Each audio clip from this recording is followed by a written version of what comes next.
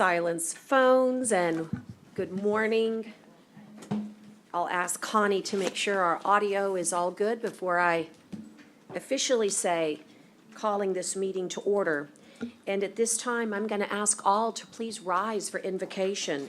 Please remain standing after invocation, as we will have the Pledge of Allegiance to the United States of America and to our Texas flags. And I'd like to welcome Pastor Mike Vielauer from New Life Church. Welcome, and he will be delivering invocation for us this morning. Let's pray.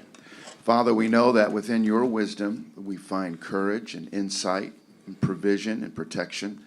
So that's what we ask for today, is your wisdom to guide and direct your people. We pray this in the name of Jesus.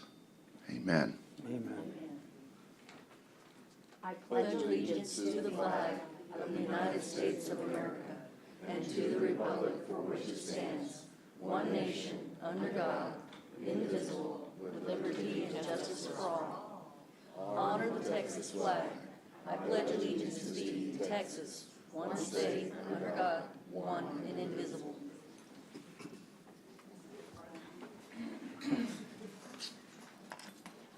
For the clerk, we started, I think, at 8:37 this morning, and I'll note for the record that it's August 17th, 2022. It's Wednesday.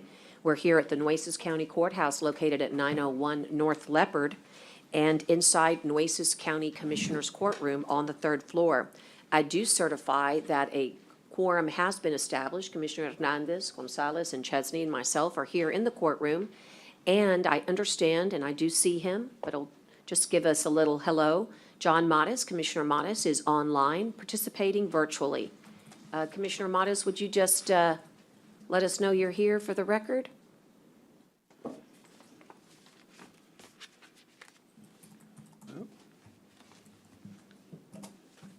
Okay, well, Connie, when you do see him, let us know, and we'll make certain that we do record him. But for now, there are 4 present, and therefore I do certify as the presiding officer, as I said, that a quorum has been established. And at this time, I'll ask for announcements on disclosures for any conflicts of interest or any appearance of a conflict of interest with any item on this agenda. It's important to declare it at this time. Of course, if you do have one, we'll refrain from voting and ask to refrain from discussion on such items.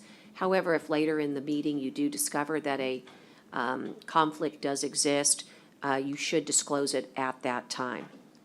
Seeing that we have no conflicts, I'll move on to our safety briefing and ask that you give your full attention to Rebecca Ramirez. And thank you. Good morning, Judge, Commissioners, and attendees. Our safety briefing for today, August 17th, is being held in the Nueces County Commissioner's Courtroom. The restrooms are located on the right-hand side of the third-floor atrium, past the Human Resources Office. There is a fire extinguisher located at the rear of the courtroom, and also 5 additional fire extinguishers located throughout the atrium area. Bleed control stations are on every floor. In the event of a cardiac emergency, an AED is located on the right wall next to the Human Resources Office. Participant for today who will be responsible for dialing 911 will be Connie. In the event of evacuation, our egress route will be slowly down the atrium stairs, proceeding out the doors located on the La Pan Street side of the courthouse, and assemble in the parking lot across the street. It is important to stay together. Should there be a need to shelter in place, depending upon the severity of the shelter in place, the courtroom double doors will be secured and remain secure until given further instructions from the Nueces County Sheriff's Office or other law enforcement agencies. And our guest sanitizer for the day will be Daniel. Thank you. Thank you. I've asked, thank you, the court administrator to bring me the public speaker sign-in sheet, and so I'll refer to that as public comment right now, and also ask anybody online, if you wish to make public comment, simply raise the icon of a hand, and we will call upon you appropriately. Commissioner Mattis, good morning, and I'd like to note for the record that Commissioner is here with us virtually. Thank you. First up, we have Ms. Catherine Oler. Oh, I'm sorry. We'll wait for the item. You said you'd like to wait for the item? It's up to you, Jeff. Yeah, for sure. I'm happy to to advance it in just a little bit if you don't mind? Sure. Okay, Lalisa Hernandez, would you like to speak on an item at this time? He was Oh, you know what? outside. She just went outside. We'll move to Becky Moeller, and we'll call on Lalisa after Becky.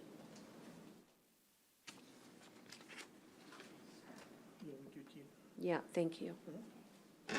Becky Moeller, 7217 Sparkle C, Corpus Christi is my residence. I'm here to speak for A10 agenda item.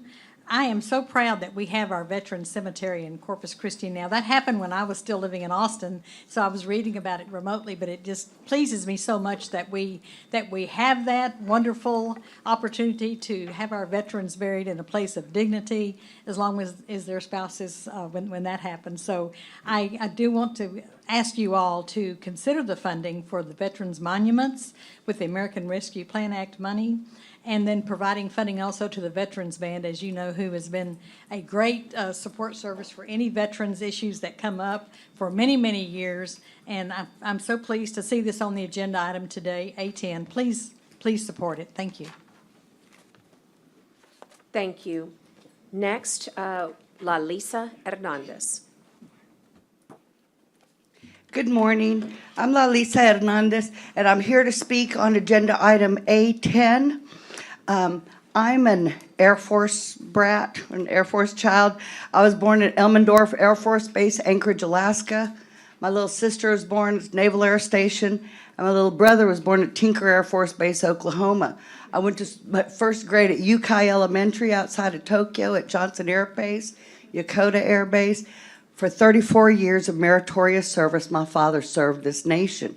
He now lies in rest at the Veterans Cemetery here. I'm here to speak in favor of the monuments at Veterans Cemetery. I thank you for taking over the maintenance and operations of the Veterans Cemetery.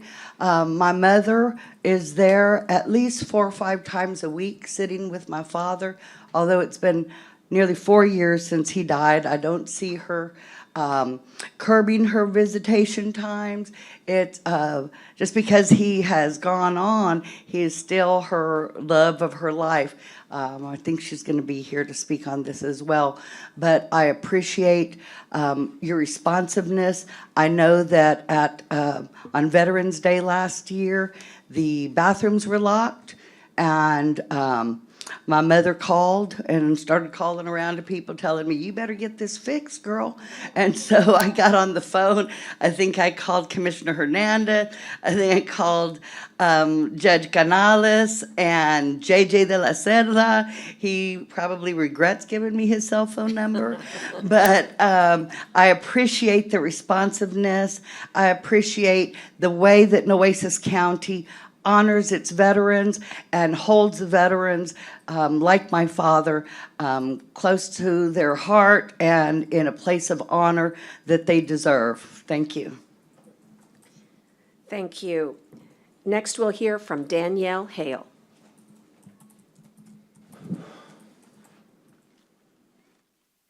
Good morning, Judge, Commissioners. morning. Danielle Hale, Manager of Emergency Management for Port of Corpus Christi Authority. I just wanted to come and speak a couple of minutes on item 3A7 regarding the Hazard Mitigation Action Plan. The agenda item, thank you, Connie. The agenda item states that the Port of Corpus Christi is withdrawing from the plan. On paper, that is true, but not in intent in our support of your ongoing leadership efforts for this program. When the federal government, FEMA, and the state first rolled out this program for our communities, we were able to participate in large regional plans. The Coastal Bend Council of Governments sponsored the original 12-county plan. Every 5 years, these plans have to come up for a renewal with FEMA and the state.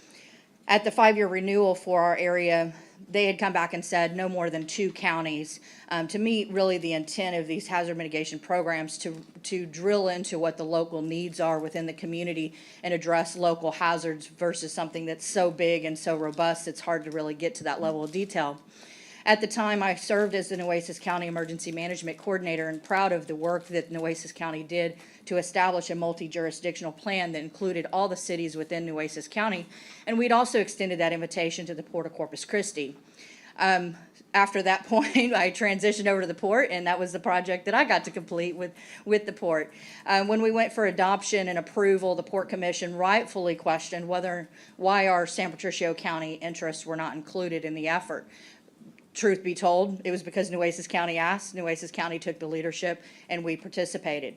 Since then, as the port, we've participated with San Patricio and both Aransas County and supported their efforts to establish their standalone county plans, which actually they did theirs after Hurricane Harvey. Nueces County was the regional leader and had completed theirs before the storm, and put you all in a great position to seek additional federal funding as a result of that storm. So as we fast forward into now the new 5-year renewal, it makes sense for the Port Authority to recognize our jurisdictional boundaries being all of San Patricio and all of Nueces. So your program is great, it's robust, we are here, we're a participant, but it does not meet the full needs of the authority because our jurisdictional boundaries extend into San Pat. And so in looking at really what the intent is of the federal program in the state, it makes sense that we have a standalone plan. By having a standalone approved plan does not mean we're not a participant and not a stakeholder. So we continue to work with your staff and continue to applaud your efforts here in Nueces County and your leadership. We're here, we're part of your plan. It just looks bad on paper that it says a withdrawal. It's just a FEMA language, if you will. But thank you, Judge, thank you, Commissioners, for your continued leadership. Thank you so much. Next, we'll have George Rosas.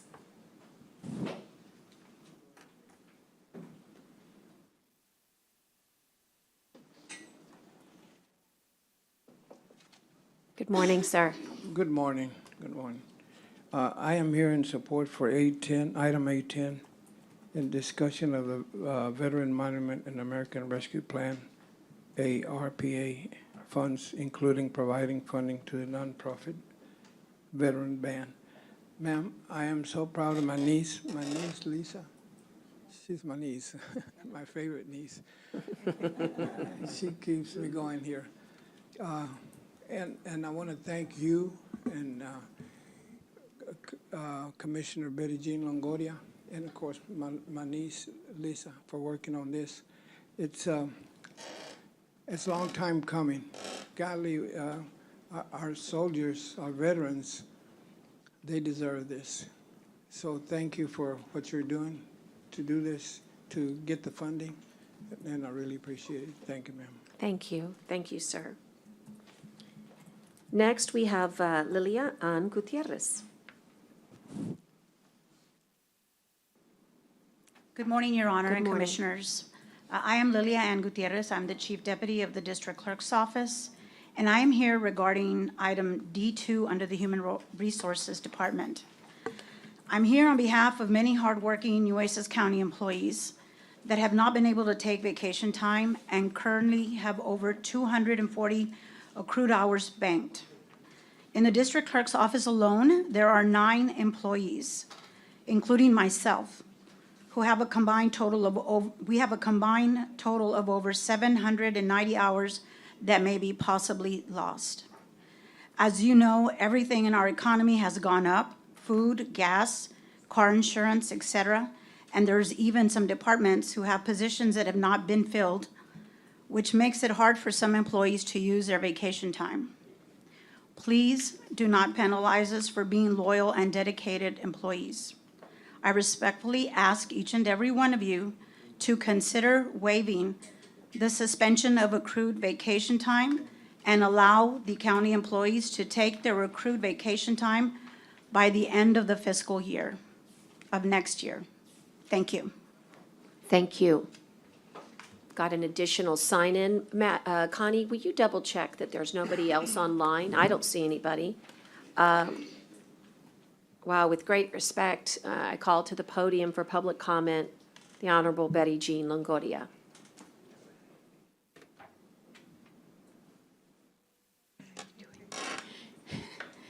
Take my breath, I just walked up all these stairs here. Take your time. I'm not used to using the elevator, so anyway. But no, I'm here to speak on behalf of item 810. And this has to do with the funding for the Veterans Cemetery and also for the Veterans Group. And I think it's very important. I feel from the bottom of my heart that it is a very important item on your agenda, and really would like to have all your support. This has to do with, excuse me, with what we plan to do there at the Veterans Cemetery. And one of them, of course, would be to honor those that have served, men and women that have served to protect us and our country. And it's just very important as far as what that funding is going to be used for. So I thank you very much for your time and your effort and your support. Thank you very much. Thank you.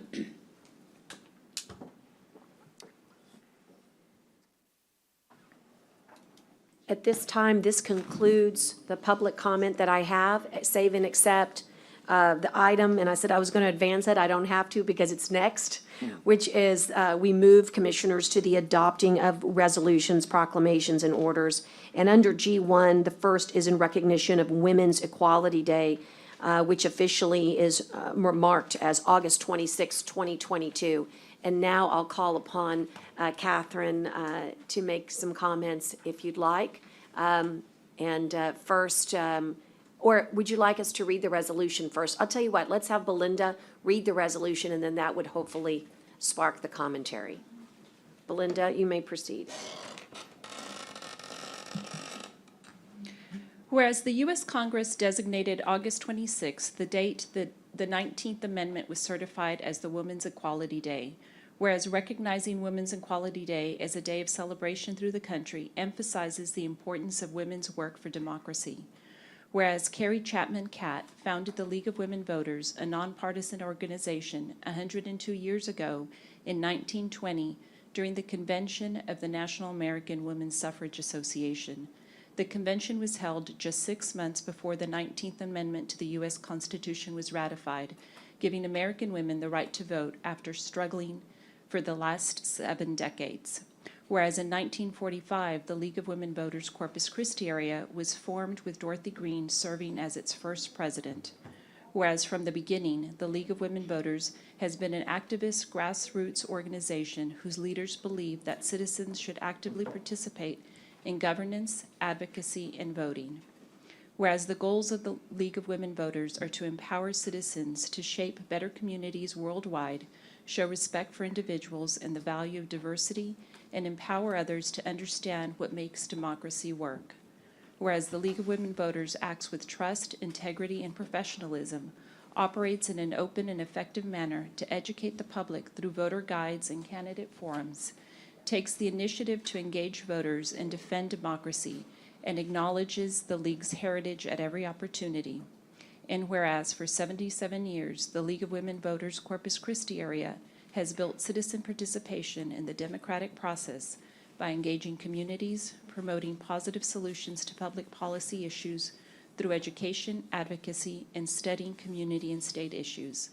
Now, therefore, be it proclaimed by the Commissioners Court of Nueces County that the 26th day of August 2022 is Women's Equality Day in Nueces County, Texas, in honor of the League of Women Voters Corpus Christi area and the 102nd anniversary of the women's right to vote, and call upon citizens to observe this anniversary with appropriate programs, ceremonies, and activities that honor women's history and their extraordinary contributions and accomplishments. Thank you. I'd like to make the motion to approve that recognition for Women's Equality Day. Thank you, Commissioner Gonzalez. And now we'll call for discussion. And Catherine, we welcome you as a representative of the League of Women Voters and acknowledge all the women that are here with us today that represent your organization. Thank you, Judge Canales and Commissioners. It is a privilege and an honor to be here today about this resolution. Indeed, this coming Friday, August the 26th, is the 102nd anniversary of the passing of the right for women to vote. Not all women, though. This bill, this proclamation, this resolution was made in my great-grandparents' time. But it took until the 60s even for many of our sisters, Latina, for our sisters who are indigenous, our sisters who are not usually our black sisters as well. And so it took that long to my lifetime for them to get the right to vote. It's something very serious. This is the basis of our democracy. And yet, we still have inequalities for women. Equalities in pay, equalities in health care, equality to carry out some activities of living, to be able to support families. Those are still things that are going on. So the right to vote is there, but it's important to exercise that right to vote because the vote is your voice. And so to empower, our mission as a league is to empower voting and to defend democracy. And that's what we're about. Voting is our voice. That's how we get change. That's how we make sure the rights are sustained. So this is an important day. It's an important landmark. It's something important for us to remember, that rights can be enacted and rights can be taken away. So to be in communities, in our communities, to communicate, to educate, to encourage voting, that's the most important thing that we can do, and that's what we strive to do. So thank you for this opportunity, and we appreciate your support through this proclamation. And we look forward, hopefully, to seeing some of you on the 26th for our National Women's Equality Day on Friday, August the 26th. Thank you. Thank you. And I also want to encourage anyone who's listening or anyone in the courthouse, take some time this week to go by the glass cases on floor 1. I'm still marveling at the history. You know, I just when you think you know who your icons are, there's another name and another great story. And they like to say that, you know, I was the first female county judge, but there were 100 years ago female politicians that were in our midst, and those are the heroes that we need to really remark upon because of the challenges that they faced, the persecutions that they faced. And so the suffrage movement is beautifully documented, as well as our political activism as females on the first floor. And you just have to kind of go as if you're heading out towards the leopard side of the courthouse, look to your right. And it's going to take you some time because there's so much, but it's fabulous. And I'm grateful to our historical commission for doing that important work. Commissioners, do you all have anything that you would like to add? Just a question, Commissioner? well said. I don't think anyone can say it any better than you just did. I just had a question on when those events were on the 26th. I don't have those. Is there a schedule of something that's going on that we could attend? We are having a dinner, and that's going to be Friday. And I did bring and hand deliver invitations to council. So if you did not, thank you. If you did not receive it, I will make sure that you get one. Thank you. Yeah, that was, and before I leave, I can get you the information and make sure that you receive Maybe that. it's on my desk. I'll check. Thank you Okay, very much. thank you. No, Yes, ma'am. I felt it was so important that I did hand deliver all the invitations to people here in the courthouse. So, yes. And Thank Judge you. Sandra Watts is our keynote speaker for the Indeed she evening. is. Indeed And she she is a great example of an activist for equality. Exactly. And think about one of the things that we like to share is that bring your daughters. I'm getting a text that we don't have one in my office, so could you please provide me? Yes, Thank you very I would much. be happy to do Thank you. that, Commissioner Chesney. Thank you, ma'am. Wonderful. Well, if there's nothing else here from my brethren, let me just say thank you for all the great work that you continue to do to provide really the access of voting for everybody. While we are proud today to remark upon our own female history, the truth is that the opportunity the League of Women Voters gives to all eligible voters is pretty incredible. And the forums that you provide, The literature that you provide is just, invaluable. So again, I guess on the 100th birthday, you presented me with my own sash. I keep a couple of things on my coat rack, my robe, my sash, and a jacket for when it's really cold. The three most important things, but I'm mindful that we had to fight for this. And when you have to fight for something, maybe you don't realize how important it is.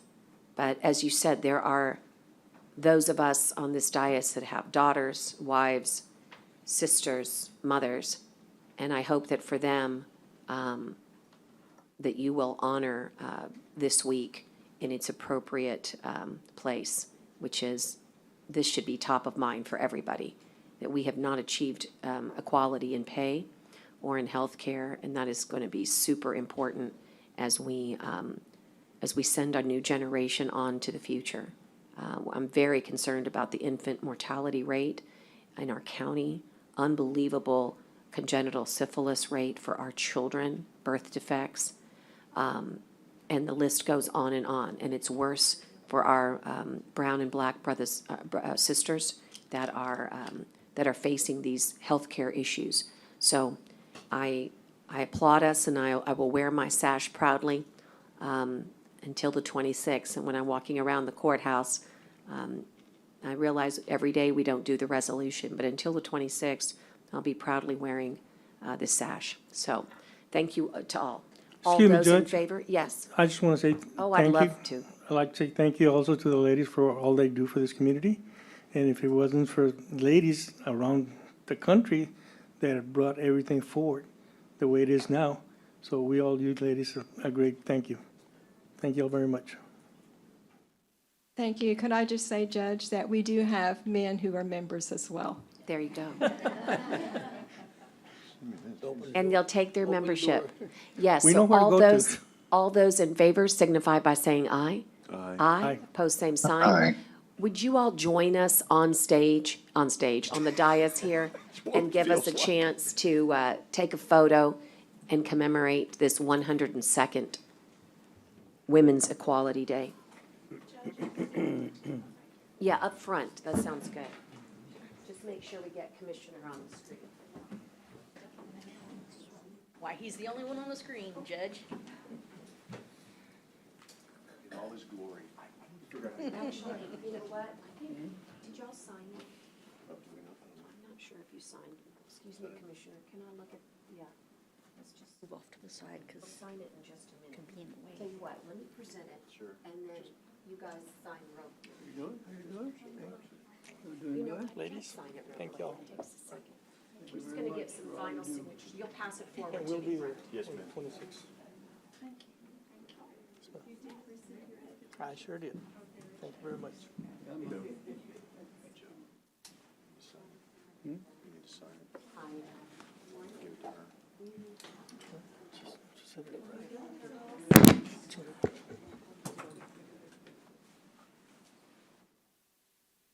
I actually want to do some, I want to get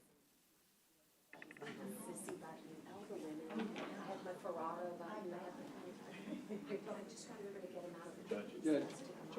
Thank you. The only one I don't have is the shirt. I don't have that one. All the world.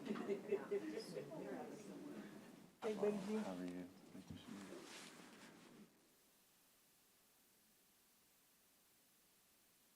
Don't make me stand. Please. Been asking them to do that for me for a long time. One more. Wait, we're after that, because I love you. 1, 2, 3. One for me.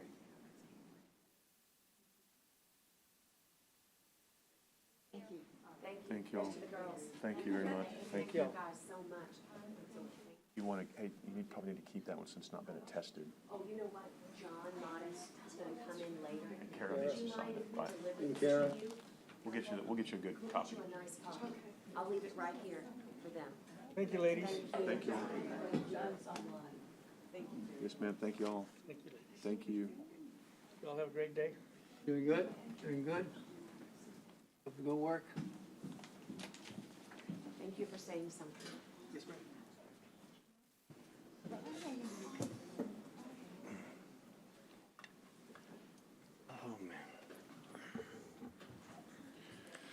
And so as we transition, we'll move on to item G2, also an important recognition. And in just a moment, Belinda will read this recognition for us. And for the clerk, this is in recognition of the 75th anniversary of Corpus Christi radio station 1440, or otherwise known as 1440 KEYS Keys. And I'll ask that you turn your attention to the podium here in just a moment. And Belinda will commence. Whereas on August 14th, 1947, the Federal Communications Commission approved KEYS to move from 1490 frequency it was originally granted to its new frequency at 1440, increasing its power from 250 watts to 500 watts. Whereas since 1947, Keys has remained on the air at 1440 AM, serving the public throughout wars, hurricanes, and natural disasters. Whereas Keys was primarily a music and entertainment station and developed to become a key voice in the coastal Bend community with its talk radio programming. Whereas Keys has become a legacy station depended on by the community for local, state, national, and international news and information. And whereas Keys today is a member of the Malkin Interactive Communications family of radio station, has an increased power of 1,000 watts, and can be heard on the FM band at 98.7. Now, therefore, be it resolved, the Commissioners Court of Nueces County hereby congratulates 1440 Keys for their continuing radio excellence on their 75th anniversary, and urge our citizens to join me in recognizing the valuable contribution made by 1440 Keys. Thank you. And we have a representative. I've got a motion. Is there a Second. second? A motion and a second by Commissioner Hernandez. And we have representatives of KEYS, and we welcome you to the podium. And I don't know if you'd like to say a few words. I'm sure we have a few, but. I can. My name is Doug Kesterson. I am the program director of Keys Radio. Proud to do so. Fond memory I'd like to share with you guys is Keys was a radio station, back in the day through the 70s up until I believe it was 1990, until Mrs. Malkin switched the music format to a talk radio format. I grew up as a Keys listener.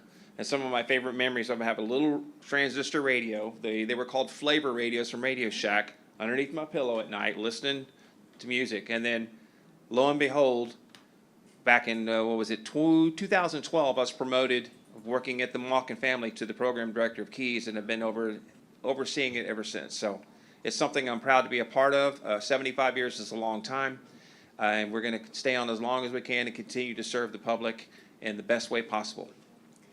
Thank you so much. Are there any comments that anybody wants to make?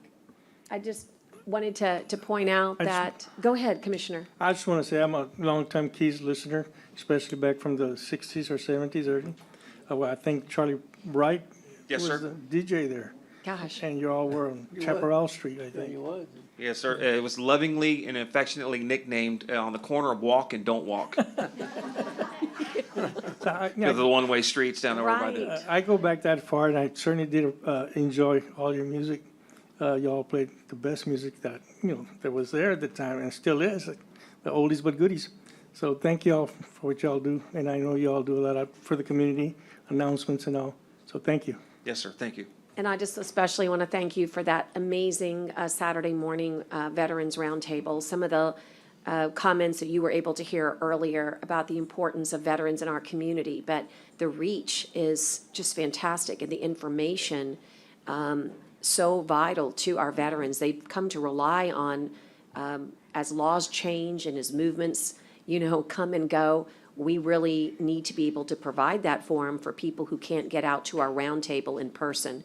So from valuable weather information to valuable veterans information, wonderful music, and the ability to have opinions heard on both sides of the aisle, it's a good community service. So just wanted to say congratulations on 75 years. And I've just very much thought that this was a nice thing for you guys to come over and be a part of Commissioners Court this morning and let everybody know that 75 years is a long time to stay in business and provide a lot of job opportunities along those 75 years. Yes, ma'am. We're honored to be here today. Thank you. Thank you. All those in favor signify by saying aye. Aye. Aye. Pose same sign. Thank you so much. We do have the same recognition, and would you give us an opportunity to also take a photo with you, Doug? Absolutely. Okay. And again, we're going to get it attested and delivered to you. This will be our...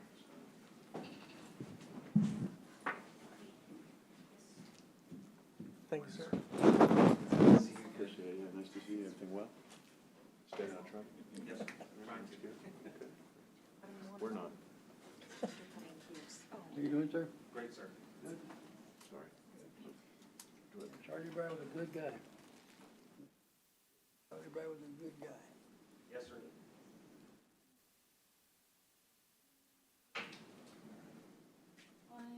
How are you doing?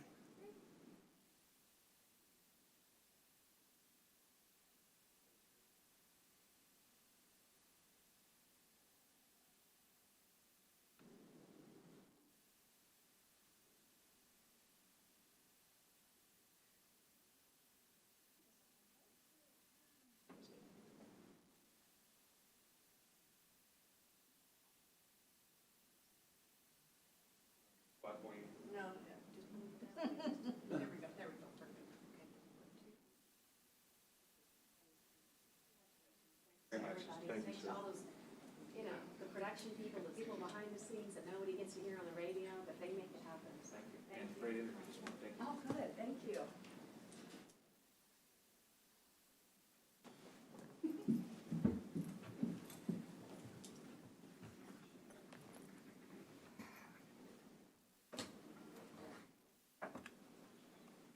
Okay.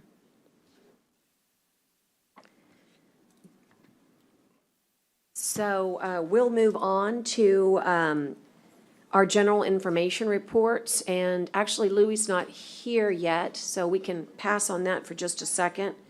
And let's adopt the minutes, if you have had a chance to reflect on them, August 5th and August 10th. And if there is a motion to accept and pass those, I'd like to hear it at this time. So moved, Judge. Is there a second? A second on the minutes? Second. Thank you. And all those in favor signify by saying aye. Aye. Aye, pose same sign. And now we'll move to the Nueces County Emergency Service District Number 1. Wait a second. I missed it. I sure did. Forgive me. I went right over it. H1. Yes, the announcement of September 2022 Employee of the Month. As they say, we're back, and I'm so happy that we're back on this. And I have a very special employee that we would like to recognize. But first, let me say that the department head, as well as our elected official, is here accompanying us this morning, and that's the district clerk, Ann Lorenzen. And maybe it's best that you introduce him as well. But I would like to read that our employee of the month is none other than Mr. John Mitchell. And in recognition for your outstanding performance, productivity, and dedicated service, we do present a special certificate to you, John, this August 17th, 2022. It's signed by myself. It's just a beautiful certificate, John. But the real excitement is that we're going to make sure that you have that great parking space that nobody's been using for a while and let you have that all month long. And but the truth is, these are just small tokens of a grateful county. And while I want to invite Ann to the podium, let me just say that the work that you do on the 6th floor does not go unnoticed. I feel sometimes that nobody knows where you are up there, because unless you're going to the law library, the truth is you may not go to the 6th floor very often. That may not be any place that you normally visit. But the work that you do there in being the custodian and keeper of those records for the clerk is so valuable and it's required by law. And you have such a difficult job because that paper never stops coming. It's not like it just rests and you're taking care of it. You're the guardian of the old and the new. And what we've had to do recently in reformulating the sixth floor to make way for our new public defender's office required extraordinary efforts on your part. And for this, and your willingness to accept the challenge, modernize, become efficient, never once complain, but more importantly, just recognizing all of the efforts that go into keeping our records each and every day. This is way overdue. Thank you for being such a amazing member of our Nueces County team, and I hope that this small token, as I said, of the court's appreciation allows you to be able to celebrate with your entire team on the sixth floor the amazing work that you do. Ann, would you like to say anything, recognize John? And then I'd love to be able to present this. And commissioners, if you haven't been to the sixth floor, we'll have an open house. Yes, I do. He's one of my most valued employees. And when I came into office, I had a task before me. And that task was to remove all the hundreds of boxes that were in the third floor office and pretty much covering up everything. And probably Commissioner Gonzalez remembers how that looked. Brent Chesney probably remembers how that looks. I know Commissioner Hernandez does for sure, because they were here at the same time. Huh? I thought you were moving in instead of out. It looks that way. It was dangerous. We had boxes and boxes on stack. And so I told John that I wanted to get rid of that. And so he began to work on it, see where we could move these boxes and if we could move them over to the warehouse, what we could do with them. And slowly but surely, over these 8 years I've been in office, we have been able to do that. And I'm excited because with this project of the Public Defender's Office that has allowed us to move even further with what we're doing on the sixth floor. And that is to continue to clear that sixth floor out and to get things digitized and worked on. We work hand in hand now with Elizabeth Salinas, who's the head of the Records Warehouse. She's done a tremendous job in helping John and myself get that place organized. And we are trying to get rid of the paper as much as possible. But if it wasn't for John Mitchell and his working with me on my project, we wouldn't be where we are today. So I was thrilled when Maggie called me on Monday and said that John would be the Employee of the Month. So I really appreciate that nomination for him. It's well deserved. And he's not just our records person. He's our jack of all trades. That's true. In our office. Anytime anything goes wrong, we call on John. And I've been tempted several times to get a walkie-talkie so we can find John when we need him, because he's everywhere that we need him to be. So I appreciate his efforts very much. Thank you. I know there's, we have an amazing, staff, and there's over 1,300 full-time employees. But today, it's John Mitchell who we seek to recognize out of all those 1,300. And Tyler, if we had a newspaper, it would make the best human interest story ever. You've got to just press 6, go to the elevator, and let John show you around, because it's just a fascinating a place of history, of important records, and they really know, in my mind, what needs to be stored, what needs to be moved, what needs to be purged, and that's how we keep really the court system alive. Well, one more big item that he does is he is in charge of all of the record requests that we receive daily from attorneys, from people out of town. It never stops. We've had people who needed their adoption papers from 1956, 1966, and we have to find those and provide them. So he is an expert on how the records looked and how he's even gone over the records warehouse to help them find special records because he knows so much about them. So I really appreciate that about John as well. Well, thank you, Ann. And again, this is not anything we literally have to vote on, just the announcement. But again, how about a round of applause for an exceptional employee?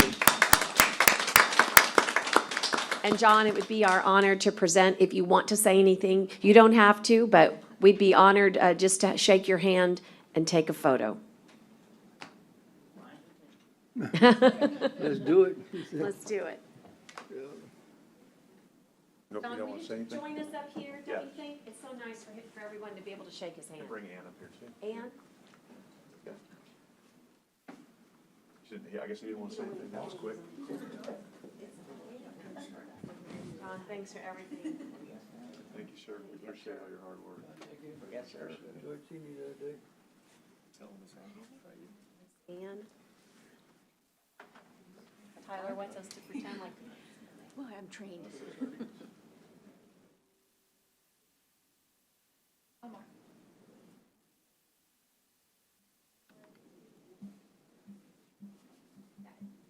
Thank you. Thanks, John. Thanks. Share that with everybody, but we know it's a team effort, but you're leading that team, so thank you.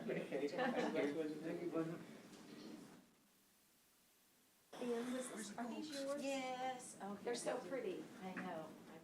I was gonna say, oh, someone left me an extra pair. Probably could wear it.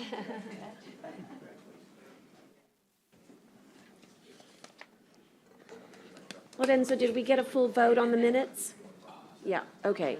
So I was moving on to, oh, that's right, I had already announced that K1 was next, the county board appointments. And if you'll turn your packet to K1, this is the ESD number one, and you'll see that we have an application here for, and I believe, is it pronounced Morier? Does anybody know if it's Bernard Morer? I would move nomination. Okay, and if you had a chance to Yes, ma'am. look it over? What's the Okay. nomination for which one? It's for It's for ESD one. ESD It's a number vacant spot. one. There's a vacancy. There is a vacancy. The nice And thing, he if you was the don't only mind, I'll just read that he is an Annaville resident, and he's been there for Mm-hmm. 23 years. And nice that he included, he was a veteran of the United States Navy for 23 years as well. So having retired, and he's very involved in Tolosa Midway's Athletic Booster Club, as well as the NCJLS. And so, was that a motion, Commissioner? Yes, ma'am. And I'll second. Second. Okay, awesome. And all those in favor, please signify by saying aye. Aye. Aye. Pose same sign. And again, that was a vacancy, and the term of the expiration 22? will be 2022? 2 years. So it comes vacant in December, but he'll come in now. Is that correct? That's the only thing I wanted to make sure of, is that it's actually vacant. It's a partial term, yes, Judge. Partial term, we'll have to bring it back again, okay? All right, thank you so much. Actually, though, it says expired this year. It's here, 22. Right, so, but I'm saying we'll appoint him now and then do it again? Okay, that's fine. Will expire by December. That's fine. Yeah, unfortunately, but that's okay. That's. But at least that's it's the process. filled now. Yeah, it's fine. Okay, and so we'll move on to our consent agenda, and I ask all of you to look through A through K and ask if there are any items to be discussed. And if not, look for a motion of A through K. Judge, I just want to pull I just for a second. You bet. Who's it? I. Letter I, I want to pull F, F, got it. G, G is in girl, got it. Okay, can I have a motion for the remainder, please? So moved, Judge. How about a second? Second. Thank you, Commissioner Modis. All those in favor signify by saying aye. Aye. Excuse me, Aye. Judge, did Yes. anybody pull K? Aye. I want K. Pull K. Which K. one? All right, I need to tell the clerk that it's Okay. removing K. All right, let's just take them in order. The first one is item F. Forgive me, who pulled that one? Mr. Gonzalez? Commissioner Gonzalez. The no-cost amendment for the FEMA requirement. Yes, sir? I just need some clarification on that. What, instead of approving no-cost amendment number 4, but it's, Here comes Anna. And Hire Quest LLC, DBA Snelling, providing for FEMA requirement contract provisions. So what are we doing here? We asking for reimbursements, or we asking for? So, Anna's here. I'm sorry, Anna, I know you just walked in, but this has to do with the FEMA requirement contract provisions on Snelling. And I just don't know if you wanted to take that one regarding why it's on the agenda to get the right FEMA language for that Snelling, for the COVID-19. Because FEMA requires a lot of back documentation, and the language has to be ideal, what they're looking for, and the amendment had to be done, so it wasn't presented before, it has to be presented now to kind of tie things together. You're saying we have to redo the wording and resubmit it? Resubmit it to FEMA, I'm saying as that far we- as like an amendment. Yeah, okay, so we need to change the wording. Yes. Have we done that already, or is it something we're gonna do? The I think wording that has to this be- is what this Yeah. is, this is what's being Yeah, presented. this is the The change. change is here Okay. for y'all's approval, so it can go through the courts. Okay, so move. Okay, and I'll second, and all those in favor signify by saying aye. Aye. Aye. Okay, then item G, and go ahead and stay right there, Anna, because it's the Homeland Security Grants Division for Operation Lone Star, and Commissioner Gonzalez has a question. The Lone Star, is that still doing just between 3 agencies, or what? The Lone Star, we have not had that, at least not since I've been here. But investigator Michael Tamez asked us to look into it, and we're trying to get that approved and see if we can get that Okay, so we're trying to approve to submit. to for the submit. We haven't been approved. We're grant. And that just involves what asking. agencies? It would be the DA interdiction for kind of assist with all the trafficking and all the seizures for that the they DA. tried to, yeah. For mainly equipment. Okay, so move. Second. Second, oh, sorry. And motion second, just a little discussion, and the nice thing is that we're looking at everything. So if there's any money there for anything for law enforcement, even though we're looking at this very specific one for the DA, we're looking in general, guys, for any equipment that could be utilized by our sheriff's office. So this is a really good opportunity. Right, and it's a chance to get that information and see what we qualify for and just ask and Yeah. see what we can get. You can do that, right? Yes, sir. That's right. Thank you. Okay, is that there was a motion and a second, is that right? I think we already voted on this. No, not yet. I'll take your motion, Commissioner Gonzalez. And I'll second, I think Hernandez, second. And all those in favor signify by saying aye. Aye. Okay, and then letter I, please. Judge, this is really more just symbolic. I just want to take a moment here, but the reason that we're having to do this is unfortunately our outstanding hospital district chairman, Daniel Dane, passed away. We had a wonderful celebration of life for him on Saturday night, and I just didn't want to blow through this because obviously we have vacancies that come up all the time, but this is kind of an unusual vacancy, and we don't often have this where chairmans of or any member of our boards pass away, and just wanted to, and I know we recognized him and read his obituary, but I just wanted to again, symbolically just acknowledge and recognize Daniel Dane for all that he accomplished for the Hospital District Board. He was a strong advocate for everything that they did, and he really, in my opinion, did a wonderful job. And so I certainly have no objection to the posting of this. My objection is that we have to post it, but I don't have any other Yeah. objection than that. And I just want to take a moment to recognize him and to thank him and his family for the sacrifice. And it's a sacrifice when you serve on any commissioner board or anything that you do, and certainly want to, but he loved it. We visited with his wife about that shortly after his passing, and he loved that hospital district. He loved working with Johnny, and so just wanted to do that. So other than that, I would move passage of the approval of the application procedure for the Thank Nueces you. County Hospital District Board. Motion and a second, and I would echo everything you said. Just a beautiful human being and a great advocate for healthcare. All those in favor signify by saying aye. Aye. Aye. Okay. Aye. And then, let's see, J, the healthcare flexible spending account to 2850 as allowed by the IRS. And I'll probably refer to Dale maybe on this, for who's got the question? I thought the question was on K. Well, they pulled, so J did not get pulled? Okay, so sorry. It's K. K. Thank you, Dale. I pulled. Commissioner Hernandez on K. Yes, it's, I just want some clarification on the grants. Commissioner, Can you speak into your mic, please? I'm sorry. Yes, this is for authorized Coastal Parks Department to submit grant applications to the National Oceanic Atmospheric Administration, NOAA, for transformational habitat restoration and coastal resilient grants program. Could somebody, Anna, or somebody tell me more? I'm going to go ahead and ask Scott Cross to come up a little bit here and just kind of lay the predicate that. What this is this grant for? We're going to apply for NOAA funding to hopefully go towards the Rincon Channel Oyster Reef project that's in your precinct out there in Corpus Christi Bay. Okay. And so minimum amount of money you can ask for is $1 million, maximum is $15 million. And I'm going to work with Dr. Larry McKinney, Dr. Joe Fox, Gail Sutton, Peter, what's Peter's last name? Davidson. Peter Davidson, Tim Richardson, as well as the Port and the Edgar Shell Foundation on this project. We're all partners in this. So Scott, is this So the same project that we've had Second. on Rincon? Yeah, Okay. Go ahead. and there's no match.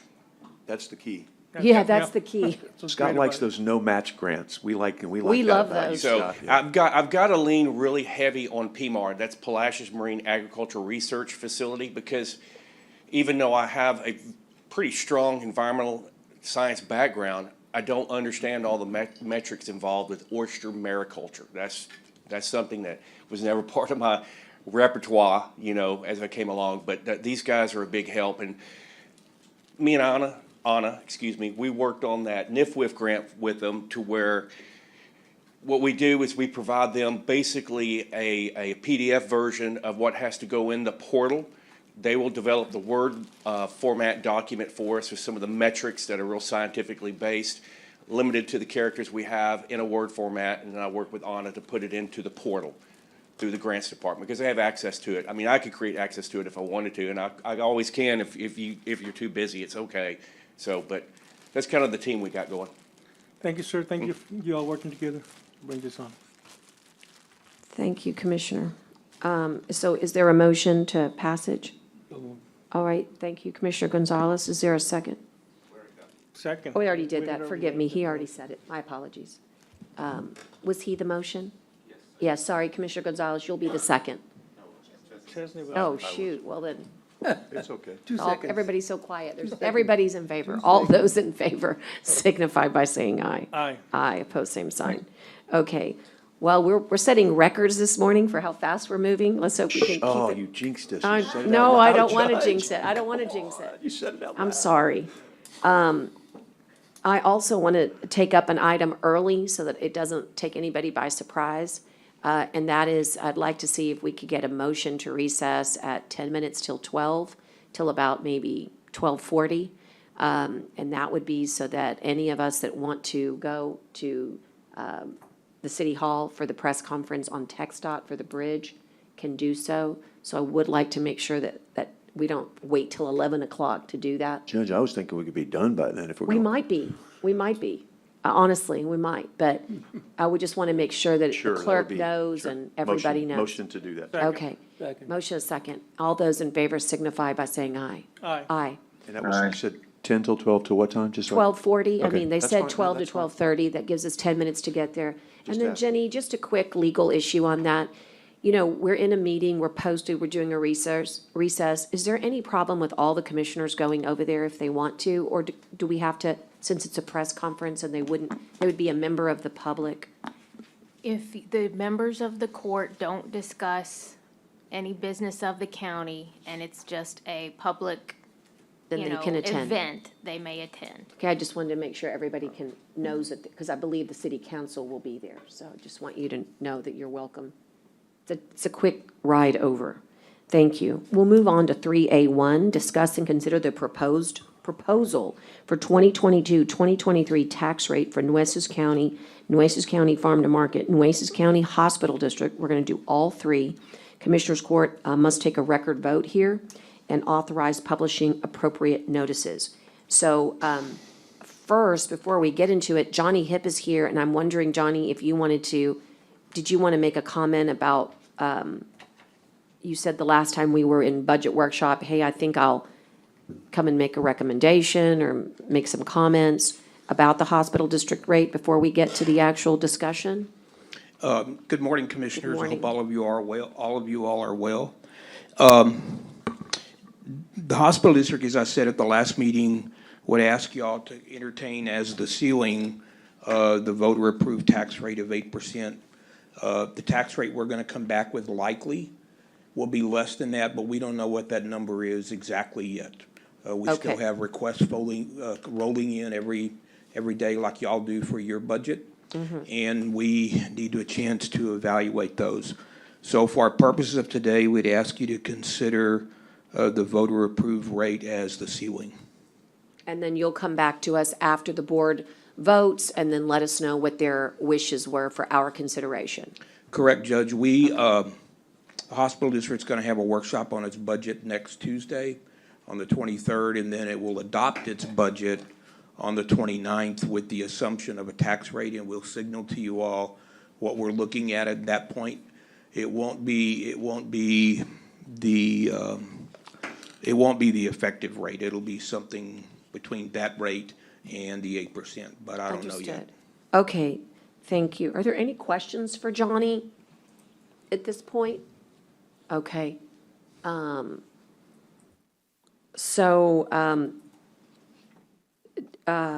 In the discuss and consider proposal for the 2022-2023 tax rate for Nueces County, again, Dale, do you want to make any comments here? This is a ceiling only.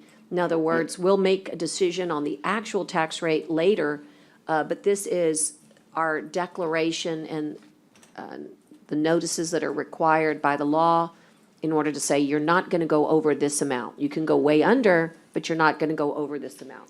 Yes, Your Honor. According to the tax code, section 26, the county is required to propose a rate of the taxes have any rate in excess of the no new revenue tax would require us to publish notices and have public hearings.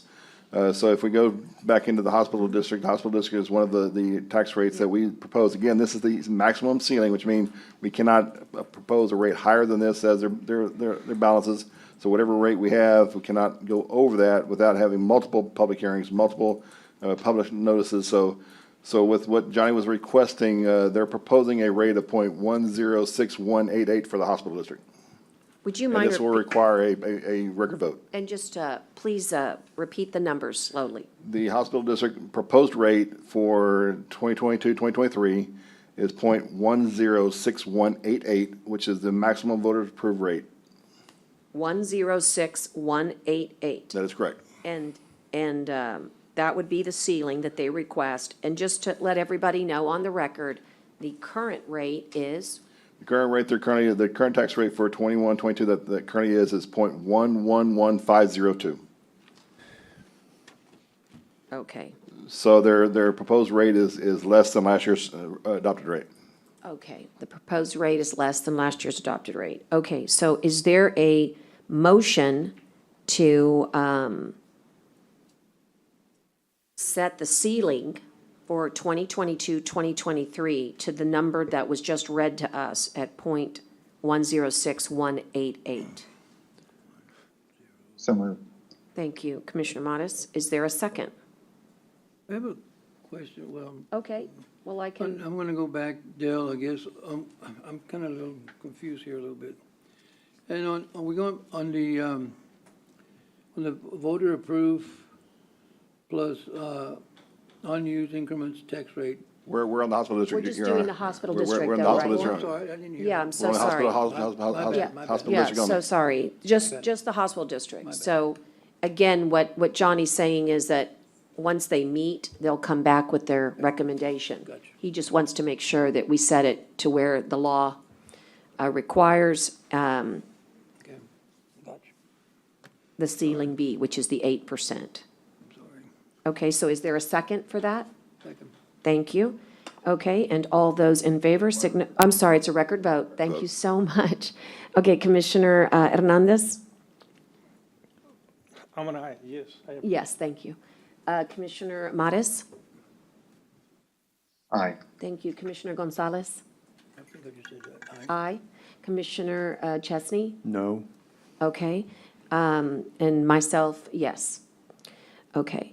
And it does appear to be again, this is just the ceiling tax, and they'll come back to us and let us know what their real recommendation is, but at least we know what the ceiling is.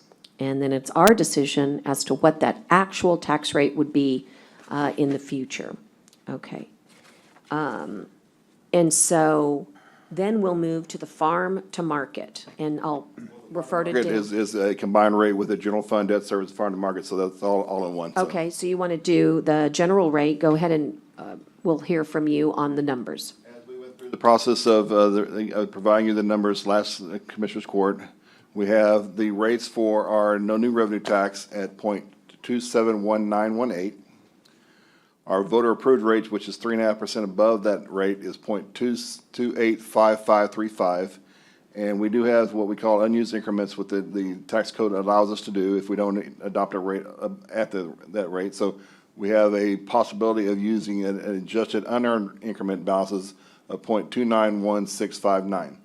So working with the budget proposals and working with several of the commissioners to try to determine what we would like to see in the budget, I provide you a little estimated chart as well as our challenges we have for the year, including some additional cost of living increases, as well as some limited new positions and limited reclassifications.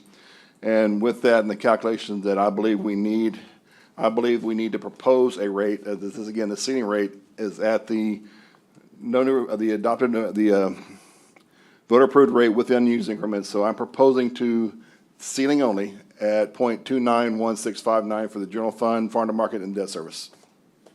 Okay, 0.291659, and again, just remind everybody our current rate. Our current rate is 0.310445. Okay, What is it? I'm sorry, Joe. Our current tax rate that we're under right now is 0.310445, and we're proposing a rate just for ceiling for purposes of discussing for budget and our adoption for the rates will be in September the 7th, I believe. Our current proposing rate that I'm proposing to you today is 0.291659. okay, so 2 cents lower. Correct. Okay, and so is there a motion, again, for the ceiling rate that you would like to make at this time? Well, I'd like first, Dale to ask a question on the changes to expenses and transfers. I mean, are we talking with the bottom, with those limited transfers and expenses that are listed on there? What was the question, Commissioner? When we do this here, are we saying this is going to be done with the changes to expenses and transfers that are listed in the bottom, that came back? The current line below that says changes to expenses and transfers are not part of the current budget that you see in the one that says proposed expenses of $107,157,354 or 344. Those balances below this is not part of that 107 million because we still need to make sure if this is something the court wants to adopt and propose. So this additional 3.37 million is not part of the original balances. So those would need to be added to the budget. So my proposal would include adding those to the budget. And we talk about the one, the continuous pay, department heads and. Correct. Those are the 6% increase. Yes. Across the board, right? Correct. And the cadets are 10%. I'm proposing the cadets at 10 because of the need at the sheriff's office. limiting new positions is to be 4 or 5? You got 5 here, I thought it was 4, but, I may have not, I believe you're correct at 4. and limited. Limited reclassification. limited reclassification, because that 31 includes the cadets at 10%. The 31 employees? Yeah. And that also includes the county attorney? Yes. County attorney as well as the veteran service officer. Okay, yeah. But again, today, we're just doing the ceiling ceiling. tax rate. Ceiling tax You rate. get a chance, Commissioner, to come back and rework. But with the items that we're showing here as your changes to this, with the adopted rate of the 0.291659, which I'm proposing, everything can be funded. And So- still has some reserves. So if we go, well, I guess I move we go with the voter approve, plus unused increments tax rate. And is there a second for that? Second. Okay. There is a motion and a second. Is there any more discussion? No discussion? Okay. We need to take a record vote by law as well. So once again, we will, Commissioner Hernandez? Aye. Commissioner Gonzalez? Oh, I forgot. Commissioner Mattis? Aye. Commissioner Chesney? No. Okay, and myself, yes. Okay, aye. So again, all we've done today is set what the ceiling rate is. And that number has been reflected in our minutes. And then, as they say, now the work begins.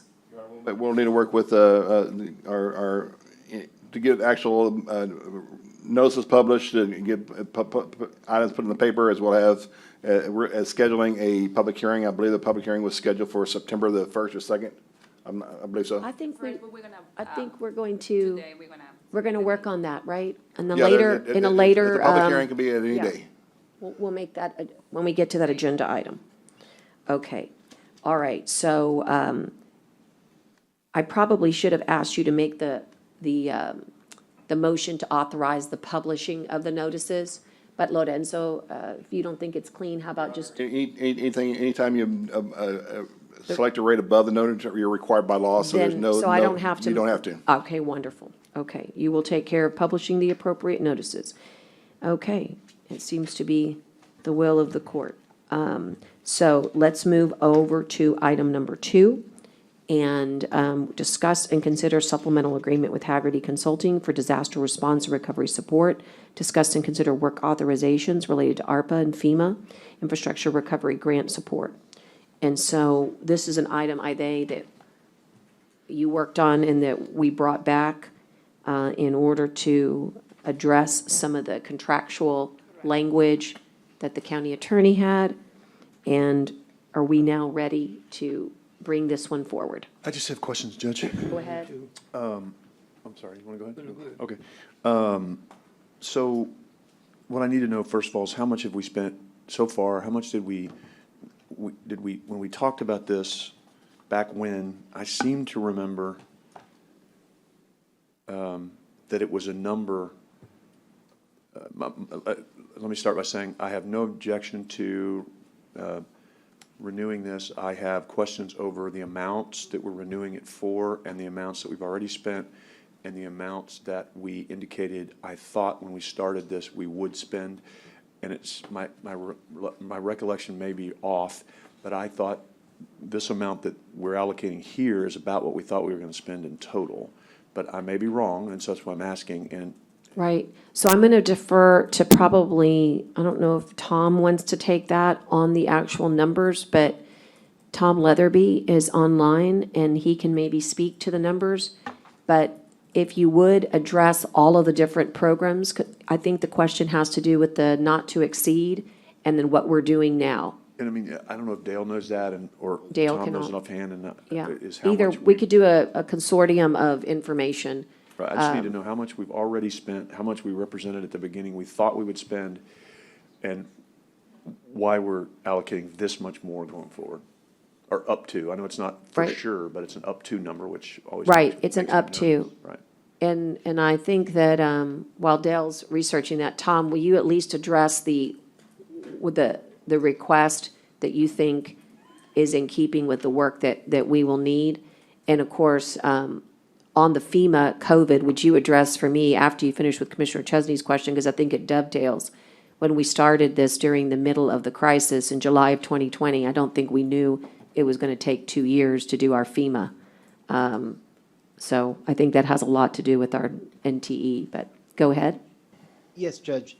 So, Commissioner, first of all, the numbers are mixed. So the ARPA numbers, the contract is not just for ARPA work. So the amount spent so far has been $1 million, but that's been broken up between ARPA and winter weather, COVID-19, as well as ERAP. So we've spent, the original contract was for a not to exceed of $1 million, where we've spent the $1 million. Actually, a little bit more than that, given the temporary authorization that the court gave in the last 2 meetings. So what we came back with was a proposal, and again, it's not just ARPA. We gave a proposal that would get us through the next 17 months of ARPA, which is honestly the bulk of the ARPA work. And we broke that into 2 work authorizations to show that the level of effort from our side will decline over the next period of time as we get the county staff able to do more on their own, and also as we get through the bulk of the implementation work. I think it's important to note that on the ARPA side, and then we'll address the other funding afterward, but on the ARPA side, Treasury essentially expects recipients to spend up to 10% in administrative costs. Given Nueces County's allocation, roughly $70 million, that would be $7 million in administrative costs. We don't have any intention of... That's the problem with the federal government, that they believe that you ought to spend 10% of the overall award. So I appreciate that you're not anywhere near that. And we think it's a problem too. We're putting forward numbers that'll have the county at the end of a 17-month extension spending about 2.2% in administrative costs. And again, these are not to exceed amounts. We've never in an engagement tried to run up the budget to make sure we spend the entire amount or anything like that. So I think that given the 10% expectation, coming in at 2.2% on the ARPA admin costs is pretty reasonable. And that's not just Haggerty's costs. That includes the contract to Collier, Johnson & Woods as well, in that 2.2% overall. Now, will there be costs after the 17 months? There will be, but we expect them to be significantly smaller given that the program implementation will be done. There will still be some monitoring and compliance, and then there will be closeout and audit work, but that should be significantly less. We can't predict the future. That's a long time in the future, but I wouldn't expect a work authorization to be anywhere near the size that we're putting forward. What we have now is the court spent, over the last 2.5 months, the court has spent the bulk of the authorization in preliminary approvals and said, okay, let's get to the meat of it. Let's start designing these programs. We know where we want to spend the money. Now we have to get from point A to point B. That's the bulk of the compliance, implementation, and program design work. And we need to get through that. That's going to take a lot of effort. And then the next phase after that is designing the subrecipient monitoring, designing the reporting mechanisms. I will also say that going back to a question that Commissioner Gonzalez asked at the last meeting in terms of why did the work authorization budget run out so quickly, a big part of that reason was simply some staffing changes. The government makes us file a recovery, because Nueces County is receiving such a relatively large allocation in the grand scheme of things, makes the county file a full recovery plan annually. And when Maria left, she had done the narrative portion of that.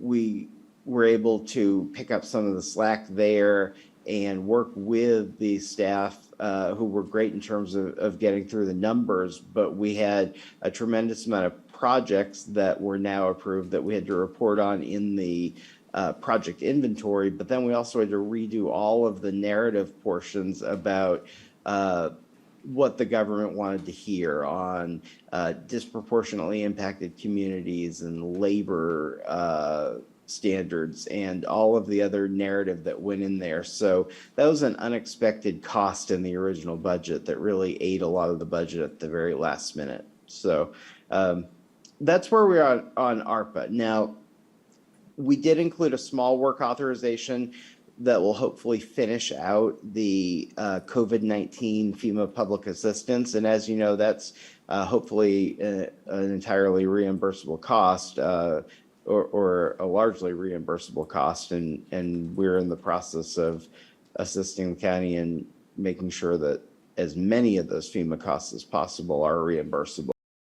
Small work authorization. And as was said, nobody expected that process to take as long as it has, but FEMA has a way of being FEMA. That said, we're on the downhill slope on the FEMA side of things. The other two streams of work that we've included in this proposal are things that the county has asked for and that we were originally trying to support within the ARPA budget, and we just couldn't in the current ARPA budget because we took money out for ERAP and then we were just running out based on ARPA work, and that was grant management work.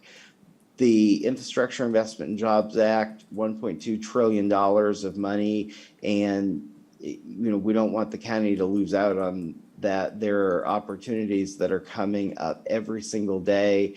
There are 13 transportation programs that have resilience aspects and equity aspects.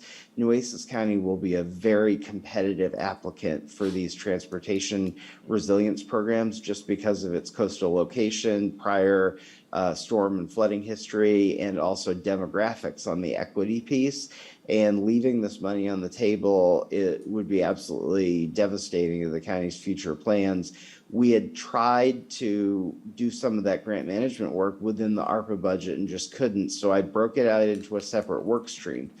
The good thing about this grant work is if you get the grant, you get the pre-award costs back, and you can generally, there are a couple of different ways to address that, but one strategy is to then use what you've paid for those pre-award costs, apply that, and that reduces the amount of local match that you have to come up with. As you know, because I've said before, local match can also be funded out of ARPA, which gives the county flexibility to not have to tap general fund or other sources for local match for these grants. Similarly, on the FEMA side, we had brought our mitigation team in to try to get some applications out for hazard mitigation grant program. Scott Cross in Coastal Parks has a number of projects that would be great hazard mitigation grant program projects. They will score very high, we think. It's just a matter of we didn't have the budget or really the authorization to work on them under the ARPA work authorization. So I gave you a budget for a separate work authorization. FEMA also pays pre-award costs. Now, both of those grant authorizations include some preliminary funding that wouldn't be grant specific. Just to get scoping done, but I structured both of those budgets so there would be some preliminary work, and then each grant that was proposed to be applied for would come back to the Commissioner's Court for approval to apply for the grant. So it wouldn't be just a carte blanche to spend this entire work authorization. It would be a cooperative process with the court, because the court's going to have to make a prioritization decision based on whether or not local match is going to be available and what sort of grants and what projects are most important.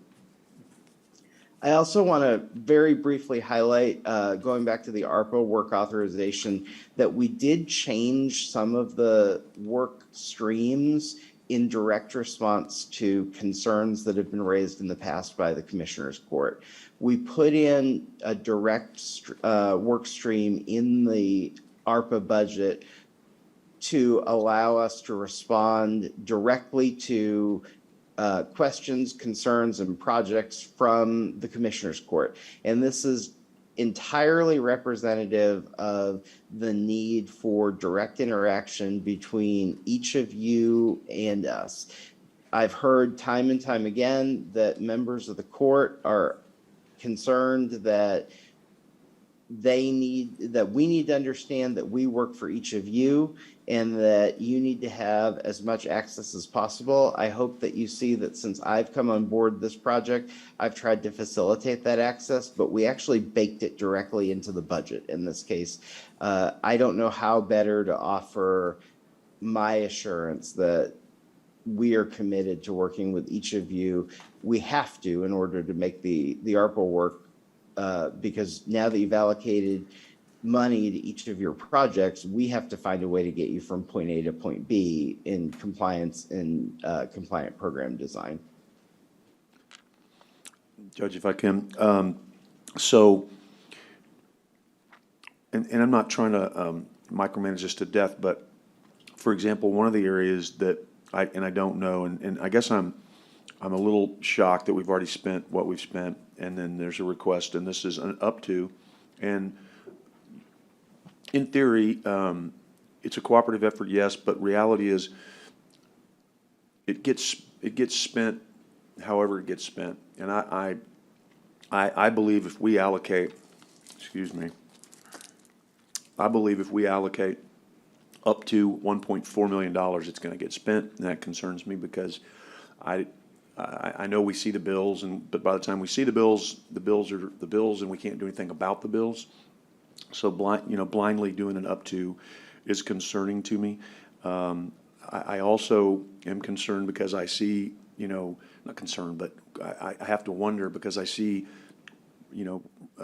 Rachel and Tom on here most of the day of a commissioners court meeting, and if if we're getting billed for 8 hours a day by both of them for sitting here in a meeting, that's a problem for me. Don't know that we are. I just thought about it, to be honest with you, as I sat here, so I could have gone and asked that before, but I just literally thought about it. So I'd like to know that, because if that's happening, that's got to stop, because we need to put it to where, when we need them for 2 hours, then we need them for 2 hours, but they shouldn't be billing us, and they may not be, right? I don't know. So, but they shouldn't be billing us, both of them sit here and listen to us all day long for 8 hours a day, because that's not necessary. So we need to work on streamlining that if that's occurring, because I'm sure they're not sitting here not billing us, but maybe they're doing other work and maybe they just tune in when they can. So that is a question. And then, but I do have some questions for Anna and for Idea on this, because I know, Idea, you had talked about an ARPA manager. I know there's grant involvement in this. So I'd kind of like to get y'all's input on how you feel about this, because I will tell you, I'm not comfortable as I sit here today approving another $1.4 million based on what I know.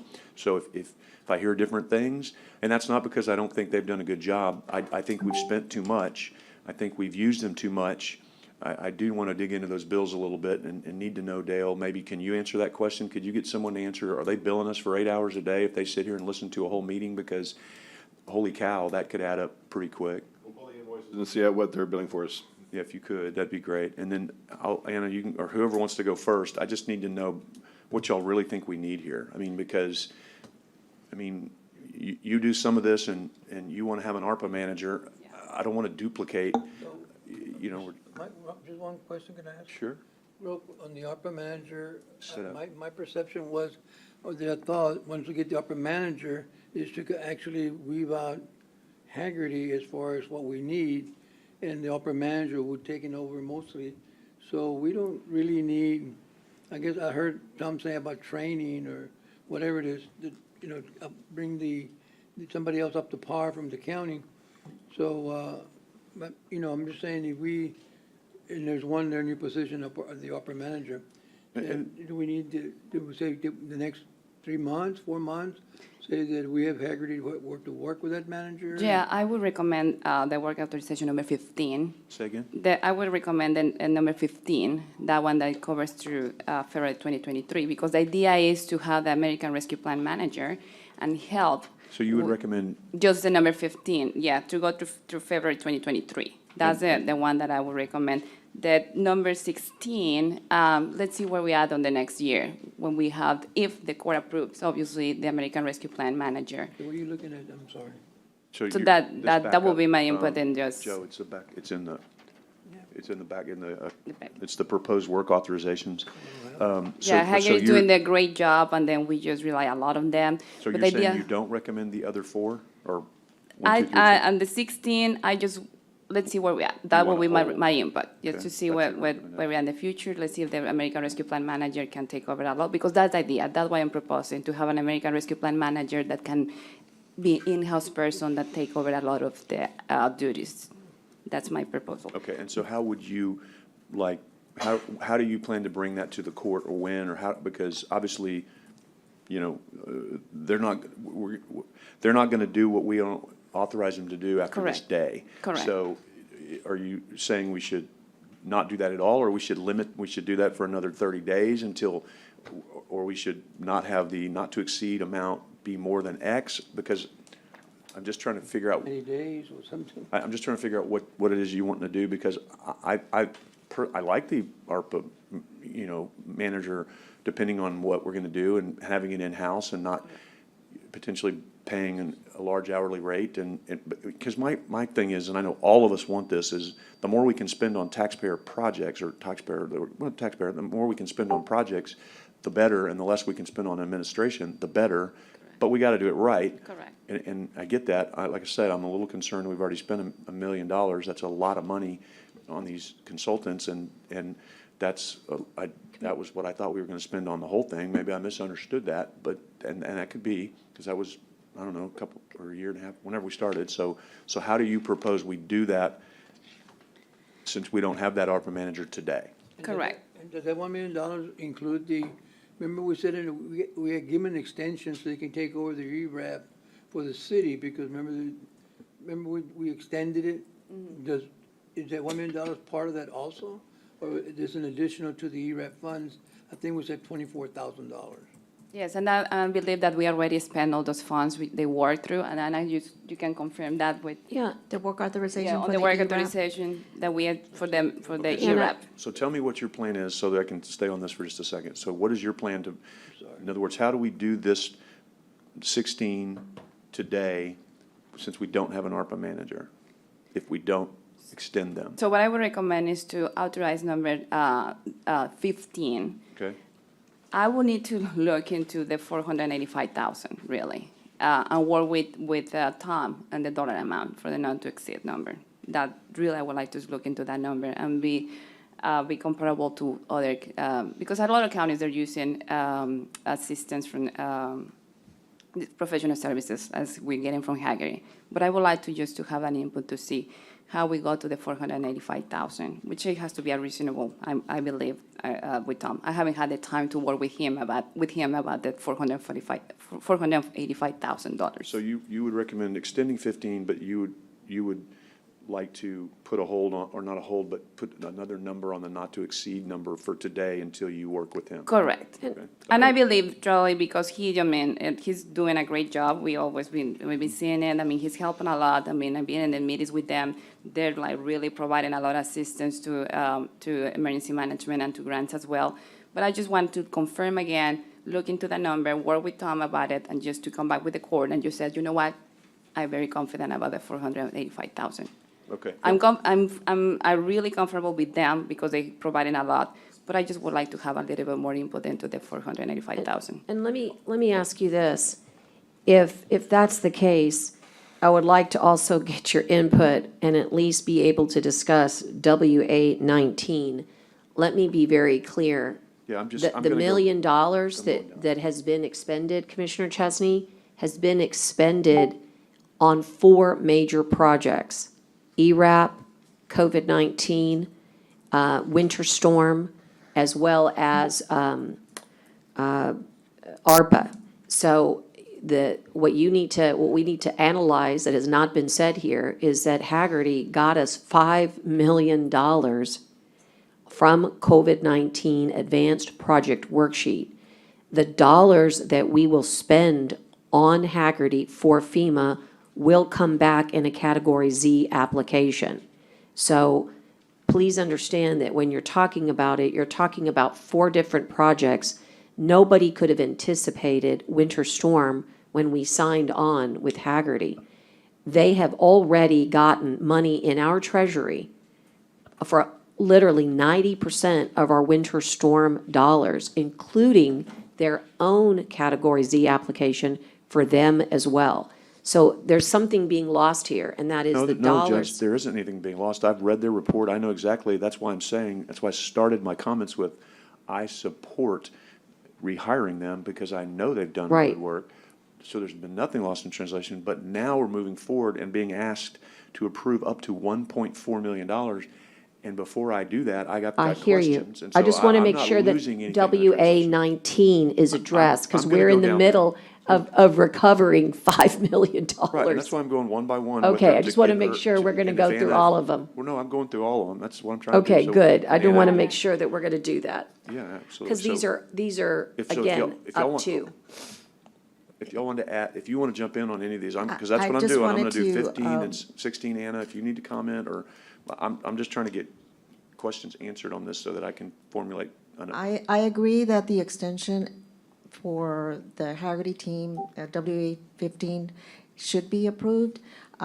There's a lot of projects that they are vetting, and they haven't even got started. We have not got started to process them.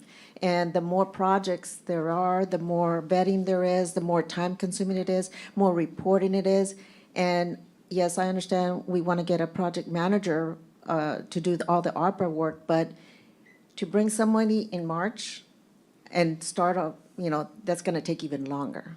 So I would suggest getting somebody hired, working with Haggerty to process, be, involved in everything, and then see from there, where we at.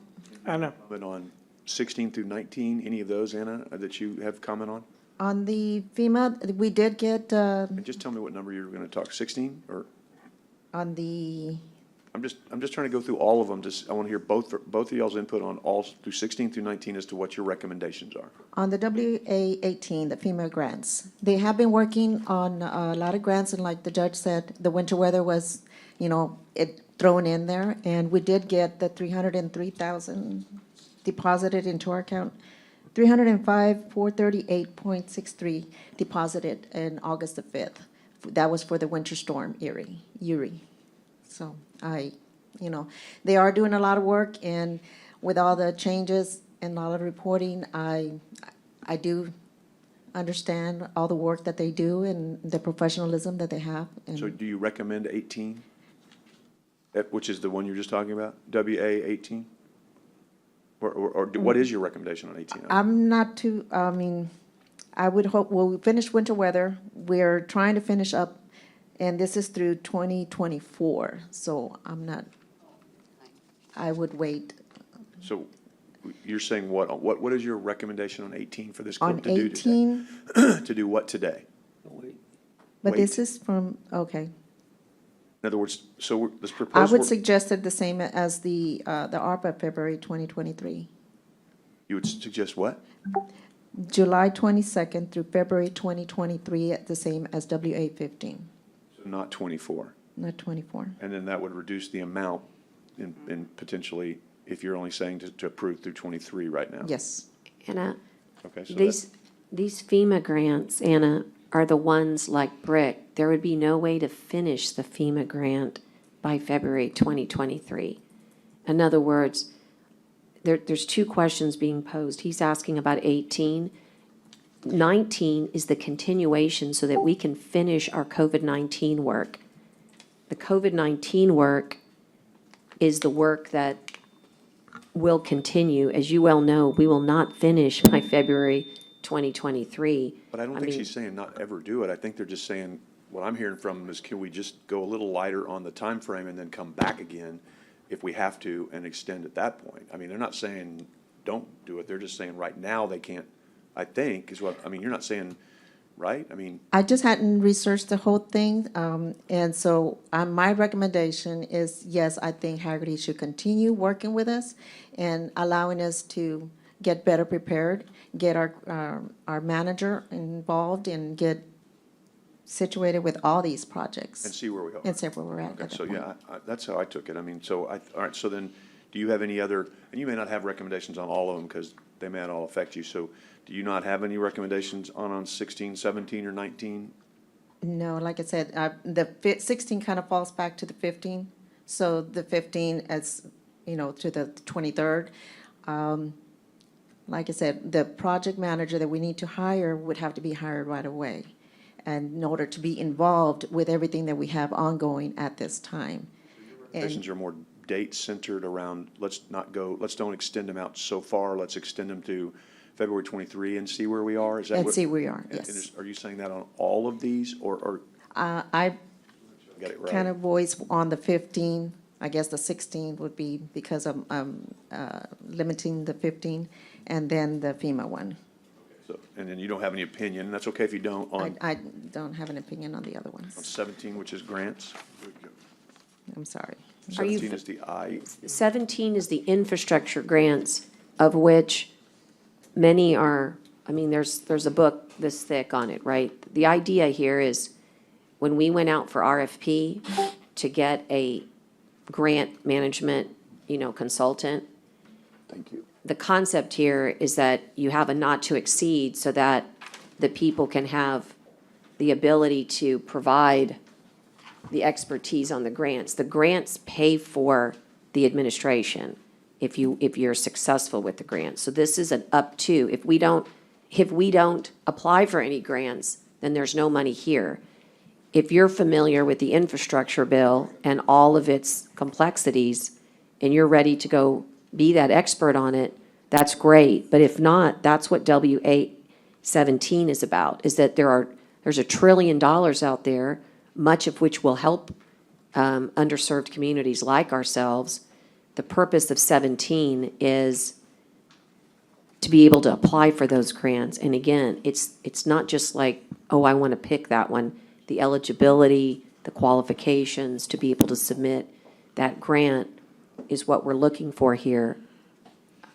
That's my concern here, is it isn't so much about an opinion, is it about, I realize you don't want to go out on a limb, but if you have that expertise, that's wonderful. But I have heard time and time again, we've got our hands full with what we're doing right now. Well, And on COVID-19, you've got to have an opinion because you're in those meetings with me every single week.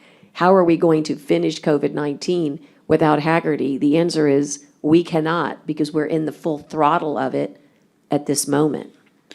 Well, so Judge, to me, it sounds like they're looking for just a shorter date, which would indicate not that we're not going to end up doing it, but if the county manager is going to bring forth a proposal to bring forth an ARPA manager who might have the skills to do some of this, might have the skills to do others, then certainly I think we should wait not very long, not very long at all, and extend them. My thought would be extend them for a shorter period of time. And I don't know, I'm not sure what Idea's saying on 16, so I'm going to go back to that one, but to do it through February of 23 on all of them, let's say, and that would reduce the amount that we're allocating right now, and then see what this ARPA manager proposal is. Yeah, and 16, I'm just going to suggest to just wait on that 16, one. Yeah. completely wait? Yes. Okay, all right, that's I your mean, recommendation. we were working on 15, and then just look into, So you're saying, don't vote on 16 today, is what I think I'm hearing, and then, Correct. and then shorten the dates on 15 through 15, 17, 18, and 19? Is that what? well, 15, the dates are fine to Oh, February sorry. 2023. Right. I'm just looking into the dollar amount. I just would like to work again with Tom to look into the $485,000 that he's putting as a not-to-exceed dollar amount. And the rest, what I'm hearing from Anna, is just to extend it to 2023 instead of 2024. And then just see where we're gonna be and when we get there. I'm making sure I'm clear. So what your recommendation is to hold completely today on 16. Do Correct. nothing on 16. 15 is fine, but you want to work with him on where he's coming up with that number. Correct. And 17, 18, and 19, you want to shorten to 23, Correct. which would also reduce That those dollars. would reduce the would reduce not to those- exceed. Right, it would reduce those dollars of not to exceed to some amount, and then, and then see where the ARPA manager goes with this court, what you propose, if you can find anyone, and then see where we are in February of '23 and either extend then or not extend. Okay. Correct, because the funds are available right there. We have the 10%, as the judge stated, allocated from American Rescue Plan. I'm just talking about American Rescue Plan. 10% is available for this type of services. So the funds, we know that they're right there. Okay, and then how long do you, like, And- tell me and- what, And forgive me, but we have to make sure we're consistent. The funds are also there from FEMA. Correct. As well. Correct. 100%. And 90/10 after July 1. Correct. okay, so tell me then, how long on the 16, number 16, you're saying, what, bring that back when? Couple months? See what the ARPA, Yeah, just, let's see, well, let's go say January next year, see the status with this, if the court approves American Rescue Plan manager, see how, if that person has the skills and everything that we need an in-house person to take over a lot of the duties that right now we have through Hagerty. And that's the idea, just to have an in-house person. And then reevaluate again in January next year. And the idea here, guys, is that there's 15 projects that we've authorized, all of which have to have justifications to Treasury, that if they're over $100,000, there is no way one ARPA manager is going to be able to do that. But if you want to do the wait and see, that's great. You're assuming you're going to find somebody who's an expert in ARPA in our backyard to come in and take over. That's not realistic, but we need an ARPA manager. Other counties have ARPA managers, and they also have grant management, grant program management as well. But what the ARPA manager can do for us is get geared up so that that other piece of it comes way down. and that's all I think. And I think that that's a fair Yeah. assessment. Yeah, I- Correct. I do But too. it's not going to happen overnight, and your Correct. projects will be delayed if you don't have a team on them, because your eligibility is what gets you your project funded. And tomorrow, or 7 months, or 8 months from now, your project is more expensive. So you want to move in tandem with getting, like, for example, every project that we've allocated needs an RFQ or an RFP Correct. that's scoped and deemed eligible, or not eligible, that's deemed, part of the qualifying process. This is a ton of work It is. that is about to descend upon us. But I do want you to know that, But Judge, we are, but we're not, so remember, like. I'm we're with not- you. In other words, we're not like going blind or going cold on this, because 16 is just an extension of 15. That's correct. I see So it. 15 Yeah. extends through 20. Right. So we would still have them for. I'm with you. Okay, so. Yeah, and 19 is the one that's an absolute, I mean, like, you have to understand, we've already recovered with Hagerty. They've already paid for themselves 100 times over. Yeah, and They've I'm- brought in, I didn't hear any objection to yeah, 19, but Judge, so. that COVID-19 is the Yep, one that that really 19. needs to be there. Other than the date, I think is the only thing. So just so everybody's clear, 15 would cover us for the exact things the judge was just talking about through February of '23. 16 is just 15 extended further, and all IDEA is saying is, until we get the ARPA manager, let's just do 15 with her ability to go talk to Tom on how we're gonna come up with why this number's so, or what it is, and then we would just come back in January or February to potentially extend them again, and maybe for less if we have an ARPA manager that works. So I mean, that makes sense. So we're not like cutting them off. We're just Right. saying we're not gonna extend them from February of '23 to February of with you. '24 yet. I just want you to know that on Commissioner, could I yeah. offer some additional context and Yeah. Oh, information? yeah, I was gonna come back to him to respond, but hold on just one second. So before, I was going back to him to let him respond, but is there anything else that y'all wanna add to this before I go back to him, so I can be fair and let him respond? Okay, now go ahead, Tom. Thank you, sir. I do want to bring up a couple of additional points. First of all, I asked Caitlin from our team to take a look at the ERAP money that was spent, because that was over almost $225,000 of the $1 million that was spent. And she did verify that the county did get back $217,000 of that. So yes, it was spent and it was charged against our $1 million, but that money went right back to the county.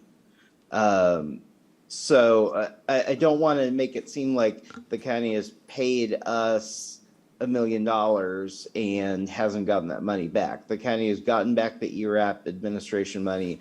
The county has gotten back or will be getting back the FEMA administration money.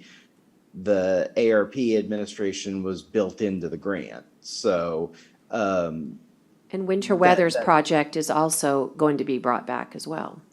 Correct. Those are good clarifications that I'm aware of. So, but Tom, do you know the answer on the part about when y'all are sitting here all day long? I mean, are y'all billing us for? Yeah, I do, because I fill out the timesheets. Commissioner, I would never bill you for sitting around and waiting. Now, And we shouldn't make you sit around and wait. We shouldn't make you sit around. This is the point I want to try to streamline going forward, and I understand that you deal with very lengthy agendas. I would like to see if we can come to some sort of an agreement going forward about better communication so that I don't have to have people on hold, but at the same time, I also, unless our team is actively working, like when we had, meetings that were entirely one ARP item after another, we're not billing you. And I do often monitor your meetings, but I'm not going to bill you for that entire time. I'm monitoring a meeting. And I appreciate that, but I don't want to waste your time. So maybe, Judge, we could come up with like a time specific on the agenda, that said at 11 o'clock, it would be the ARPA items, so that Tom and Rachel can go back to doing what they need to do. Because I don't expect them to sit around and monitor our meetings and then not bill us for them, but I don't want them to either. So I don't want to abuse them, but I don't want to, I think. so that's a good clarification We can just too. let them know. Okay, so maybe we can come up with something that we do that. Okay, go ahead, Tom. But sir, we also understand that we're your paid consultant, and you have elected officials, you have judges, you have, hospital board members, and sometimes other people have to take priority. We understand that. We are flexible. We are working for you. So we will make that work, but any grace that we could ask for in terms of communication going forward and trying to work something out, that would be very useful. But if I could make one point on this issue of timing, I do want to point out that when I created the ARPA budgets, it was those assumed that an ARPA manager would be hired for us to interface. Dale and his team, Ide, the entire staff, the emergency management staff have been absolutely wonderful. But the truth is that every county that has received an allocation of your size has not just one, but several people dedicated to ARPA. My other major engagement, currently a county on the East Coast, has a 5-person grant management team that does nothing but ARPA and interfaces with us all day. And their allocation's $10 million less than yours.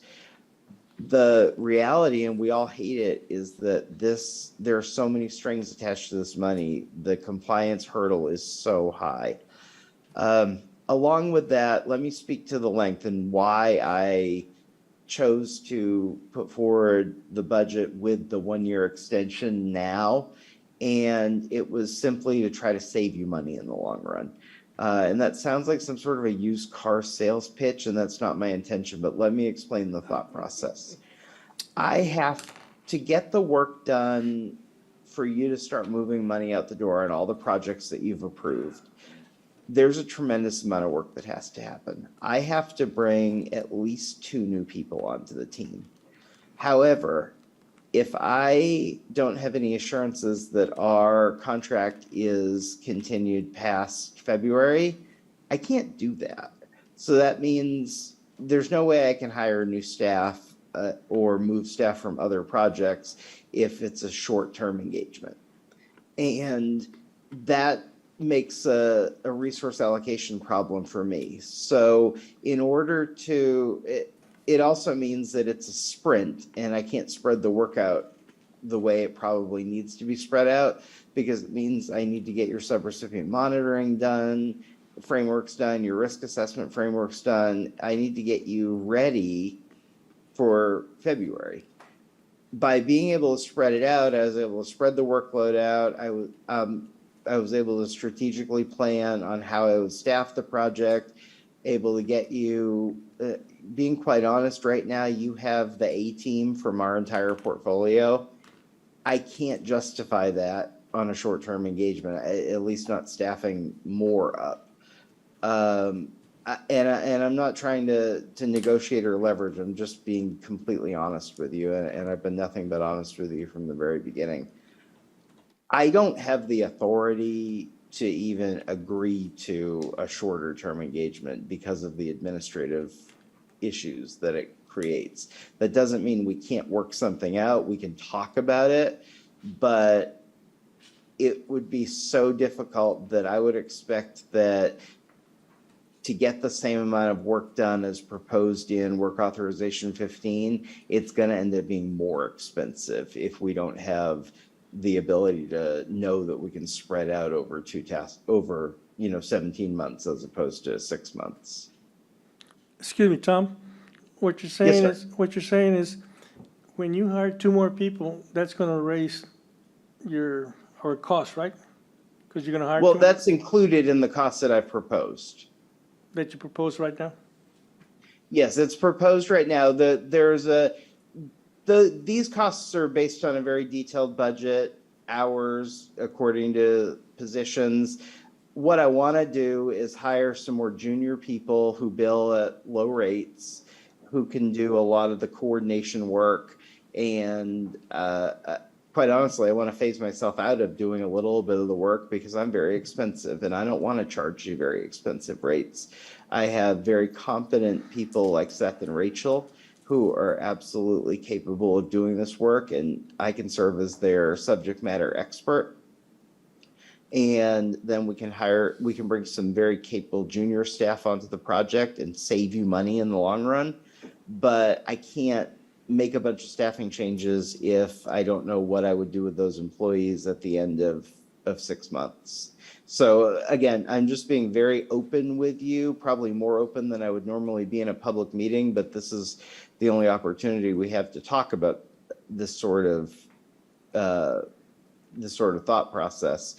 That's why I put the additional year in. It wasn't to try to sneak something past you. It wasn't to try to inflate, but this was an effort to get you where you needed to be in the most cost-effective manner possible. Now, in terms of the 2 other grant work authorizations, if the county wants to use internal resources to work on IIJ and FEMA grants, that's certainly the county's prerogative. I have been asked to give opinions on both of those types of grants before, and we tried to do it with the ARPA money, and that was why I wrote those work authorizations. Those are entirely optional. I will say I cannot build a team, an IIJ grant management team, or bring our FEMA mitigation grant management team in if I only have an engagement that's going to last for 6 months. I will also say that you hired us for $1 million last year to work on FEMA competitive grants. There was a problem with the way that the county procured that contract. So we haven't been able to do any work for you on that contract because we weren't positive that you would get paid back for our services. So we didn't do any work on that contract. We're taking that $1 million contract and turning it into a $250,000 work authorization that would be eligible to be paid back. So we're actually, that's my show of good faith. We had you gave us $1 million contract that we competed for, and instead I'm saying we want to do this work for you because it's work that Nueces County needs done. Give us some runway to do the work. You have the possibility of getting any fees that you pay us or most of the fees you pay us back if the grants are successful. And let's have $250,000 to do that FEMA work instead of $1 million. So if you do bring more people into this project, it's not going to be at our cost.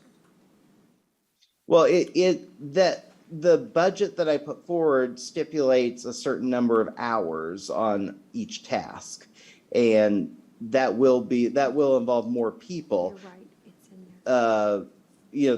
how we spread that out among people, we're going to bill you for the number of hours it takes to get the job done, and that's what is reflected in the numbers on these work authorizations. Okay, well, this is why I'm in big support of having our in-house staff people. I mean, we have to have them at one point, so we don't spend as much money as we have. So I propose that we also, how long do you anticipate it'll take you all to bring in some inside people to help us? Management. Well, the court approves the position that I'm requesting through American Rescue Plan. I mean, it should be, and obviously working with HR to have that job description that I already at some point, I share with all of you at some point and included what kind of duties that position should have. It should be, hopefully, it doesn't take that long. So it's not being advertised right now, is it? No, because the court needs to approve that position Well, I first. understand that we need to get on it. Correct. And also, do we have any other consultants here in town that are also helping us manage ARPA funds, whatever? Well, we have right now with us also the CPA firm. And they've been helping us. They will help us, yeah. Wait, Not wait. the level that Hagrid is helping us, because Hagrid is like really like looking into the details on everything, and they're really being really great to supporting all those documents, because it's a lot of work. Okay. So everybody has a different role I here, understand. really. So Yeah. we do have local people here helping us.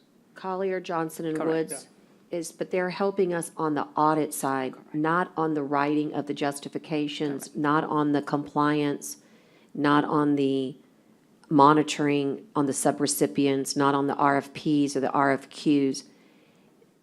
They're doing something different, which is also very important. They're acting as extra auditors for the auditor. That's really what they do. They're supplementing the auditor, but we do not have anybody internal doing what they're doing. All righty, thank you. Thank you, Dave.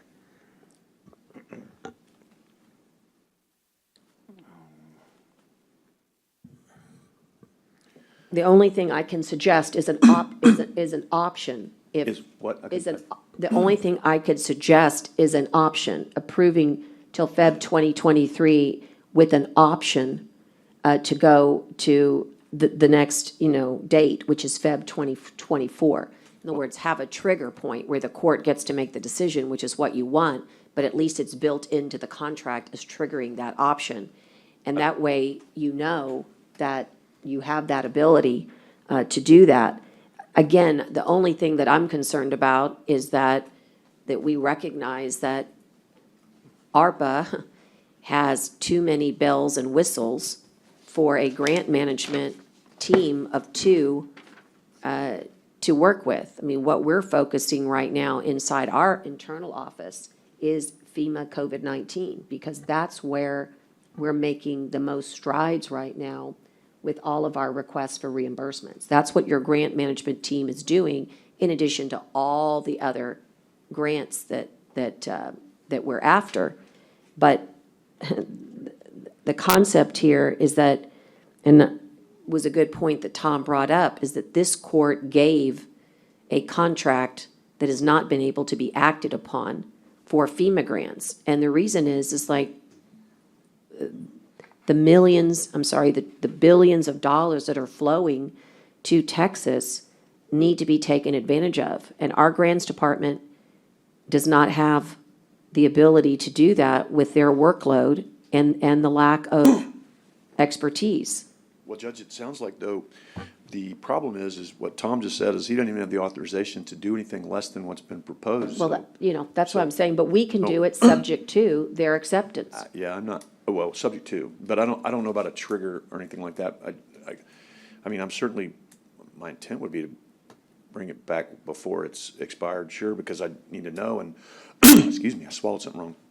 And I need, and whenever IDA is gonna put it on the agenda, I'm assuming it's coming. I mean, I've seen your job description, and you put it on when you're ready to put it on, and I'm sure this court will discuss it and vote it. But, I mean, what I don't know how to do is if, what I don't know how to do on this is if we're gonna Well- is if we're gonna reduce the date and he didn't have the authority to do it, yes, we could do it subject to, but the problem is then it would reduce the money on here subject to also, and I don't know what that amount is. Well, we can do it, we can vote on the work authorization 15, number 1, today.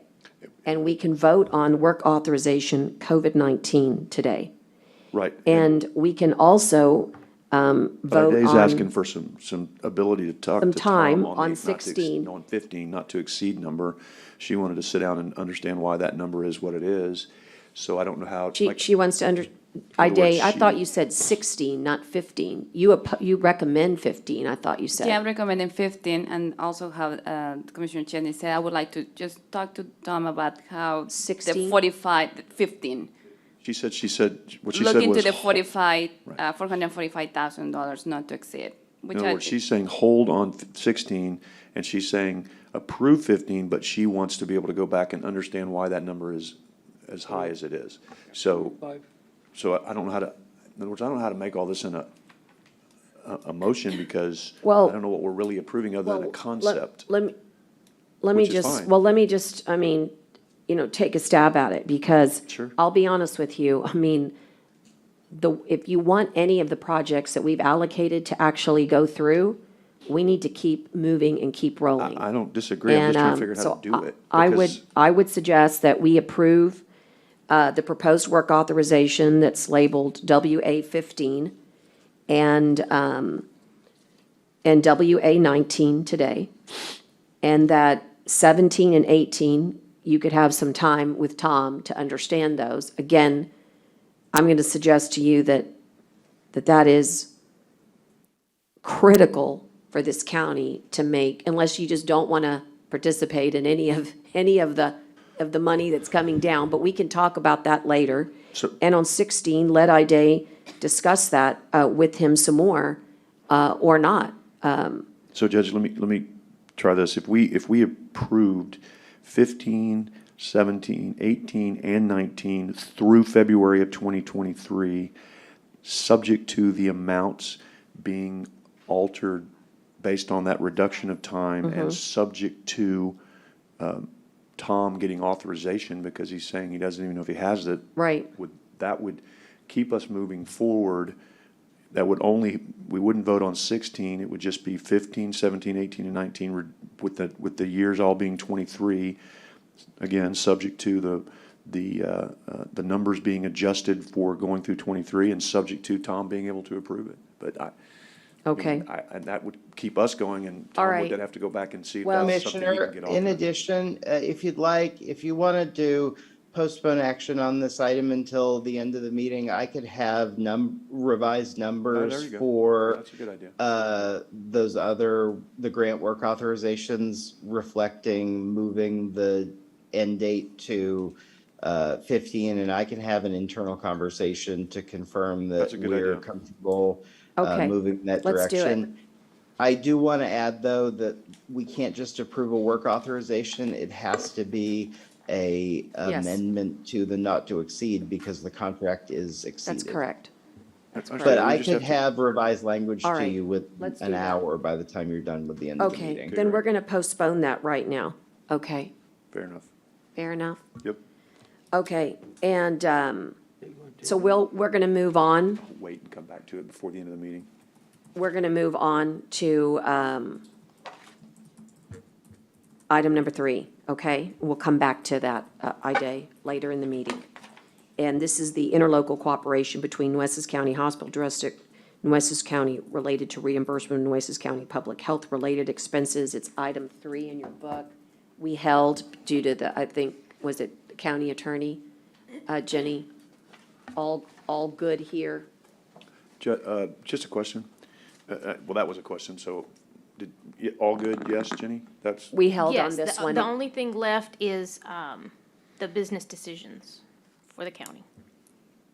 Okay, what does that don't you outline those? mean? I thought, Well, the amounts The what I was the gonna ask amount was, are separate, that's not ours. so the amount, and that was my question is, I don't know why we're doing this not to exceed 2 million if we only budgeted 1.7, so I agree. I don't think we ought to have 2 million in there if all is 1.7. that was negotiated and asked for Yeah, that's- outside of us. No, right. But Yeah. I'm just saying, it still has, Johnny had come in and said, we've authorized up to 2 million. We came back with a number that was 1.7 something. It was which is- 1.7. Which Yeah, is, 1.7, yeah, 1.5 and one. yeah, whatever that, it was not, it was not exactly You're 1.7. right. To me, that ought to be substituted in, is all I'm trying to say. I agree with that We can do that. amendment.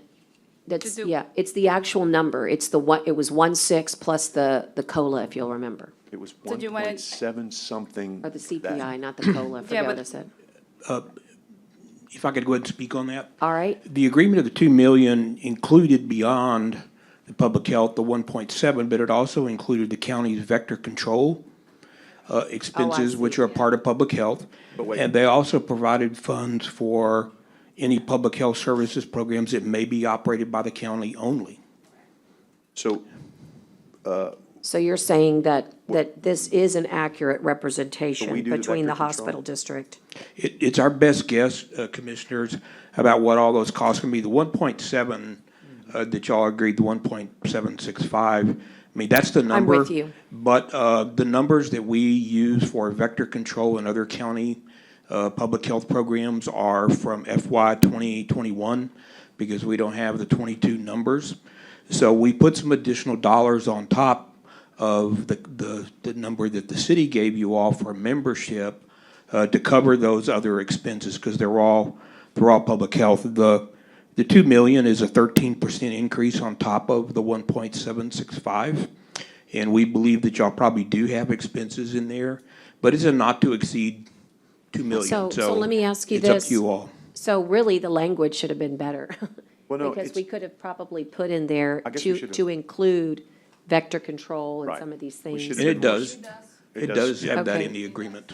And so- Actually has it in a couple of different But places. but it doesn't show the amounts. And how much is the vector control amount? Yeah, that's, Commissioner, I didn't have that detail with me, but the two numbers together got us to 2 million.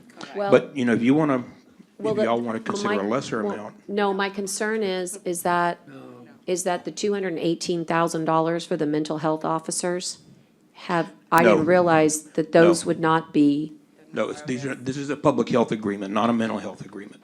okay, so you wouldn't mind then if we address that in a different, Yes, we need to in a different scenario. that's fine, as long as we're Yeah. not including, as long as we're not barred from No. bringing it back. Okay, okay, fine, so. thank you. So then this reimburses the city for the public health, and it also reimburses us for vector control services? For your vector control, or the county's vector control services. The machines and all that stuff back then. Okay, if you've done your math, Johnny, then I'm gonna take you at your word. I'll take your money. So, I mean, you know. And your third one, Johnny, your third one was besides vector control. Is the, Public kind of a health catch-all, but it's services. other public health services programs that are operated by the county. And do you have a, okay, Judge, I don't, remember, this is a prospective amount yeah. for next year, so you have the latitude within the 2 million to have county, operated public health programs, not ones through the health district, but county only. I don't want this to be one of those ones where, you know, we had that a couple of years ago where you came in and said, well, the county's asked for this, and this, and this is why we're asking for a tax increase, so this isn't gonna count on that. There shouldn't be any of those lists anymore. Like, in other words, we've kind of not been asking and not been doing, and we've been maintaining, right, whatever the maintenance Correct. is. But this would not be like count, Yeah, I hate to I'm say count against us, but count against us when you come in and say, well, we had to raise taxes because this was an ask that the county had. I don't want that to be on that list. Right. Commissioner, the 2 million is a one-year number. Okay. But certainly we come in subsequent years and the number's going up, then I'm gonna bring it up to your If you wanna- attention. That's Yeah. fine, as long as you're not doing it this year. Yeah. We'll talk about it next No. year, but Right, I the can only only do one thing. budget at a time. Right, just to be clear, the only request that we've discussed on this dais is that mental health officers, the two of them, at a cost of $218,000 cumulatively with benefits that have been literally somehow moved from one ledger to another that needs to be addressed. Right, And well, you're saying Another venue. that's another contract not to be counted in this 2 million. Correct. I'm with you. Okay. In that case, Motion to pass the, motion and a second. And and thank you for the any partnership, John. discussion at all? and I'm mindful that Teresa wants to say something under discussion, but I want to also acknowledge, Commissioner Modis, you good online? Sometimes Yes. your face moves up, and then sometimes I see it right here, so it's, there you go. Thank you, Connie, I can see him better. Teresa? We're just going to ask you to unmute. Okay, wait a minute. Go Am I ahead. unmuted? Yes, we've got you now. I just wanted to confirm that the 2 million does not include the diabetes nor the mental health department program. Judge and Commissioner, those expenses are included in our other county expenditure category, but they're Got it. not covered under this agreement. Okay. We asked the same thing on mental health, and now we're confirming it's for diabetes and mental health are not, an OT not included in this. So we should be good. And just Thank for- you. and Thank just you. for clarification, last fiscal year, veteran control was about $230,000. So that's going to about take it all. So that's it, Johnny. There's really no money in the 2 million for any county health services, just FYI. And Judge, that's consistent with the numbers we have in 2021, because the vector control costs we did have from then, there were no county programs and stuff then. So I'm in agreement with what Dale just said. Right. Thank you. We call those hollow clauses. We say that they're there for county health services, but there's no money for Well, but them. if you reduce your vector control costs or your public health district costs, there could be other amounts in there.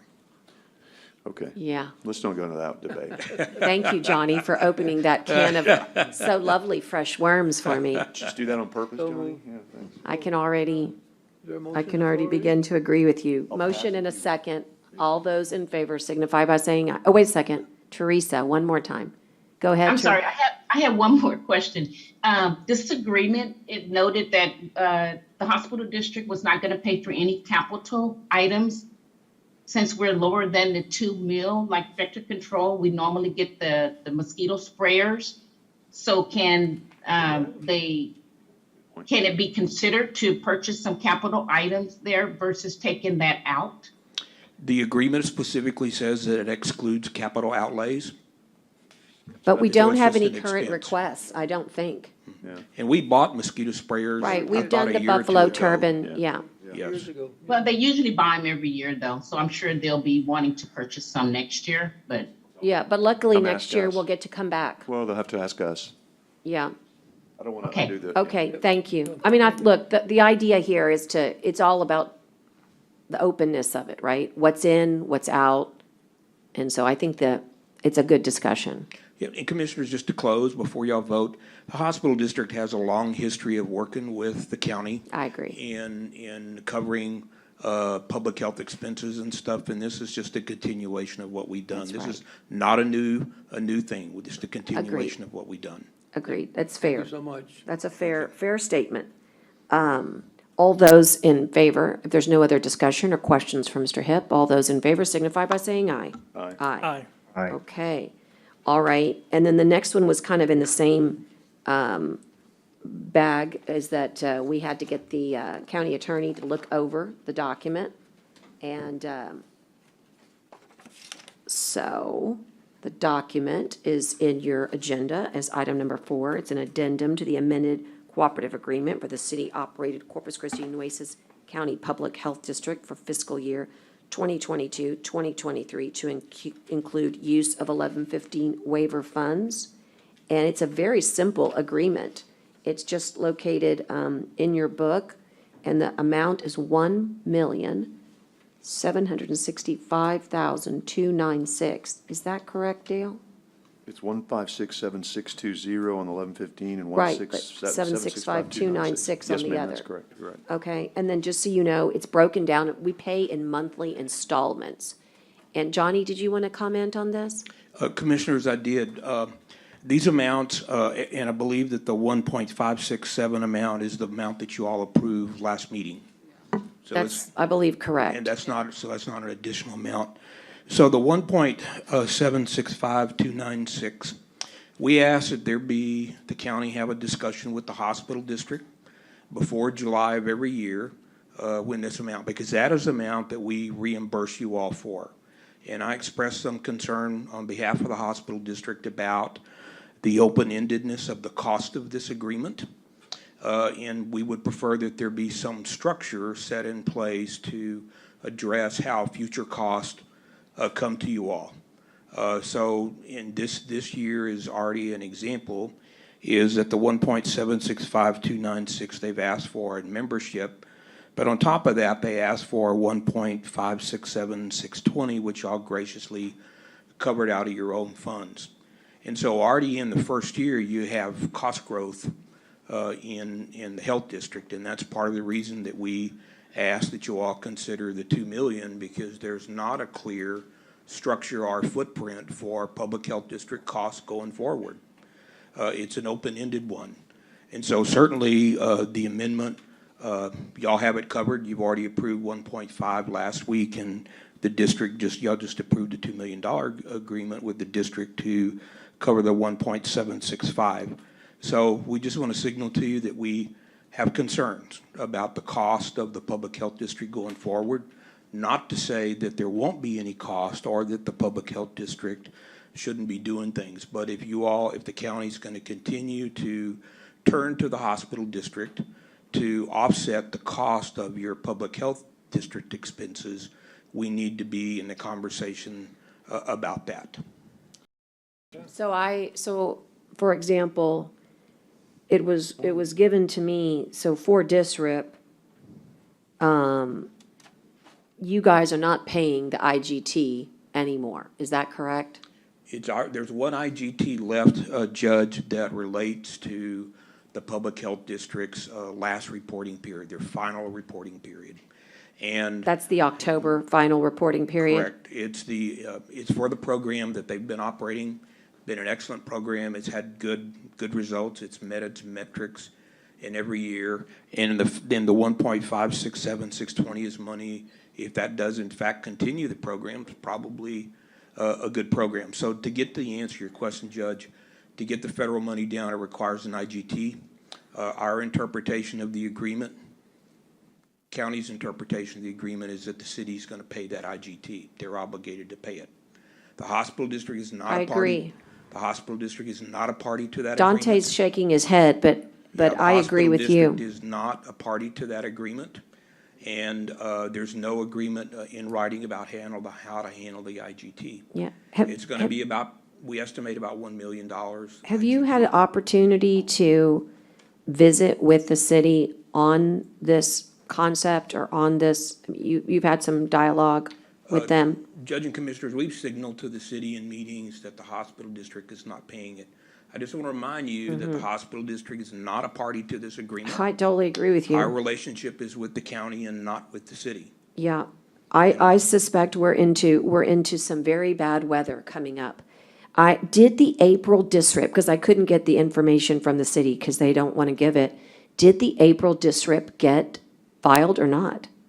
The funding portion, did it get reported? Dante could probably talk to you I know, about but that project. did you, but I want to keep you at the dais right now, just so we'll transition to him in a second, but did you guys get any information regarding the April funding portion? Our understanding is that that project reporting is ready to go. Okay, good. But the city, and you have to get Dante to confirm it, but the city deferred submittal of that because the IGT source is not worked out. Right, so that's important. So the April, and we'll have to give a later explanation on DSRIP, but for right now, I'm going to talk to my expert. We can all catch up later. But on DSRIP, the April, the reason I haven't seen it is because it was deferred. This is the first time I'm hearing this. Thank you for helping me, because I've been trying to get this information. So April was deferred, and so now in October, that's when sort of the funding piece of it, the second reporting comes in. Judge, under these projects, they're allowed to report twice a year for the prior year. And the two times they can report is in April and in October. Correct. So it's not a sense that they deferred it. It's a sense that they elected to report it in the second period and not the first one. Oh, okay, that helps Okay. me. That helps me. That's a lot better. So they don't have to do it in April and in October. Typically, we Well, do. If they want their funding, they have to do it in one of them. Right, so they have to do it by October. And what you're saying to this court is that if they do it, somebody has to pay the IGT. Correct. And you're saying hospital district's not gonna pay it? In the past, we have supported the IGT. Of course. For the Pell District, but, there's a change back in March, and the reading of the agreement is that it's not. Can you pull your mic up, Johnny? Could you pull the mic up, Johnny? Pull your mic up. It's not the hospital district's obligation because the hospital district's not a party to this agreement. The county is. The county wants to make the IGT, that's fine. But it needs to be, it has to come from a governmental. So much right to now. be- has to come Hallelujah, from, somebody, that's absolutely Let's just get back right. to order, could Judge, please? That is really scary. The hospital district, the IGT has to come from a governmental entity. It And it could be does. the city, the county. But no, we're not gonna pay $1 million, that's not the deal, and that's not in the agreement. Our agreement doesn't speak to the $1 million, What are we Jenny. asking Johnny right now? What's the deal? Yeah, I mean, are I we? mean, what? We're trying- I know Johnny we're going came and four offered different directions information. Here, so what, Johnny's giving us a report on what? You know? Johnny's giving us, Asking for he said So, that he's giving you the truth, but Dante can doesn't he? Yeah. go to the podium. Well, Commissioner, the IGT is not a part of this addendum. Thank you very much. Okay. Appreciate it. Yeah. I'd like to see that on the next agenda, a discussion fully of the IGT and who's gonna pay. And Brent, I bet you are really worried about that $1 million. I bet that was not Sure, there's something that another you side wanted of the to come story. and, I'm sure there's lots of Okay, sides of the yeah. story. no, but are you I'd be worried hap- about it? Thank I'm you hap- very much for I'm happy being to here. put on the agenda and post it properly, but that's not what we're supposed to be I, talking about today. and well, I'm Johnny, happy to have Johnny this. offered it up. Well, then, but you should have Yeah. called him out of order, Judge, because it's not pertinent to the Oh. agenda, but I know it's pertinent to what you want to talk So- about, but. No, he just. Judge, he- my thank comments, you. just Thank you, to Johnny. try to answer your questions, I but know just you to did. reframe this, I was just offering a comment on the 1.765-296 number, and our concern at the hospital district, if the county's gonna continue to rely on us to reimburse you that amount, then we need to be in on that number every year going forward. with ya. We need to talk about it, discuss it. And Johnny, I think relative to what you said a while ago to this agenda item, this has always been open-ended. So this is nothing new. This is, the city county health department has always been open-ended. We've always had to come to you and get it approved. So I don't think you meant to imply that this is, Well- it's always been open-ended. Well, Commissioner, prior to March, our relationship and the costs we incurred were ones that you all mostly controlled, okay? Not really. I mean, it was whatever the budget of the county, whatever the budget of the health, I mean, we still Right. control because we don't Right. have to agree with the budget. We still control. We can still say no. We could have said no to the COLA, and there's really very little that could have happened. But because y'all had come forward already before we even got it and said, you know what, we've already taken care of the COLA, we thought, well, okay, why fight over something that you've already agreed to? So you got it, in fact, I think, before we did, because you'd already had the COLA discussion. You'd already approved the up to 2 million. You'd already approved it before it even came to us. So, Correct. well, hold on. So the discussion that you talk about was had with you. I think that needs to be noted. This has always been an open-ended type situation, because if the cost went up, the hospital district has been a great and phenomenal partner. But there has been no change in the sense that we can still not agree to the budget of which has been proposed to us. And if you were to say, hey, wait a minute, we got concerns, which you didn't this time, because you came in and said, we're all about it, so we moved forward. So the conversation was had with you this year, because you knew it before we did. The conversation will always continue to be had with you, because you're our partner in this, and we understand it. This has always been open-ended, and it's gonna have to continue to be open-ended, because as we all know, costs go up for things. But I would have never approved this without coming and talking to you, but you came and talked to us about it because you got it before we did. So you knew about the COLA before I knew about the COLA. So I think the conversation was had. I think it can continue to be open-ended. I think you're going to continue to have a say. I'm happy to put the IGT issue on at a different time when we post it properly and have it. Happy to have that discussion. Today's not the day because it's not on the agenda, but I am happy to do it. And I know there's more than one side of that story too. I'm sure Dante's dying to talk about it, but I'm going to tell him I don't want to hear about it today, just like we shouldn't have talked about it with you, but we will put it back on and let Dante come and give his side of the story, because as sometimes gets perpetuated around here, there may not be $1 million problem. There may be, but it's not on the agenda today, and we shouldn't have even brought it up. It's really inappropriate that we brought it Commissioner- up and didn't get Well- it Commissioner, posted and didn't Johnny- get Dante. No, let me finish. Hang on one second, And Johnny. so Commissioner. so let's put it back on for another time and let everybody come present the whole story. But I don't know if there's any concern over it, so I don't want to leave that hanging out there, since the judge asked me. But let's put it on the agenda Commissioner, and bring it on. The concern is, just so you know, IGTs are I related to the know. 1115 waiver. That's the deal, there is a germane piece to it. So when we give the 1567620, the reason it got brought up is because Johnny is concerned about who's going to make that IGT in the And let's- so future. let's put it back That on is and have a why he discussion. brought it up, Concern, very is the good concern. 1115 waiver. And Commissioner, you're correct. And we appreciate the openness of everyone of knowing that, and I'm glad we were able to preemptively address the 1.7. The 1.567620 is a number that we weren't involved in. I know we're not being asked to pay it, but if they come back in succeeding years with additional things like this, and y'all And we'll don't. all have some And serious you don't have, discussions. and y'all don't have funds in that account anymore to cover it, or y'all elect not to use your funds and stuff, and then you ask the district to help with that. That's the part of the conversation I'm concerned about. Ever not do Yeah. that without having you, just like we always have, Johnny. We always include you guys in the conversation. And let me Well, just. I'm glad we're loved, Commissioner. Let Thank me you. just ask you a quick question. Is Linda Wertz still what I'm going to call subject matter expert that you guys use the hospital district on the 1115 waiver? She is. We've engaged her for an additional 12 months. Okay. To help us wind down the waiver. And therefore, she could also be of assistance to our court manager if needed. Is that correct? That's right, Judge. She was the one who provided information to IVA about y'all being able to use your waiver funds to use for the health department. So Okay. she's available to, for any work we need to do. Okay. Okay, thanks, Johnny. Thank you. So is there a motion on the floor? So, I did, but we are No, in the motion. addendum part, Motion which to is pass, the Judge. motion, and is there a second? And again, we were on page 1 of 2, and then the only question I have for you, Dante, is I just want to confirm what Johnny said, because really, it's your department. Did the person who's in charge of the 1115 waiver defer in April to October, or did you receive 1115 waiver funds in July? All right, so Dr. Dante Gonzalez, Judge. So there's a lot of things here that are explicitly not correct, and I appreciate the opportunity at some point to maybe come back and discuss it in a more proper forum. The IGT, right, and the funding for the 1115 waiver, you got to remember, this is a reimbursement. This is not something that is future funds. So I'd like to leave it at that, and I'd like to have maybe a different opportunity to come in and discuss that. Because again, the IGT is not anything related to the item that I'm here to talk about today, or that I'm here to get approved. But- That it's a completely different subject.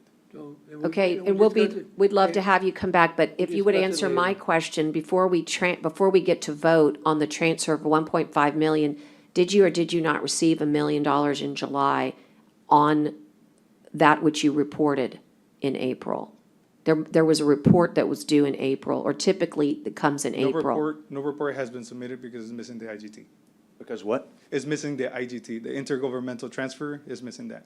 Okay, so we didn't receive any July funds at all. No funding has been received for the previous fiscal year That's what I was hoping Reimbursement. to get information on. Okay, can we go ahead and, And so in October is the plan to report it? Because again, before we transfer, if we're expecting money, if you report in October, when would we get the money, more or less? Well, we still need the IGT. Can you pull your It's a mic closer? requirement. The requirement to receive the funding is you need the IGT. You cannot receive the funding without the IGT. And the hospital district is very clear that they're not going to move forward unless it's approved by county.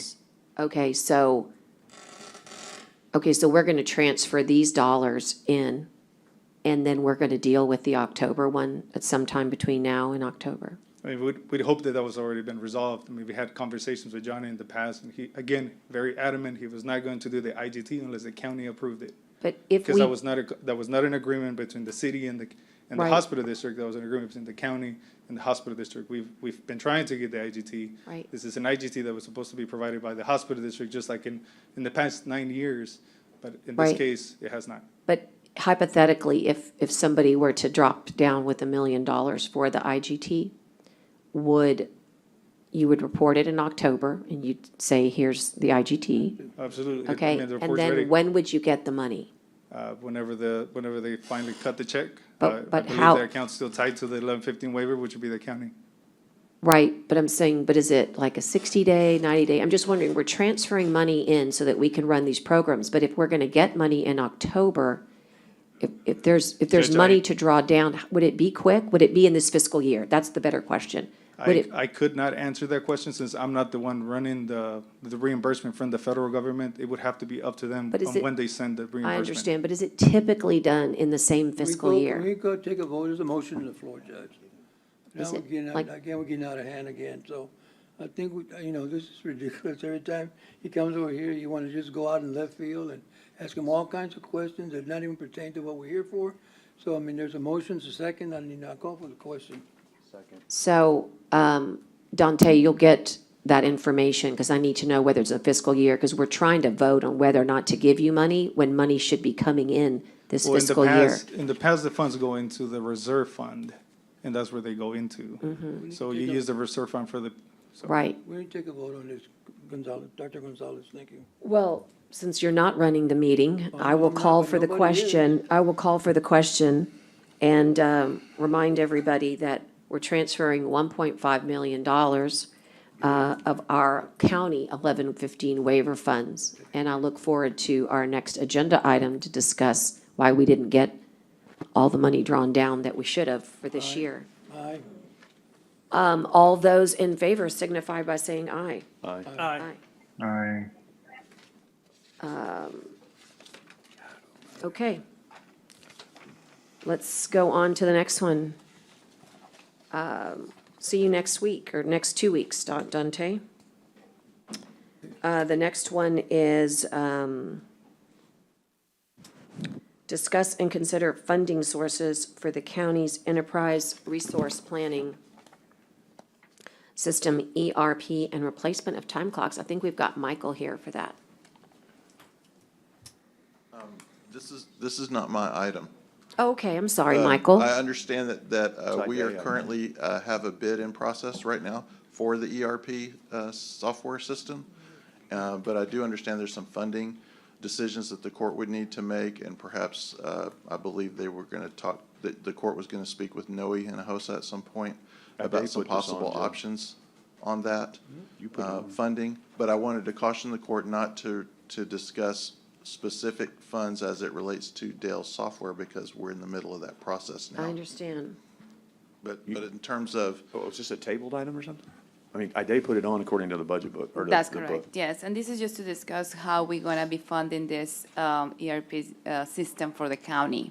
And one of the discussions that we had previously, it was like to see if we can do it through CEO's money. So I don't know, using this agenda is just either the court authorized me to talk to Noe to have some numbers in some kind of proposal for CEO's money, some new debt. Just to. So what do you need, today? I don't know what we need to do. You need an authorization to go? Yes, just to talk to Noe and work on some numbers and then bring it to Commissioners Okay. Court. I'll make a motion What- to, Wait a minute, what do we don't need an authorization to go talk to Noe. I mean, but I mean, I think she's saying that in order to fund this, we would have to Correct. have a CO. And so in order for her to go and do that, she wants some direction from the court. wait, I'm Maybe it's not a interested in motion, I'm but not interested in a CO. If you're saying you want to go ask for more certificate of obligation bonds to me? Correct. Oh, I'm not interested, no, okay, well then, I'm not interested. Well, I don't know what we're talking about, I don't know how much. I'm not interested in issuing any more debt right now without having like a big I mean. so I think that the funding source, the item is discuss and consider funding sources. And while we can't talk about the actual RFP, we can bring it back, but we have an RFP in the field. And the question is, what is the funding source to pay for the software that's needed? There is no funding source right now. And I think that's the concept. Correct. I got it, okay. right, well then- because I'm going to, with the with the RFP currently being reviewed right now, at some point, we're going to come back to the court and ask to award and execute a contract with them. And by that time, I would definitely need to know how we're going to pay for it. Right, I can't believe we don't have some extra COs hanging around that we've already done. I'm not interested in issuing any more debt right now, me personally. If everybody else is, then that's fine. But So if there's no extra COs that are around, what would you like to do with the software that if it crashes ruins the whole county ability to function fiscally?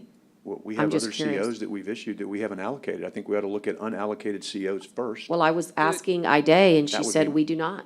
And I want to, Dale, do you know if we have any It's out CS there that money we haven't- available? Sorry. Everything we have has been appropriated to and allocations for. That don't mean the court can change its mind on what the allocations are, but right now, we don't really have any unallocated debt service funds Right. at the moment. We've got many, I think okay, so once again, no offense, there's absolutely zero backup in my agenda, so I have Okay. nothing to know. No, I'm not, Yeah. this is at you. And this is just the Okay. idea to see if the court will allow me to talk to Noe and bring some numbers and Well, like see you if said, she this can is how. talk to him all day long. You can talk to Noe all you Yeah. want, but if you're looking for But, like yeah, a to motion pro- for a CO right now. To provide an then idea on how much could be for the CS money. I got nothing, and I'd like to Well, I see will tell what you our that s- I think we're gonna have some generator savings, but I don't Right, know if it's enough. I'd like to know, like, what are we talking about? How much, some of these other generator savings, or how much some of these other projects that we haven't moved forward on that we could pull money from that we've done in the past, not just a blank sheet that says, go do a CO. So I'm not prepared to do anything because I got nothing in my book on background. Okay, So if you how wanna go about talk if to him, go Ida talk to him. brings back some more information? Let's just, And the About problem right the- now, but the issue that I have is that I don't have a dollar amount. well, so. Right. Well, yeah, because the RFP is out in the That's field. correct. Well, we That's can the- wait. I think you were trying to get ahead of it because again, those contracts, those proposals are only valid for so long. And so the idea was we hate to do an RFP when you don't know what your funding source is.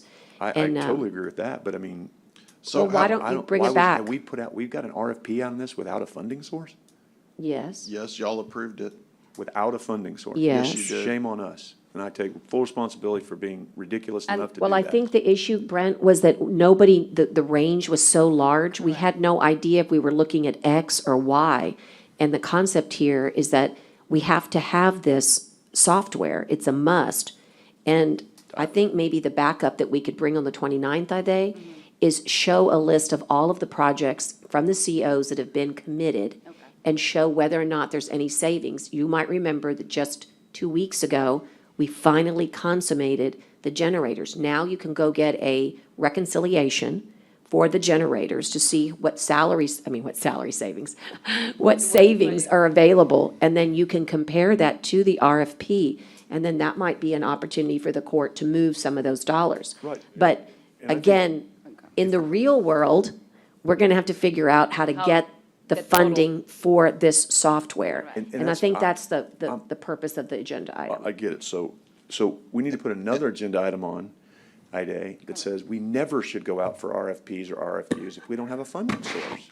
And the Doesn't way, make any the sense. I court can't did it believe I did because we didn't have a dollar amount. So they said, like, court, we need to know how much it's going to cost. I don't want to waste people's time. Oh, I hate to say that, but that's how you did IB McGee. I mean, What do you- there no, are it isn't. lots of, No, we didn't. We had a funding source for IB McGee. We never went out before we had a funding source. we had to Absolutely not. backstop IB McGee multiple times. But we did not have a funding source. When we went out for the final construction, this court came up with the funding source, and then we went out and did it. No, but I because think the idea was we to sat not there for 2 years on it. underestimate it. You know, here Right, but this don't- software really, we need to know what we're dealing with. But I that's- believe, if I would remind the court, that when we had these discussions back in March, when Dale first brought this to our attention, that the software needed to be replaced, that Noe did in fact come up here, and I you're think he right. spoke to us a little bit about that there would be an opportunity a good point. to get funding, that the county had a good rating at that point, that he didn't foresee it as a big issue for us to obtain the funding for what we estimated to be the cost at that time.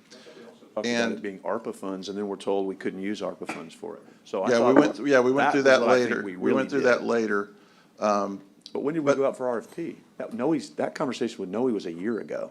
No, it was in the spring. He had a conversation with y'all before, when y'all did the previous CO.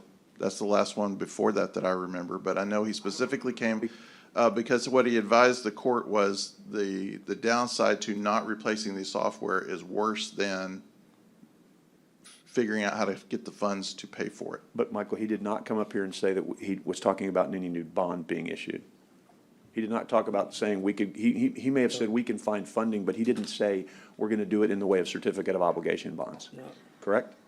I'd have to go back and watch the I tape, think see you should, exactly because I would have, what he said. we did not talk about issuing more certificate of obligation bonds or funds doing that. We talked about finding additional funding sources. Then we went into ARPA.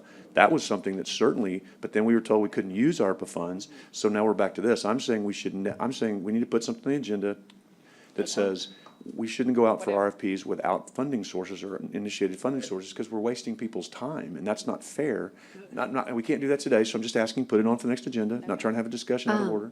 And then, And I think the intent of this item that Ida brought on for you guys was to get some direction from the court as to how. There's no funding source. Trying to do- Well, I think So I that would the make a motion generator to table. savings One time. analysis would be good. So just what I'm getting here is we know interested to go through more depth. That's why I'm here. Well, wait a second, that's just Mr. I don't want to Okay. spend the dollars position. Or- You know, and I the don't judge, want the I wanna counties, spend I don't want the every county dollar's auditors to crash. I mean, and the and- judges who wants to spend everybody's dollars, no, so. I want to If you're restructure debt. I want to Okay. restructure debt to take I haven't heard advantage that of the ever. interest Talking about rates. Dell software? More debt. Dell, are we talking about Dell software? Yes, sir. You know, didn't we talk about that we could actually, I'm sorry, we could actually borrow $2 million and we can pay the other $1 million? I mean, That's exactly right. We were just no- talking about no, that. But not about CEO, not about bonds, not about, it's just a loan, Tax. you know, that we could pay $2 million, or just the other $2 million, we can also find it from some of the monies we have now.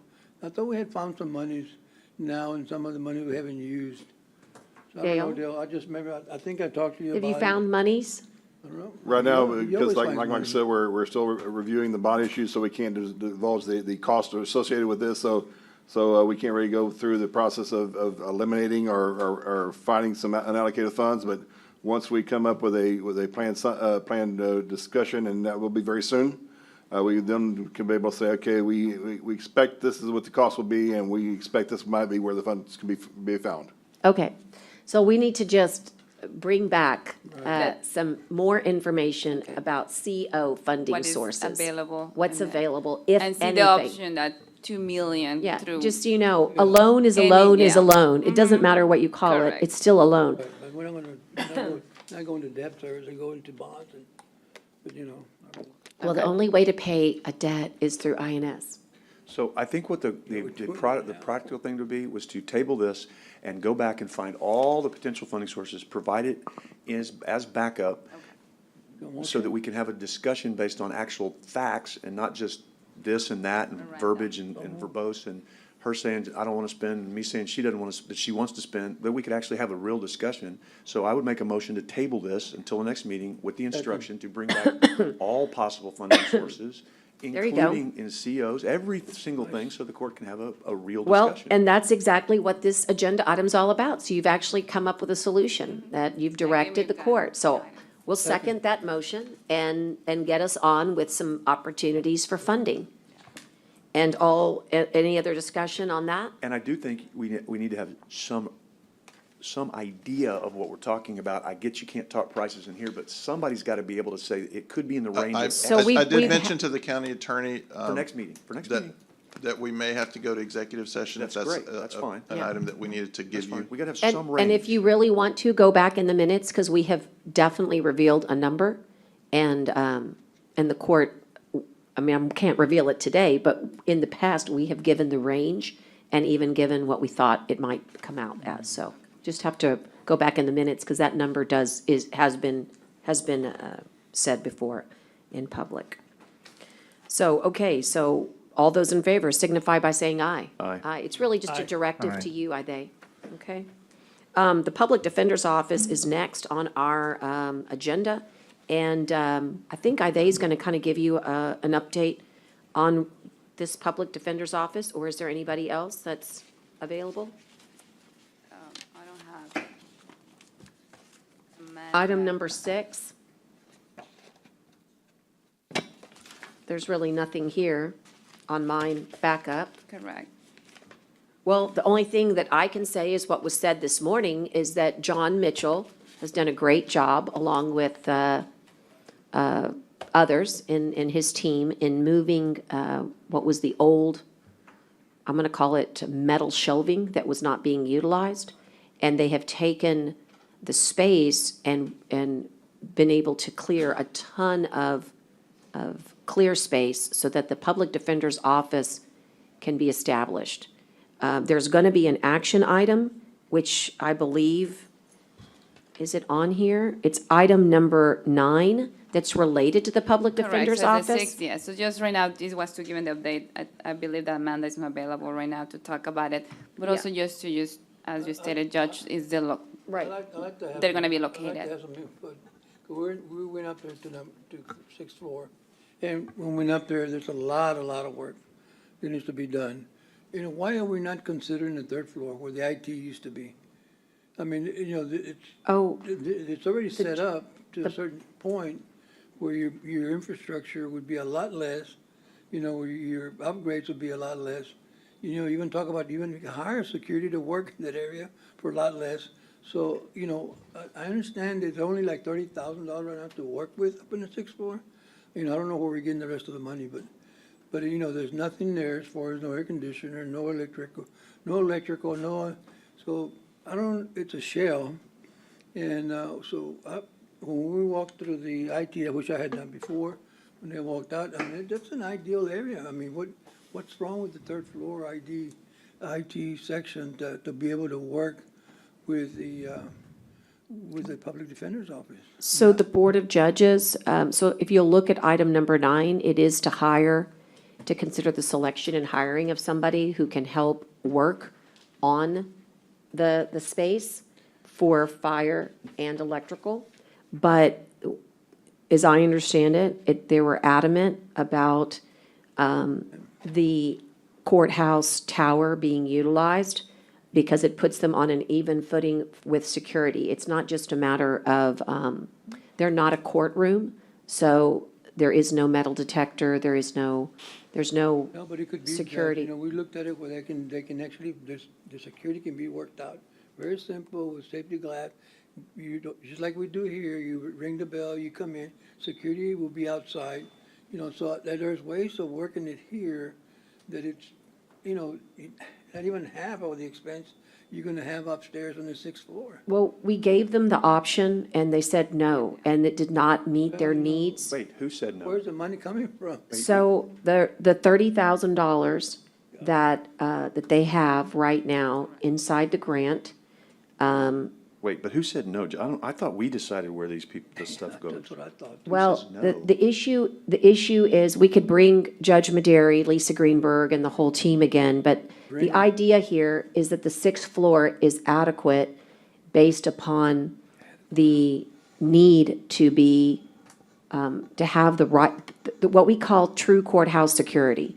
Remember, with constitutional carry, our admin office does not have the ability, because it's not a courtroom, we don't have security Are we moving, in the are we gonna same move way. legal aid over there? Because we've got legal aid down here. We'd have to move them up because they don't have, they're on the first. So No, again, they're on all the I can first- tell they're on the you first is what floor. they, Yeah, I they can They just go tell through you, security, Take right? security. I can just tell you that the 6th floor has been identified as a great location, and that there's 2 issues that need to be done there, and CLK can be selected in item number 9 in order to go up there. And the idea is to make it somewhat I want to call it kind of like a loft space where it would not be refined, but it would be very, very functional. There's 2 things that are needed: electrical plugs and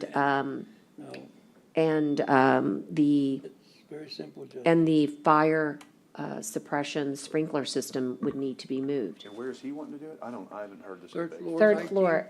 IT, where IT was, it's got about 9 offices there. Right. 2 conference rooms, you know, there's a bathrooms that go. So there's 15 people, Commissioner Gonzalez, the board of, Well, there's I mean, I four, don't know how there's many- I mean, 15 there's some that people. can cut in half. I mean, when I walked in there, they're huge offices. I mean, you can always divide them. Nobody has to have their own office. Again, Every single member. we can bring this back with the people that are running it, but the space is available on the 6th floor. We did offer the 3rd floor, and the 6th floor is considered a preferable space. What's the cost, Judge? Well, that's why we need to select CLK Architects so that they can, Is it? on item number Is 9. the cost within the grant? The grant has some multiple levels. So for example, Commissioner, there's a technology piece of money. There's a hard cost money, a lease amount of money. So I believe that when you add up the soft costs there, that we'll be able to work within that budget. And what about CO? And if not, What about COK? Can that be covered by the budget, the grant budget? well, I need to be able to select them in order to get a contract to find out. Well, no, I mean. I don't know. Well, again, trying to know the I funding mean, I've source got in the 30, advance. we've got multiple line items in the grant. One is for software and technology.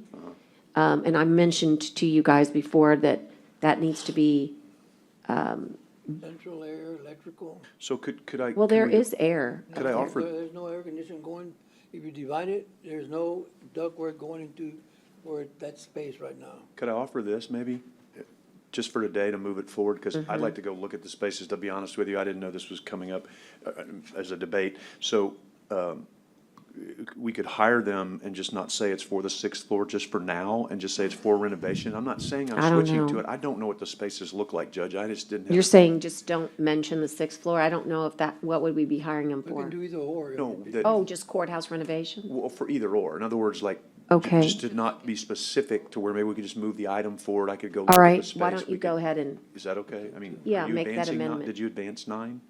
well, I would, Okay. I will. Okay, I just I want to was- make sure I'm not, I or I just- went to the bathroom, so I don't so- know what I missed, so sorry. So we'll just advance item number 9, because really 6 is just receive the update. Okay, so And, then, and again, what I think I'd like to do, I didn't realize there was going to be any contention I didn't either. here at all on what has already been, determined to be the ideal space. I think that if there is a problem, it would be brought back by the architect and say, look, your cost estimate is X. well, that's what I was going to suggest, is know, that we hire him Well, and that's say- why number 9 is there. No, and hire him and just take out the word sixth floor, just say courthouse renovations, and then. I'll let take him that as a motion. Let him take a preliminary look at it and see kind of what his opinion is on those two spaces and just so the court can have at least an idea. And the other consideration is, and I wanted to be thoughtful about this, is that if we do it, and need to use ARPA funds to build it out, then we needed to really RFQ an architect for the 6th floor. So I wanted to bring that up now, that I was concerned that the 30,000 would not be sufficient. And therefore, if we were to use any ARPA funds, but I can also make the suggestion that I think there's going to be, based upon last week's contract, at the dollar amount, there's going to be generator savings. And so we could take a small portion there. Can and we make- use ARPA funds for this, even? Could we even, is it even eligible? Do we need to worry about, I mean, Well, it's a good point, I just I don't know if mean, it's eligible. I think it would be under the COVID. I would caution the court about if we're gonna use ARPA funds in any way with this project, then I'm gonna have to RFQ the engineer. Well, that's- And these people need to get up and running right away, and it's gonna delay the project Right. at least 4 months before you can even put Okay, well the then, hammer on I'm the just, nail. that's why it's on there as the RFQ. I'm letting you know that we would not be able to use those funds if if we we- just did this straight out selection. But again, the thought here is wait, okay, so going back to my earlier, let me just look here real quick. So the funding source is not identified in here either, right? Well, again, I No, mean, we have the funding source as the grant itself. Then we just need to say that, is all I'm saying. So we just Okay, need to well, for identify this. it, because I don't Yeah, want to for do an RFP. CLK, it would be the grant itself. Okay, so Okay. there's money to cover. There's money to, there's Cover the a certain architect. amount of money, but again, we would need to select CLK and then sit down with them immediately and talk about the spaces that are available and how they would approach the project in the time frame that's needed. And again, there's, And with the dollar amount that we have. and with the dollar amount that we have. Right, and I sat in on the walkthrough with Judge Maderi and Amanda, who went through that space, and we talked about the map of the 6th floor location. And the space that we're talking about now is a tiny section of the room. Their ultimate vision of that public defender's office is that at some point, it may grow beyond that space and take up perhaps a size equivalent to the DA's office. Well, At some point in the that may be future. their vision, but that's not a vision that has been agreed to by this commissioners court. That's fine. I'm just giving you Yeah, I get information it. that So- I'm aware of, and that's probably why the sixth floor grant that it selection was peels there off because it and- had ability to grow, whereas the place on the third floor, there's no room to grow there unless you're kicking people out. But I think the number one concern was security, okay? Yes, Period. that was it too. And- They wanted to and a- make sure that anybody that went in there had to pass through Right. security to get to And them. remember, the public defender's gonna be handling, But we've again, talked, but we've talked about securing all three. I mean, we can go back into that discussion too, because I still think we need more security on all three floors anyway. I mean, for all of us. But you're Like, not gonna, you're probably not gonna get that done before these people need to start coming to work. yeah, Says I you. think I mean, says you. We hiring should've done it 2 years CLK is ago. step one. And once step one has happened, then we call a meeting and then we start moving and moving fast. Okay, So, Judge, then I would make a motion to consider. You did, I already seconded. Oh, did I make it? Oh, well, did I make it to well, where it was he had clear? not finished Commissioner Gonzalez because he was amending it. Are you, Okay, I'm okay, I was just gonna, are you, okay, it just doesn't, I'm just gonna make the motion that doesn't include sixth floor renovations. It just takes out the word sixth floor renovations. Okay, Second. and there's a motion and a second, and all those. Wait, and- hold on, he's asking me a question, Judge. Lorenzo? I'm saying discuss and consider the selection of them for the courthouse renovations, for the architectural services, for the public defender's office. I just don't want to use the word at this point, sixth floor. I'm not saying I'm against it, I'm just saying I'd like to go look at it. But I'd like to get him on board so that he can give us an opinion, or whoever it is at CLK, he, she, whoever. So, Okay, and there's a second for that, correct, Commissioner Gonzalez? And all those in favor any other action? Okay, action, discussion? All those in favor signify by saying aye. aye. Aye. Post same sign. Commissioner Chesney, I recognize the crazy hour here and also that Chief Clack is here. Oh, yes, Can ma'am. I advance Be great. for Chief Clack so he doesn't have to wait? Sorry, didn't see him over there. Thank you. Would you help Yes, get that ma'am. going? Judge, if you'll remember, this was an item that was tabled. The description has been placed now in the agenda as backup. It does have all the redlined incorporated. It's no longer a red line, but it was just made into a regular version so that everyone could read that in advance. This was the recommendation of Chief Clack, and I think Chief Becerra, I think he also visited with too, maybe out in the other ESD. I'm not sure, but it was primarily Chief Clack, and he did the work on this. I just sent it to him and said, "You're the professional. Just tell us what we need and what we didn't have the last time, and to make sure that we have it this time." So that's the precursor. Thank If the you. Chief wants to add to that. Chief, just let us express gratitude for being out here today, for working on the description, and anything you want to add? No, You're good ma'am. with it? I just wanted to, I got with the other ESD commissioners and the other ESD districts and consulted, and that's the recommendations that I would like to see, along with some of the others, to give some more precedence on what we're looking for the county. And I think you got a very good job description there now. That's awesome. And that Motion. gives us a reason to say, is there a motion to approve this job description? Judge, I would also make the motion to approve the job description and approve the posting of the position. Okay, I'll second that. And is there any further discussion or need for Chief Clack? The only discussion I have is share it, if you will, with everybody in your, as they say, your circle of friends. That would be most appreciated, Chief. One thing I would recommend is that we post this on the Texas Commission on Fire Protection's job board. It's free. That would be wonderful. Can we Once y'all add are that? ready, I would post it there. That's where you're gonna get your biggest outcome of applications. Awesome, and we'll do that. Excuse me, Chief, I do have one question. Yes, sir. This recommendation that you're making, does that include getting somebody that's already ready to go as a fire marshal? Not Yes, having sir. to- Only thing I recommended is that we change the job requirements as a must to they must have already be certified as a fire plans examiner and also a fire inspector. Because that's the primary concern that we need here within the county is the inspector side of it. We prefer to have, as the job description says, we prefer them to already be fire investigator and arson investigator also. But the important thing for us is that they have to be plans examiner. That way they can hit the ground running, ready to do inspections. There you go. I totally agree with you, sir. Judge, just Okay, thank discussion you. to, You have something else, Commissioner? looking at this, and Hold on, let me make sure it's in here. Did this have the changed reporting structure that we had? I gotta find that, to where this reports to the, Commissioners Court. I think it reported to the county manager and then the Commissioners Court hired, is what it was supposed to say, and I'm not. So I don't think that you can have a peace officer reporting to the No, county manager. I think it was the Commissioners court. Last time we saw it, I mean, It was the court, I believe, Okay, Commissioner. hold on, let me just, I don't know if that got left out in the mix up here, or, and then all the changes, now that I'm thinking, so hold on a minute. Well, you can just add it. Okay, well, I don't know how it got, sorry, I don't know how it got left out, so, the amendment would be, and it may be in here and I'm just missing it, I'm sorry, the amendment would be that this would, y'all want this report to the Commissioners Court? I Well, was just yes, thinking because we they're were- a peace officer. Well, it doesn't matter, I mean, it's a It- it- department head, I mean. No, it's- it does, for investigations and, I mean, all of those reasons.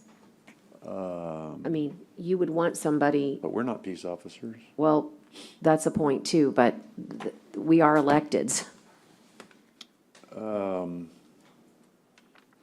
But the fire marshal at the city reports to the city manager, and he's a peace officer. So, I mean, I think If we that's put your- every other If department. that's your head- pleasure, I'm just wondering, I mean, how a court manager is gonna, I mean, Well, just.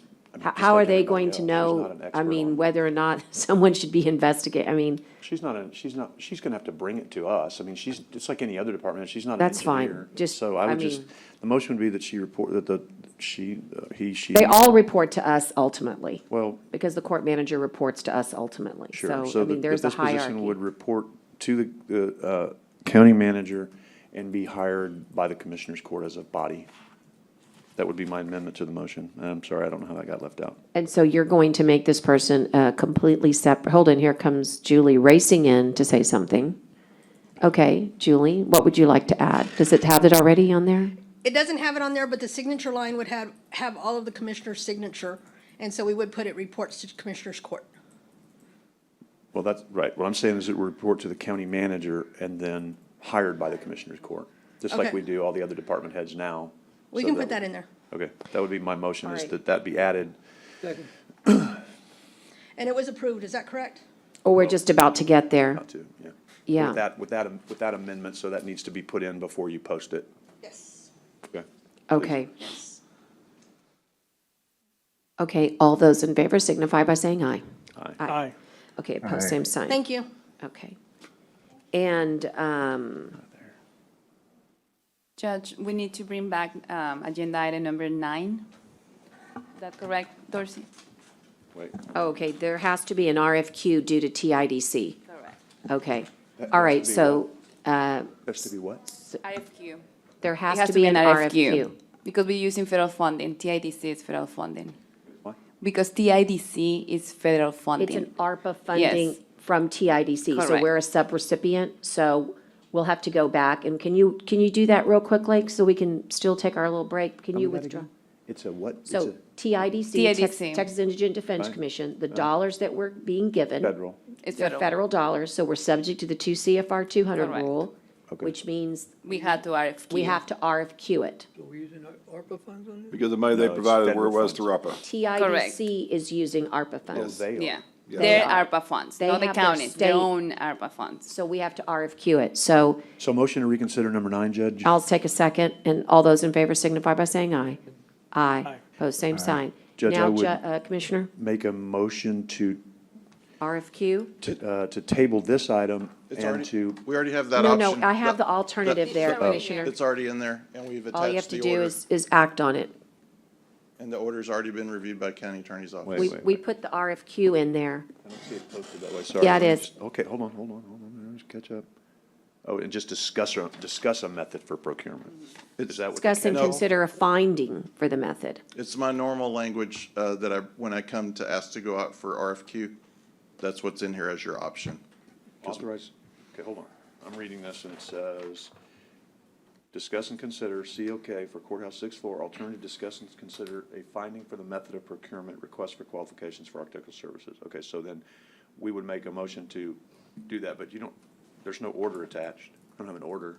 I'm sorry, I left the order with the county clerk. Okay, so the bottom line is, I'm we gonna- need a motion I'm to gonna move that we RFQ. RFQ it, but I haven't seen the order, so I'm not gonna move to approve that order until I see that, so. Well, I think don't- it's sitting with you guys. Okay, someone needs to give, so can we come back to this one then? That's fine. Let's just come If back. you don't mind. I don't have an order. Michael, make sure that you get it to everybody. Sure. Say pending on the order? Well, I don't know what Subject the to order receipt. says, I don't know what it says. Well, I'm thinking he's representing that it says an RFQ for the purposes of I get the it, I just six. don't approve things I All don't right, read. let's Sure. go ahead and get it. Got it. Let's go ahead and get it to him, if you don't mind. Thank you. And it may say the sixth floor, so we can review it and Yeah, we might edit have to it change the and sixth floor edit thing it. too, though, Michael, if it says sixth floor. Okay. Does it say All sixth right. floor? And You're gonna have to change it if it says sixth floor. Okay, go ahead, sorry. And Judge, again, I'm sorry. as you remember, I said we only have a few more minutes, but I think the first one is this item, I mean, the one that we skipped is somewhat self-explanatory, given Danielle Hale's comments this morning. It's item number 7, for the reasons already set forth on the Hazard Mitigation Action Plan Consulting Services. The removal of the Port of Corpus Christi, they're gonna do their own. They're still gonna be a participant and a stakeholder, but this is so that they can include San Patricio. And ours, of course, is just Nueces County only. So why are we adding? That was my questions on this, Judge. Like, Why are we adding? I think we're. It's just an intent to withdraw, remember? She I thought said it that was- this morning. I know their withdrawal, but I thought we were adding additional jurisdictions, is what I thought I read in this. I'll need to pull it up real quick again. Is that not right? Yeah, that's what I read too. Let's see, amendment go to, on. yeah, to add. So. Oh, no, wait. The other jurisdictions are, 5 City of jurisdictions. Driscoll, DD2, DD3, Yeah. water control. I thought they were already on there though. I thought, That's what I'm trying to figure out. It's removing the Well, I port, think but why it's- are we adding? I think because they need to, those jurisdictions need to be inside our hazard mitigation plan. What we can do is ask Louis, but again, this is just to delineate that they're gonna be included, so they don't have to do one separately. and I know, We'll take over the whole, But we didn't want to. wait, here's Louis. Louis, can you explain, we already heard about the withdrawal, but can you explain, is this just making certain that they're all included in our hazard mitigation? That's correct, Judge. How you doing, Court?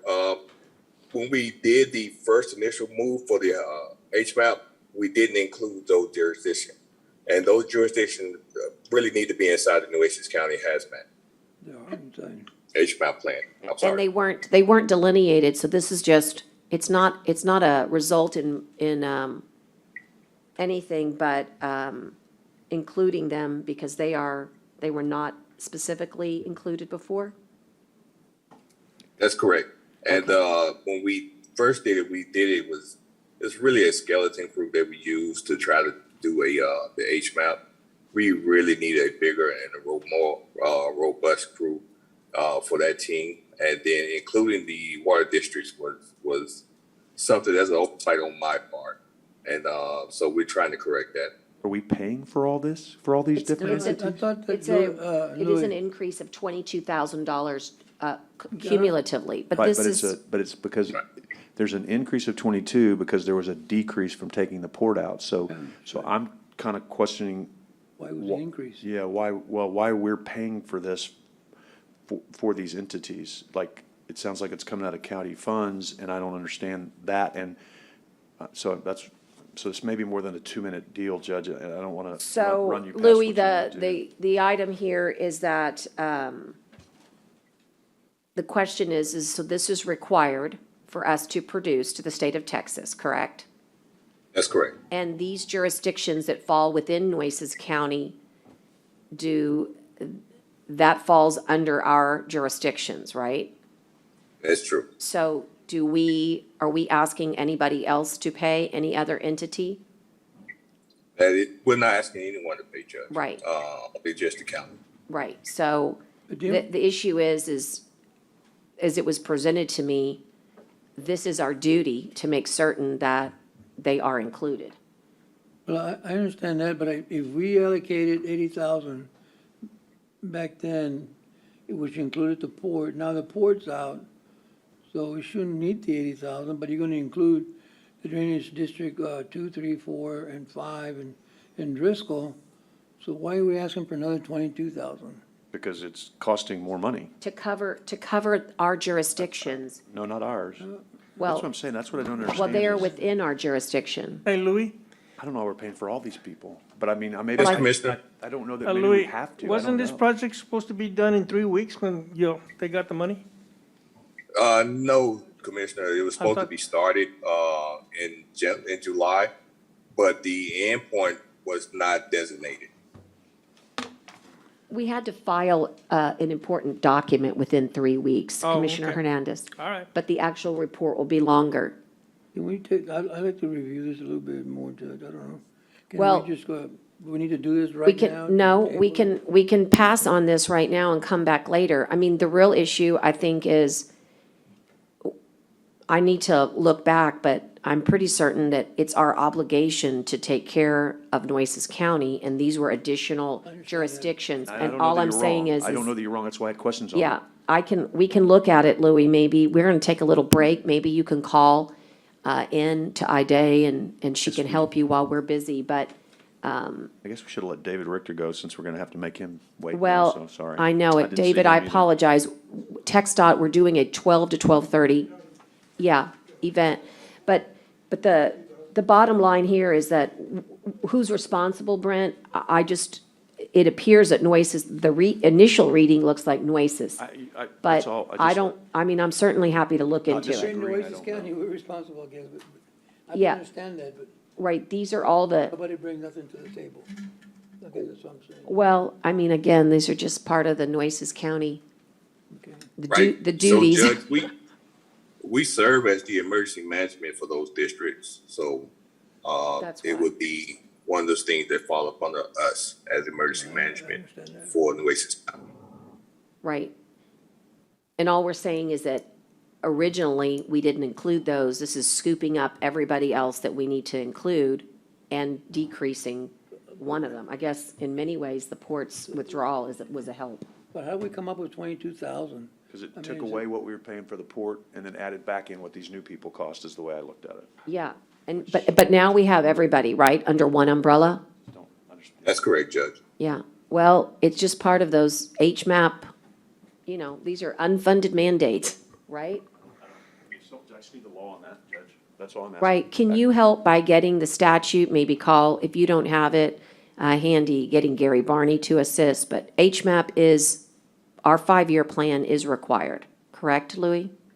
That is correct, Judge. And the state of Texas requires it, Yes. okay. And, actually, the state of Texas and in some portions, FEMA requires us to have a HMAP. Okay, and they require us to scoop up all our entities, right? That's correct, Judge. Okay, so if you could just get that information, we would appreciate it. Find where, as they say, where does it say it is written? Do we have to do it? Yeah, that we do it for all these, I mean, that's a, Well, it's for anybody that we're acting as the emergency manager for. Is that correct, Louis? That's where I understand it, Judge, Okay. yes. And maybe just call Gary, see if he can shoot over some of the documents. And again, this is an opportunity to make certain that we don't leave anybody out. But when we figured out that these districts, particularly Nueces County Drainage District number 3 and number 5 and number 4, 2, 3, 4, and 5, plus Water District number 5 were not in, this is an effort to make sure that our HMAP is complete, right?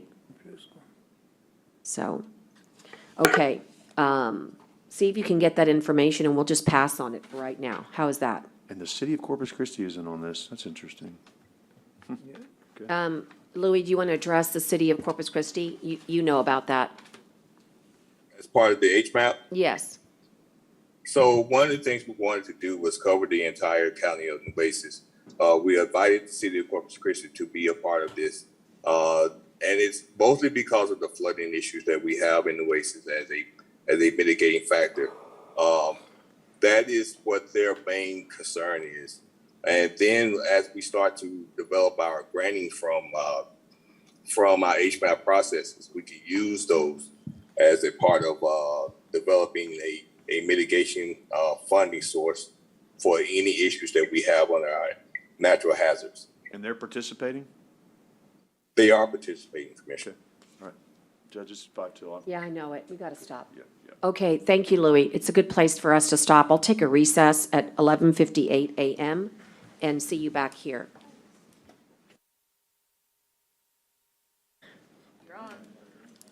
Okay, thank you. Chair, before we get started, I'd like to go ahead and move that we table number 7. Second. Item number 7? Yeah. Second. Yes, I know. Commissioner, let me gavel us in. Oh, I'm sorry. I was waiting for Ida, but I'm happy to gavel us in. Okay, we will gavel in at 1:24 p.m. And you want to table item 7 so that you can get some more information about who's supposed to pay? I'm real confused on this one. Okay, so why don't I do this? We'll get this back on the next agenda for April 29th, and we'll get Louis to get us some information about payment from everybody else. What did I say? That would be a long time. How about August 29th? How about August 29th? I don't think that this is time sensitive, but it might be, so I need to, I'm happy to table it right now. Would you mind also if I check with Louis? Oh, my gosh, you're right in front of me, Louis. So, Judge and Commissioners, it is a little time sensitive right now. Okay, tell me. And the reason being, we started the process. Judge, technically, we need to withdraw the motion to table. We're not I supposed to do. have discussion. I do, so just- if you yeah. want to let him explain that. So Yeah, of course. if you want to withdraw your motion to table to let him Just explain. give him a the- chance to explain it. We can always bring it back, Commissioner. I'm He's I'm gonna still going to withdraw vote to it. table it, but I'm happy to let you explain. Yeah. Okay. So, and the reason being, so it's up to the court if they want to include those additional districts if you want. We can ask that those districts pay a portion of the HMAP that's kind of outstanding and see if they're willing to do that. The issue that we're going to have is, because we started the process, if we get too far along in the process, having to go back and say, hey, districts, we don't want to include any of the water districts or the drainage districts, it's going to be a messy process to start over again. I don't want to exclude anybody that we don't have to, Louis, but, I really include it, but I'm just not ready with everything that's on here. Well, the only concern is, and just so you know, is the concern is if any other entity is paying. Louis, can you clarify that? Or any So- of the other entities paying? No, Judge. So- So the only entities that we kind of, that's different from the 2017 time that we did HMAP to now is we included the water districts and the drainage districts. That's the difference of the cost. Right, and just remind them that without an HMAP with them in it, they're not applicable to get federal funds for FEMA grants. That is correct. That is why we do the HMAP. It's- And I understand all that, there's still other questions but anyway, I'd just like to make my motion that we table it. Okay. Second, till the Well- 29th. And Louis, can we wait till the 29th? We can, Judge. Okay. We have one meeting that's going to happen on the 30th, but it's not a meeting that's going to be too data-driven, so we can make a decision. If you guys make a decision to us, we can let people know what the court's decision is. Okay, all right. Okay, then we'll just go ahead and table till the 29th, all right? Take a vote. And I'm waiting for a second. I did. Oh, you did. ma'am. Commissioner Chastady's got a second. Any other discussion? Okay, all those in favor signify by saying aye. Aye. Judge, also, I have a hard 5 o'clock leave, so I cannot go past 5 today. So if we Okay, can Commissioner. get through it, great. I'm just, Taking a motion.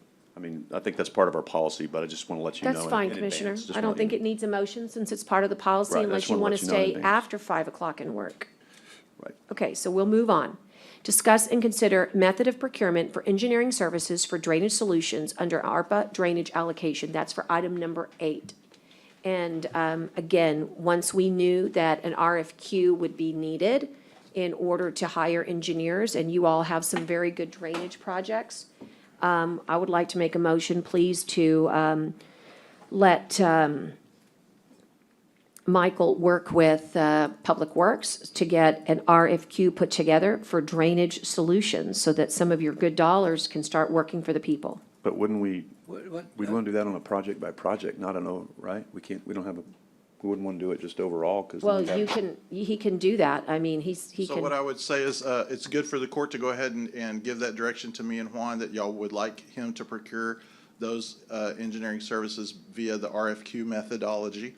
And yes, I will come back on a project-by-project basis with the formal ask at the time he identifies those projects. but you might want to cumulatively do them. Like, for example, Commissioner Gonzalez might have 4 projects, and he might have 1 engineer for all 4. If it's a Same thing general- with if it's just Commissioner a- Hernandez. If it's just a general direction motion. Yeah, then this is Yeah. what happened before when Juan came with some projects that he wanted to use, like a co-op with, and the court didn't have an opportunity to weigh in on that process, so it's helpful to both me and him when we understand how the court would like us to And there's the proceed. economy of scale argument. In other words, if these districts and watersheds don't really, well, not watersheds, but the hydrological units, they don't necessarily understand your precinct boundaries. So you may want to work with 1 engineer for all your projects, or not. But Yeah. it would seem to me that you'd get more bang for the buck if you think about how you'd want to work with Public Works on your drainage projects. But either way, you need to start that And I RFQ defer to- I process. defer to Juan to package those Right. however he sees fit. But we need help now, so we got to start the process All now. right, I'm gonna start, that's fine with me. All right, so you'll second So it? so I think what y'all are doing now is giving direction. That's You're correct. not approving any particular RFQ. That's correct. Right. Bring it back, this says, please hurry, please get us this so that we can Yes. start these great drainage projects. And you'll second my motion, Commissioner Gonzalez? Second. All right, and any other discussion? Okay, all those in favor signify by saying aye. Aye. Aye. I'd like to, have another recommendation, Delight. Can we go into executive session, then doctors are here? Of course. And then, so we can get rid of I think- executive And session? Mr. Richter too, who's been waiting for a long Yes. time. It's 14, 15, and 16, right? Yes. Well, let me double check. Item number 14, executive. 15. Item number 15, executive. And item number 16, executive. Jenny, do you have any others? I think the others that we have are listed in the. Correct. So Judge, Correct. that could be a long executive session. I don't know how long. I'm happy to have Mr. Richter first that's- and then executive Because he's session. been waiting a long time. Okay, I'm sorry, man. No, I mentioned that before lunch, so, yeah. Okay, sounds So- good. So less is more, David? David. Please remember how excited Commissioner Chesney was to hear about this project. Yes, I did. Thank you. And thank you for But the project, pushing I'm me just not ahead. excited to hear about it for an hour. I appreciate it. No, I'm fine. Thank you. I'm happy to Thank you for worrying see about the him. wheels of Please note how government late we turn so started, if you smoothly. want to note things. So, we have a PowerPoint and I'm not sure. Yes, Connie's going to bring it up. Item is Hilltop. Hilltop Community Facility.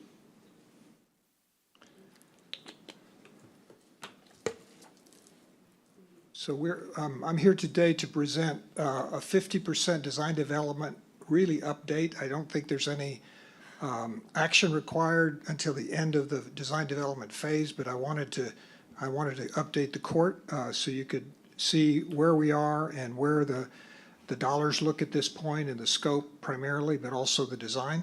The project is moving along very well. In addition to the renderings that I'm going to show you that are very descriptive, we have more than 100 sheets of technical drawings that we've submitted to Public Works for their review as a part of this phase of work. So there's a lot more work than what you see, but what you see is a sort of a visual representation of the effort. So next slide, the project. There's an aerial view, and you can see the 3 wings of Hilltop that have the sort of dark bands on the top of them. Those are the 3 north wings, and those are photovoltaic solar panels, and those represent the 3 wings that are the primary focus of this project. The other 3 are sort of held for future use. The square footage represented by these 3 is close to 30,000 square feet. It's actually sort of bigger than the base program requirement of the community center, a little bit bigger, so there's a little bit of sort of room to grow. But there's still a significant amount of Hilltop available for other and future uses. You can see the 3 courtyards there. Yeah, you can go ahead and click the next slide, is fine. And the building, as you recall, is very much an indoor-outdoor kind of a place. The gardens in the courtyard are functional gardens. One of them is a nature garden that represents the native landscape of this beautiful site. The second one is a largely hard surface activity courtyard for gatherings, for weddings, for large groups, for parties, whatever. And then the third one in this scope is we're calling an orchard or could be a fruit tree garden where there's an opportunity for the community to actually, harvest plant material. And the fourth, actually, which is not part of this scope but could easily be rolled in, is a victory garden where community groups, garden clubs, whatever, could undertake planting projects. In the foreground, you see the two wings that are in between the wings of the original building. Those are new construction for administration spaces. Next slide.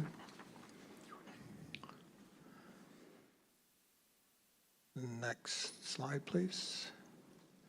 Another view of the aerial from the north looking back. Next slide. Go fairly quickly here. Now looking from the north again. You can see through the middle the serpentine pedestrian connection that links each of these wings with the shaded loggia, very, sort of a beautiful outdoor path connecting all of the spaces. Next. Okay, now looking at the site plan, we're adding parking, but maybe 25% additional parking to the existing spaces, pretty much taking up the balance of the readily available land that we can generate for parking. Next slide. A drawing showing the site plan is kind of the same thing as the rendering.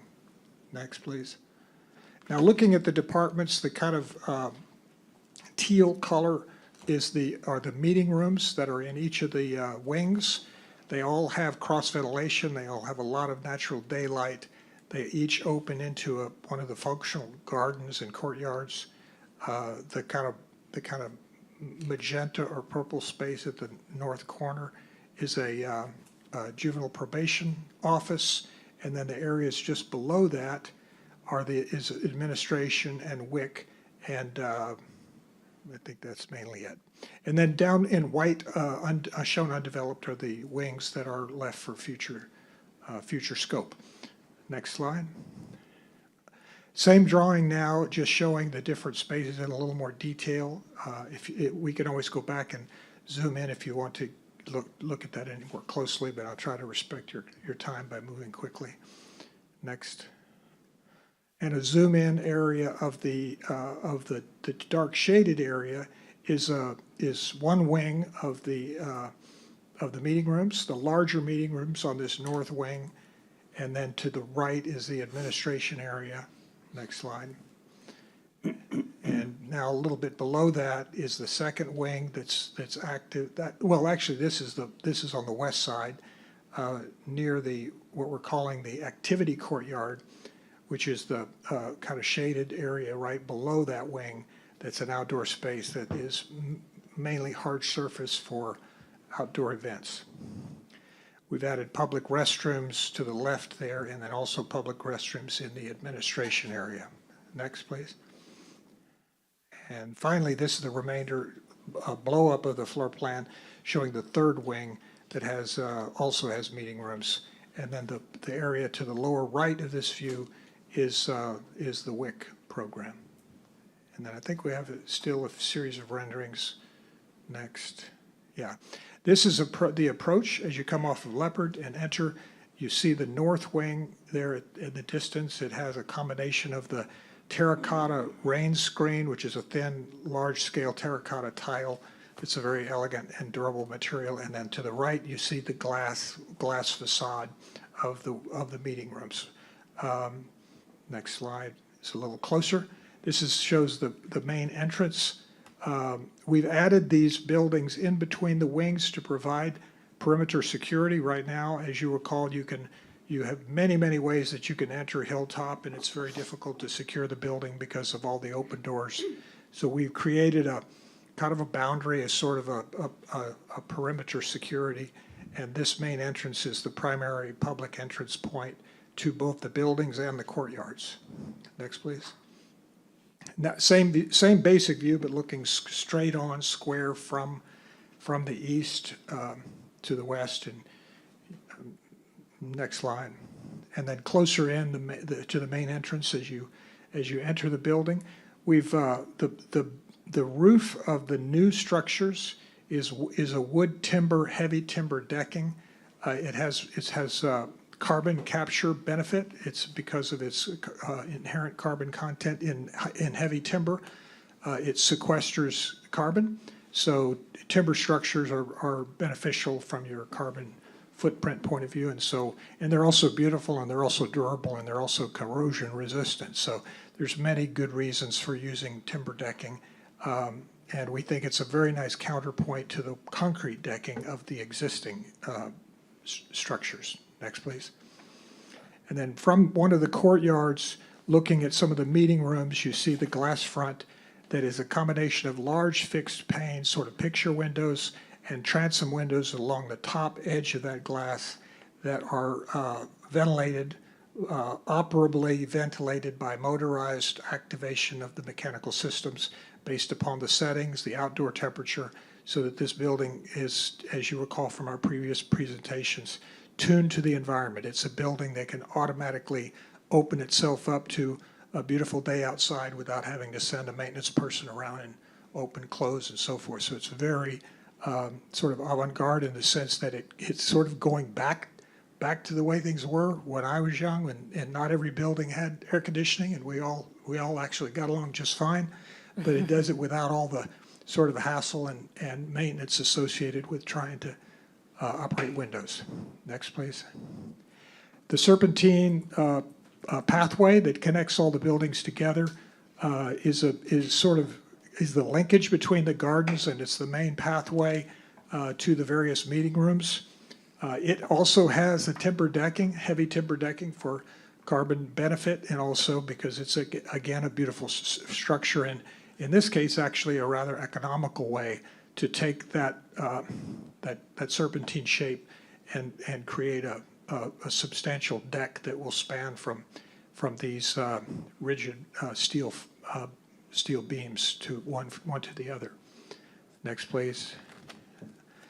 Another one of the core. This is a representation of the native garden, the first garden that you see as you come in the main entrance, and again that'll have mesquite and anaqua and probably one live oak and various other bushes and plant material that are native to the site and to South Texas.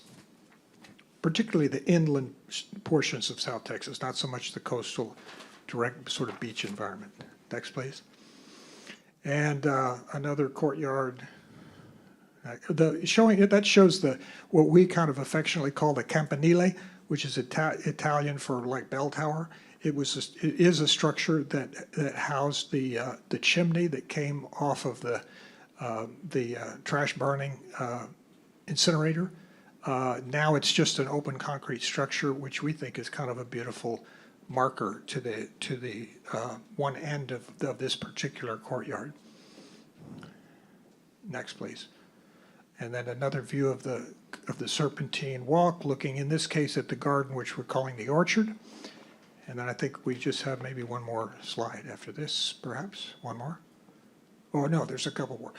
A building section through the administration area here that shows the timber decking and how the roof slope is telegraphed into the space, and there's, it's not all glass, but a substantial amount of glass, particularly oriented inward to the gardens, to the courtyards, and then glass between offices. So when visitors come, it has an openness, a welcoming feeling, and it helps staff see the movement of people, see who's there. It creates a better secure environment and also a more pleasant, welcoming environment.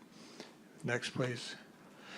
Sections, two sections through the existing building. This shows the pop-up roof area that's new, that houses the new solar panels and also distributes some air conditioning from space to space, primarily the air conditioning that goes between the buildings like this over the top of what was the roof and in this little attic space, is to bring fresh air to each of the meeting rooms when it's in a full air-conditioned mode. These rooms have multiple different operational modes depending on what the temperature is like outdoors and how much outside air is required. And so we're using that attic space to bring fresh air into the building. These are good. This is really going to be a very health and wellness-oriented facility for a lot of reasons, partly because of its relationship to outdoors and partly because of just the amount of fresh air that's brought into the buildings in the post-COVID world. We're all sensitive to that, and this will be a building where people will be in a very fresh air environment. Next slide.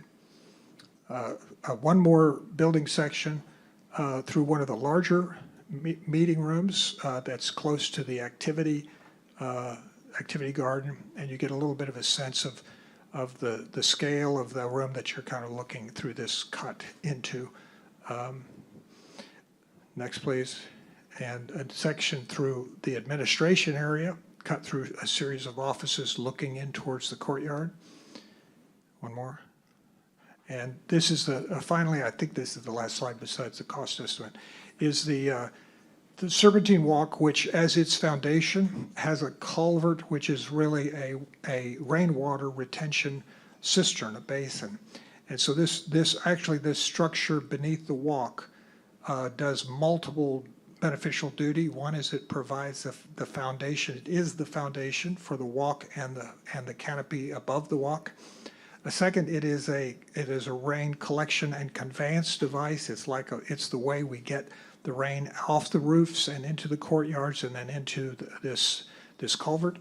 And the culvert both retains water for irrigation, a significant amount of it, and in the event that the water retention exceeds the capacity of that basin, of that cistern, then it discharges downhill in a normal fashion. So it's both a drainage device and a retention device, and a rainwater collection device. So it actually is quite versatile and utilizes the sometimes scarce asset of water.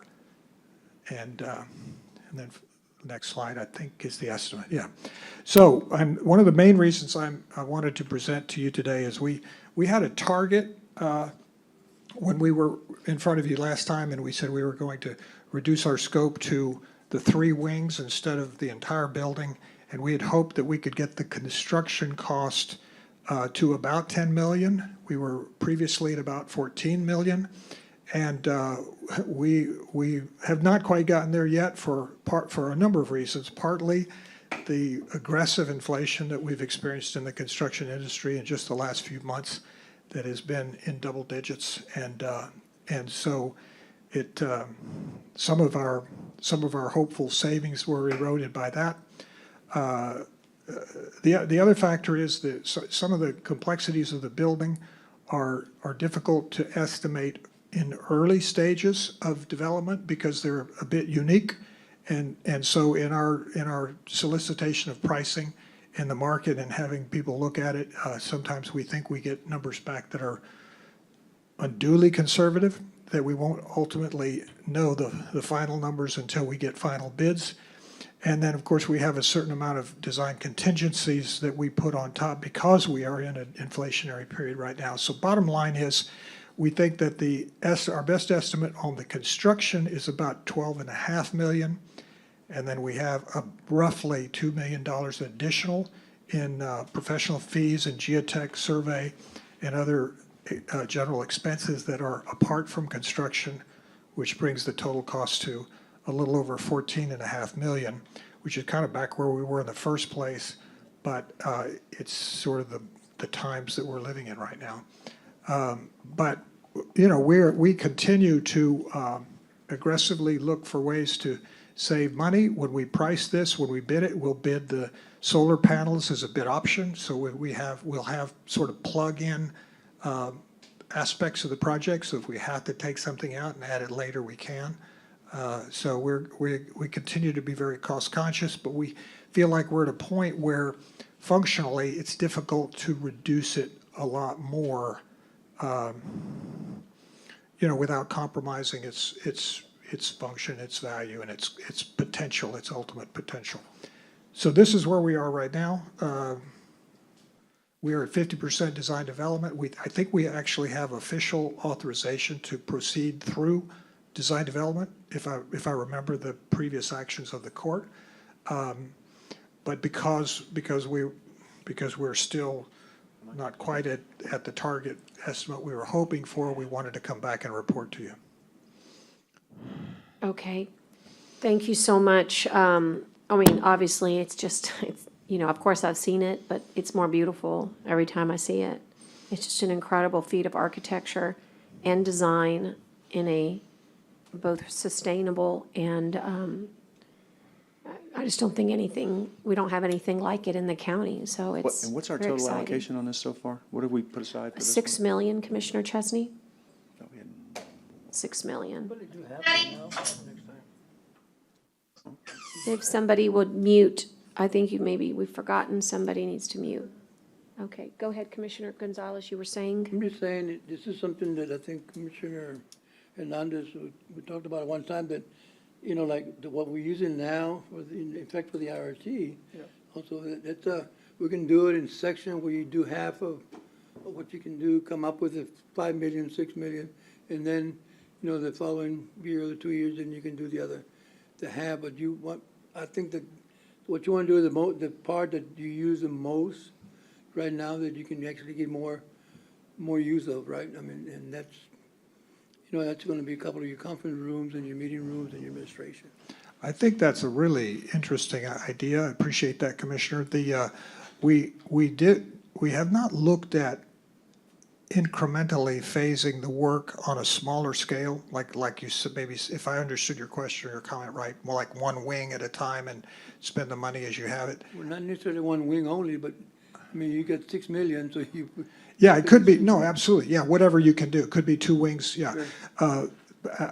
Yeah, and the challenge of that is we have to look at some of the building infrastructure and the sort of the fixed costs that transcend the various buildings, and so you want, there's a point at which you have to put in the kind of basics for the whole thing, like the electrical service, for example. You have to put in the electrical service for the whole thing and certain other assets. So I think what you suggest is possible, but there are challenges with that, and we can look at that as we go forward as a potential strategy. And if following that line of thought, if you could come up with a number that would get us to that point, that could be helpful. For instance, if the number was 8 million, right, then this court could make a decision to put, let's say, $2 million of ARPA towards that project, and at least wing 1 and wing 2 could be developed. In other words, we would have to know what that number is in order to reach the economy of scales, back to that again, on the electrical and some of the MEP stuff. And that might open the door to grants. And, the hard part is that we're certainly qualifying here under the neighborhood projects, but I have a list of every single grant that's out there right now that's got a NOFO. And I've looked through every single one of them looking for Hillcrest, and it's tough. But that doesn't mean they're gonna start releasing notice of funding opportunities, they're gonna keep doing this. But the one that I did find is definitely for clean energy infrastructure. And so I guess what I'm saying to you is if you could get us to the point that we've got our piece, then maybe we could apply for the clean energy infrastructure. I'm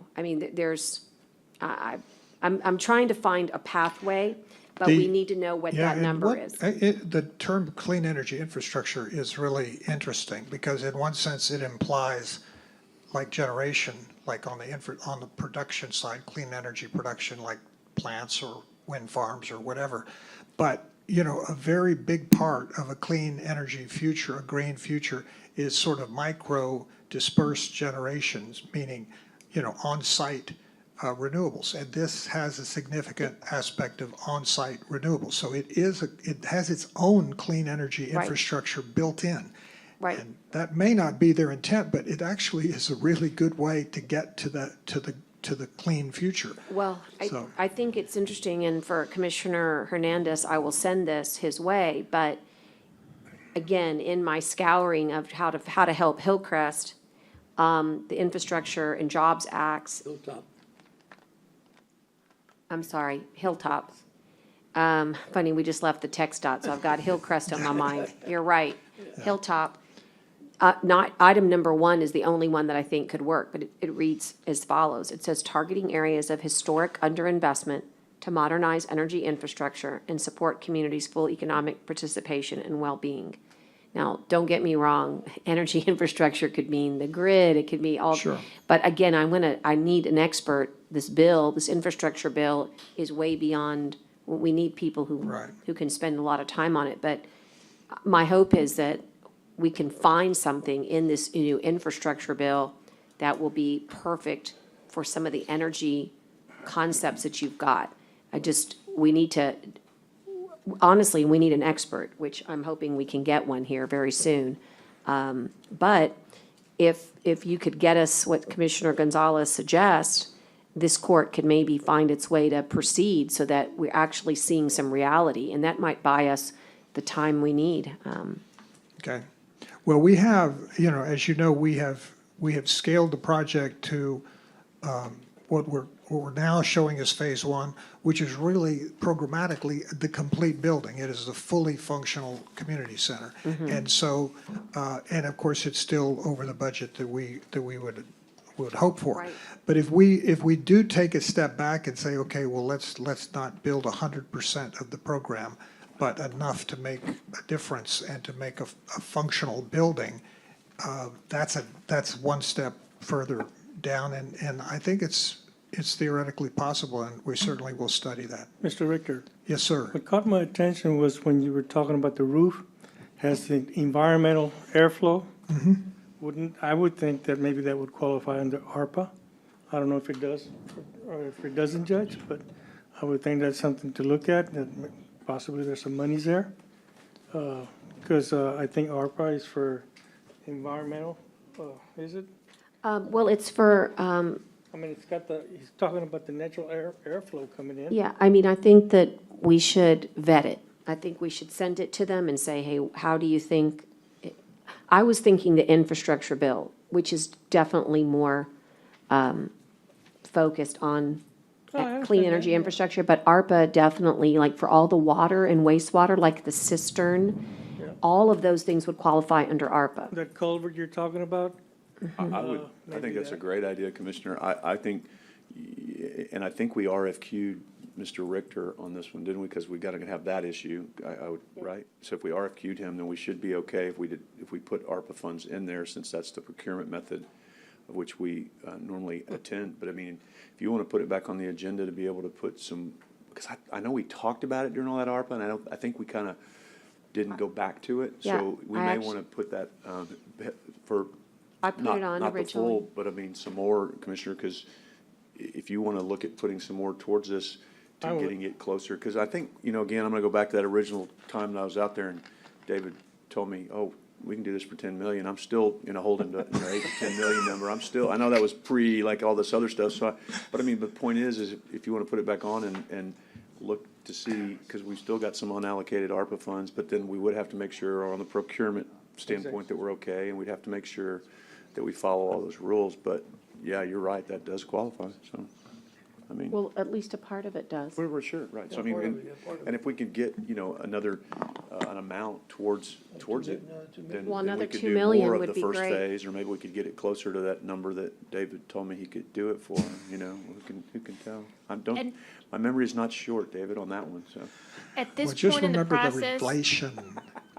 always something, isn't it? Sorry, Jenny, go ahead. well, just at this point in the process, since Mr. Richter came on before ARPA monies were anticipated, we're gonna have to vet whether his procurement process I get it. fulfilled. So just with every ARPA dollar we throw in, we got to make sure we do it right, but that's okay, because we can But I'm just, but it's, yes, I think it will qualify, so, I think so too. yeah, we just might have to Well, yeah, figure out just, what we do. why don't you just go ahead and contact, again, I think the group has already looked at it preliminarily, just not in depth. So now you could make that phone call and start looking at which pieces I would will, and qualify. with Mr. Richter's help, we'll get it done. I think Commissioner Gonzalez's idea is really pretty insightful, and I think we can try to build on that and take it back one step and try to bring the base cost down. And we could, and just thinking on the fly here, I think taking one of the wings, of the existing wings, and the portion of the new construction that's in the back of the building as an incremental phase, and go ahead and design it as part of this project, but bid an entire wing as an alternate, I think we could find ourselves in a favorable position. I think we have critical mass in that to pull out enough money, and it also poses us to add it back quickly and seamlessly. And that's what like this. So we'll go back and Yeah. we'll study that. And it doesn't preclude, there have been many wonderful projects in our community that have had private foundational support. Once you start making that move to, you've got full design and full infrastructure, you could see a potential industrial, private group come in and say, hey, I'm right, this benefits the neighborhood right on our banks. Yeah. That could open the door to a lot of great things to complete that project. Some grant money. Thank you. Thank This you. is very, Thank you. this is very helpful feedback from the court. Thank you. Thank you, David. Thank Thank you. you so much. Thank you, Thank you very much. Drawings. I like them. Thank you. We've got a request to move to number 11 instead of 10, and so I'll do 11 out of order and then go right back to 10, JJ, if that's all right with you. And that's the, item number 11 is discuss and consider the use of American Rescue Plan Act funds to support Agape Ranch. And we do have somebody here with us to help as a resource in case we need. And Judge, is this going to be one It that is, you're doing? Commissioner. Okay. Yes, sir. Cool. It is, I but I just- just thought I'd set the tone a little bit by asking Mary, who's been very, it doesn't matter. Go ahead. Melissa. Melissa, Sorry. sorry, Melissa. If you want to just brief the court, just remind them Absolutely. Agape Ranch, and again, I want you to focus, right when you transition to your mission and purpose, some of the dollars that you're needing for housing and how that really would impact our community. Well, thank you so much, Judge Canales and Yes. commissioners, for hearing me a little bit earlier. But my name is Melissa Fox. I'm the Director of Operations over at Agape Ranch. I see some familiar faces who have heard about us, so it's good to see you again. Well, we're talking about a place to stay. We're talking about a simple request that many of us have never had the need to consider. Well, 60% of the children that come into foster care in our area will have to think about that tonight. The often traumatic experience of being removed from the only home that they've ever known will be further compounded as they are placed outside of our area due to a lack of available foster homes. What happens next is that children are now separated from their siblings. They get enrolled in an unfamiliar school, and they're further distanced between them and their biological parents that are trying to reunify with them. So Agape Ranch seeks to solve this problem with a 24-home community 1 mile north of London ISD. This community, upon completion, will provide mentoring and emotional support, academic tutoring, counseling and therapeutic services, and certified respite providers. The community will strengthen and equip foster families as they help children heal from the trauma that they have experienced. It will also help combat high burnout rates among our experienced foster families. These families are critical. They not only understand the needs of the children and the trauma that they have experienced, but the breadth of resources that are available to them. As a foster and adoptive mom myself, fostering is one of the most rewarding experiences of my life, but it has also been the most difficult.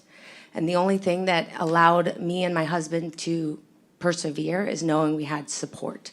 This will be a daily reality at the ranch. But COVID. So COVID has significantly decreased our ability to develop at the ranch. We have 11 donated acres. We have broken ground and have about 90% completion on our first home and are awaiting some city approvals. And then I'm so glad that Mr. Richter went before me because he's obviously covered the increasing costs for construction and other considerations. Additionally, we have blank land. It's recently had corn on it, so we need to do all the infrastructure as well. Those prices have also increased. So we went from a standard home estimating about $269,000 in 2019 when I came on board. Recently, that number has increased to over $400,000 to build one standard home. The consideration that you guys have for us today would dramatically change the trajectory and speed at which we can raise up this community and serve foster children. To add, we do have several programs that we serve families through now, one being the Care Portal, which is, as implementing partner, we meet the needs of vulnerable children and families that are outside of the scope of abuse, abandonment, and neglect. So once a case gets called in, if a family just needs community support, if they just need help, we want to ensure that children are prevented from the traumatic experience of entering foster care, and we do that through community champions and partner churches. They feel the need for a bed, school supplies, a laptop to continue education, anything so that that family unit can be preserved. Also, we have 90% of aged out youth facing homelessness, traffic, prostitution, even death and incarceration within 3 years of aging out of the foster care system. We can do better, and the ranch will help provide homes also for aged out youth who until this time were not able to re-enter the foster care system, but through the ranch, they will be. They need basic help, how to sign up for a checking account, how to buy a car, how to sign an appropriate rental lease, and live in safe conditions. Our Thrive Mentorship program supports that. So here in closing, I just want to thank you again for considering us for the American Rescue Plan Act funds, because you'll be supporting vulnerable foster children right here at home. Thank you, Melissa. Any And questions? Yes, just a couple of questions. So on the 90% on the first house, how many children can each home serve? Is it? That's a fantastic question. So each home is built to have a higher capacity. Currently, the Department of Family and Protective Services allows you to have 6 children in your home before reaching group home status. And we do want to preserve a family-style neighborhood and a family-style environment. So each home will be able to house 6 children, combination of foster, adoptive, or biological children. What we do find is those experienced foster families have asked for greater capacities. They would take the sibling groups. They would take an additional child. They would stretch, but the parameters of their existing home don't allow for that. So CLK Architects has helped us design like high capacity homes, extra laundry rooms, great sight lines, things like that.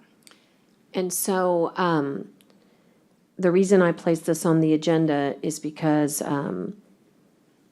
my hope and in my, research, we're just at a terrible moment right now in the foster care system in Texas. And I was looking for how we could create some monumental change in our own backyard.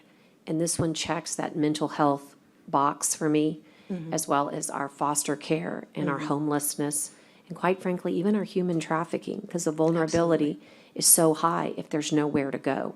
And if they term out of the system, this is their location.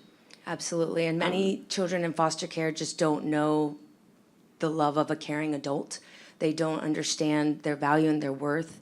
And so at 18, when they are launched into adulthood, that's why we have these staggering statistics of the 90% falling prey. And so as I reviewed this act, it definitely talked about preventing poverty. And so we are happy to be helping from multiple fronts through the ranch and through the existing programs that we offer. So Melissa, just so you know, I too believe it to be eligible on multiple fronts, but of course, the work begins once we make the allocation. But each commissioner here has an allocation. Some have already made their allocations. I've only made a portion. And so I'm cringing a little because that 269 was such a good number for me, and of course, I know the realities of the 400. But I did want to offer up, and this is why I put it on the agenda, the 269,000, because that was the number that I had, and I was hoping that there might be somebody else that might be able to maybe make up that difference. And if not, you know, again, that was where I was thinking, commissioners, is that for my allocation, but I don't know of a better place where we could put money where lives actually change, period. Like, once that house gets built.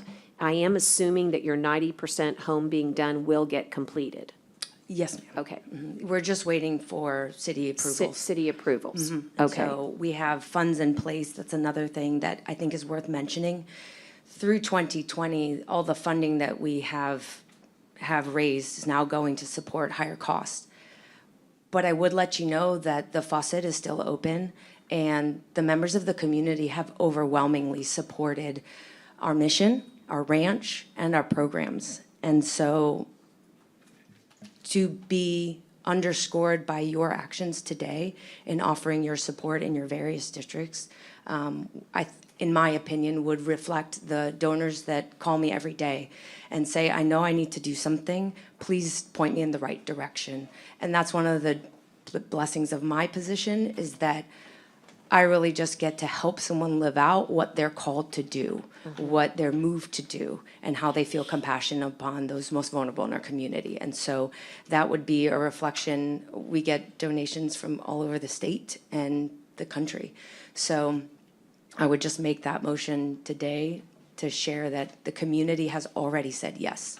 It's just a big job. And does CLK have the plans for that second home? With that, or just another, you just kind of blueprint the first home to the second home? We have 3 homes. We Three have homes. a standard capacity home, an aged-out foster youth home, and a respite provider, an elderly cottage. And so we already have those blueprints established, and we have finalized the new numbers on those homes, which is why we understand just the scale Right. now that we're up against. Right. So earlier this year, we thought maybe we had 3-4 homes ready to be built once the city approves. And now the reality is that we need to shrink that back a bit, just because of pure development and increased costs. Understand.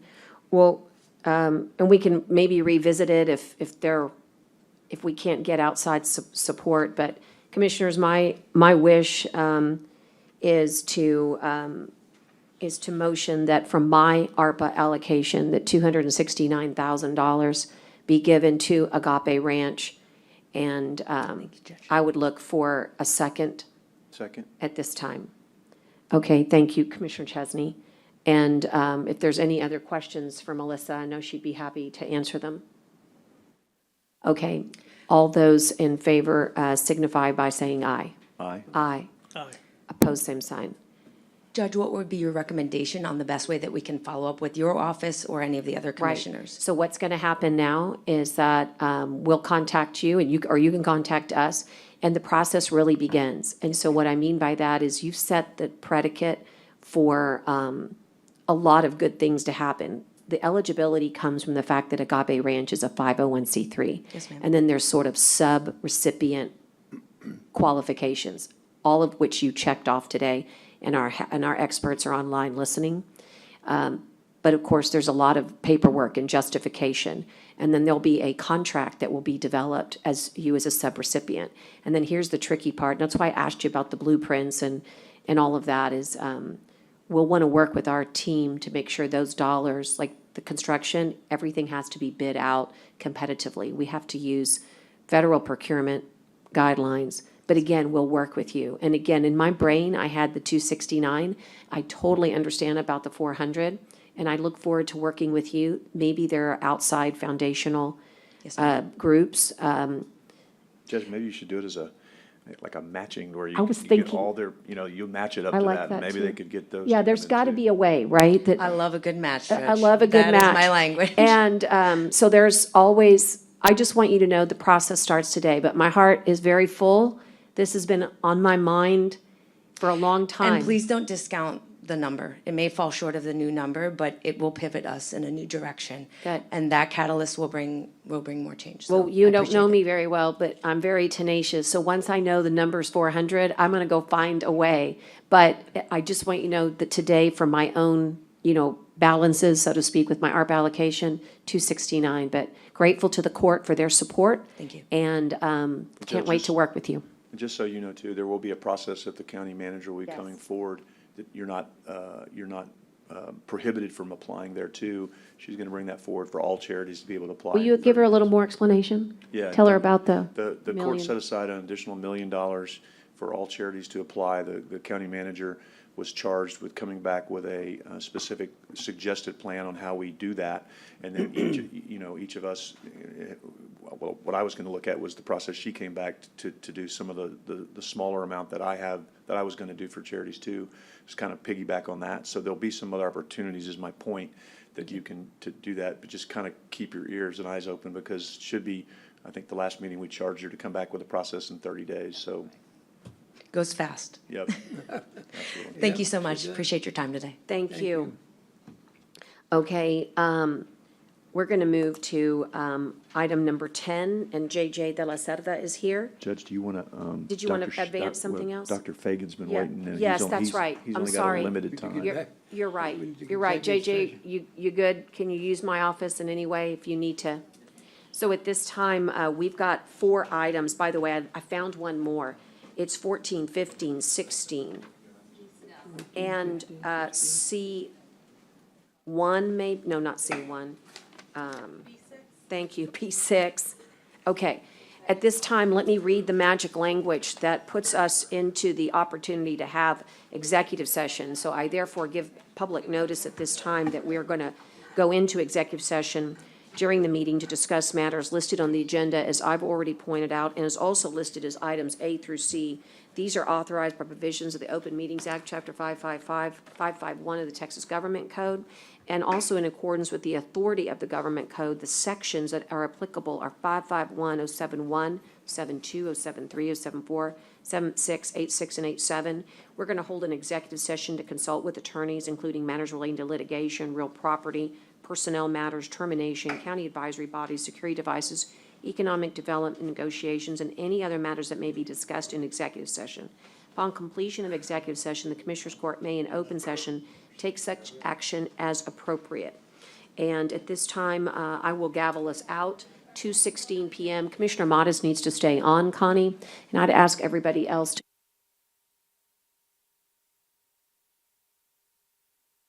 Okay. Yes, ma'am.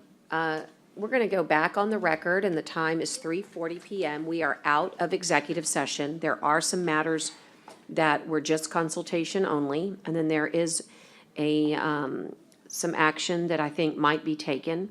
And it's in regards to item B on the executive, but on the regular agenda, it would be noticed under item 16, and that's the notice of claim and settlement demand of Brenda Carreño. And is there a motion regarding that settlement? I'll let you make that one, Judge. Okay, there's a motion for $284 to be paid to Ms. Brenda Carreño. Second. Thank you. There is a second. And is there any discussion at all, any action? Okay, hearing none. All those in favor of the settlement demand being paid of $284 signify by saying aye. Aye. Pose same sign. Okay, and then with regards to item number 15, and also noticed, we noticed it in executive session, to take it into executive session, is the approval of the Second Amendment in agreement with I'm sorry, let me restate. It's the approval of a Second Amendment with Dr. Ray Fernandez for services related to the Nueces County Medical Examiner's Office. And there's a motion to have this second agreement be amended as presented to simply be executed through December 31st, 2022, and also have the exclusion of attorney's fees. Is there a second? Second. Okay, any discussion? Okay, hearing none. All those in favor signify by saying aye. Aye. Aye. Aye. Pose same sign. And then finally, one item for a statement regarding item number 14, Commissioner Chesney. Thank you, Judge. After advice, well, actually, advice again by counsel, we have been advised repeatedly that the release that was signed by Nueces County and Dr. Shaker does not, I repeat, does not release any claims of outside the course and scope of his duties as medical examiner. Thank you, Judge. Thank you. And I don't know, do we? And I don't believe anything else was actionable. The rest was consultation only at this point. And so I will put us back into kind of our regular order, but I'll double check with the Judge, excuse me. Jenny. Do I have to mention anything about the contract or not, or no? Just rights? I think we're good. And at this time, we'll kind of go back into our regular order.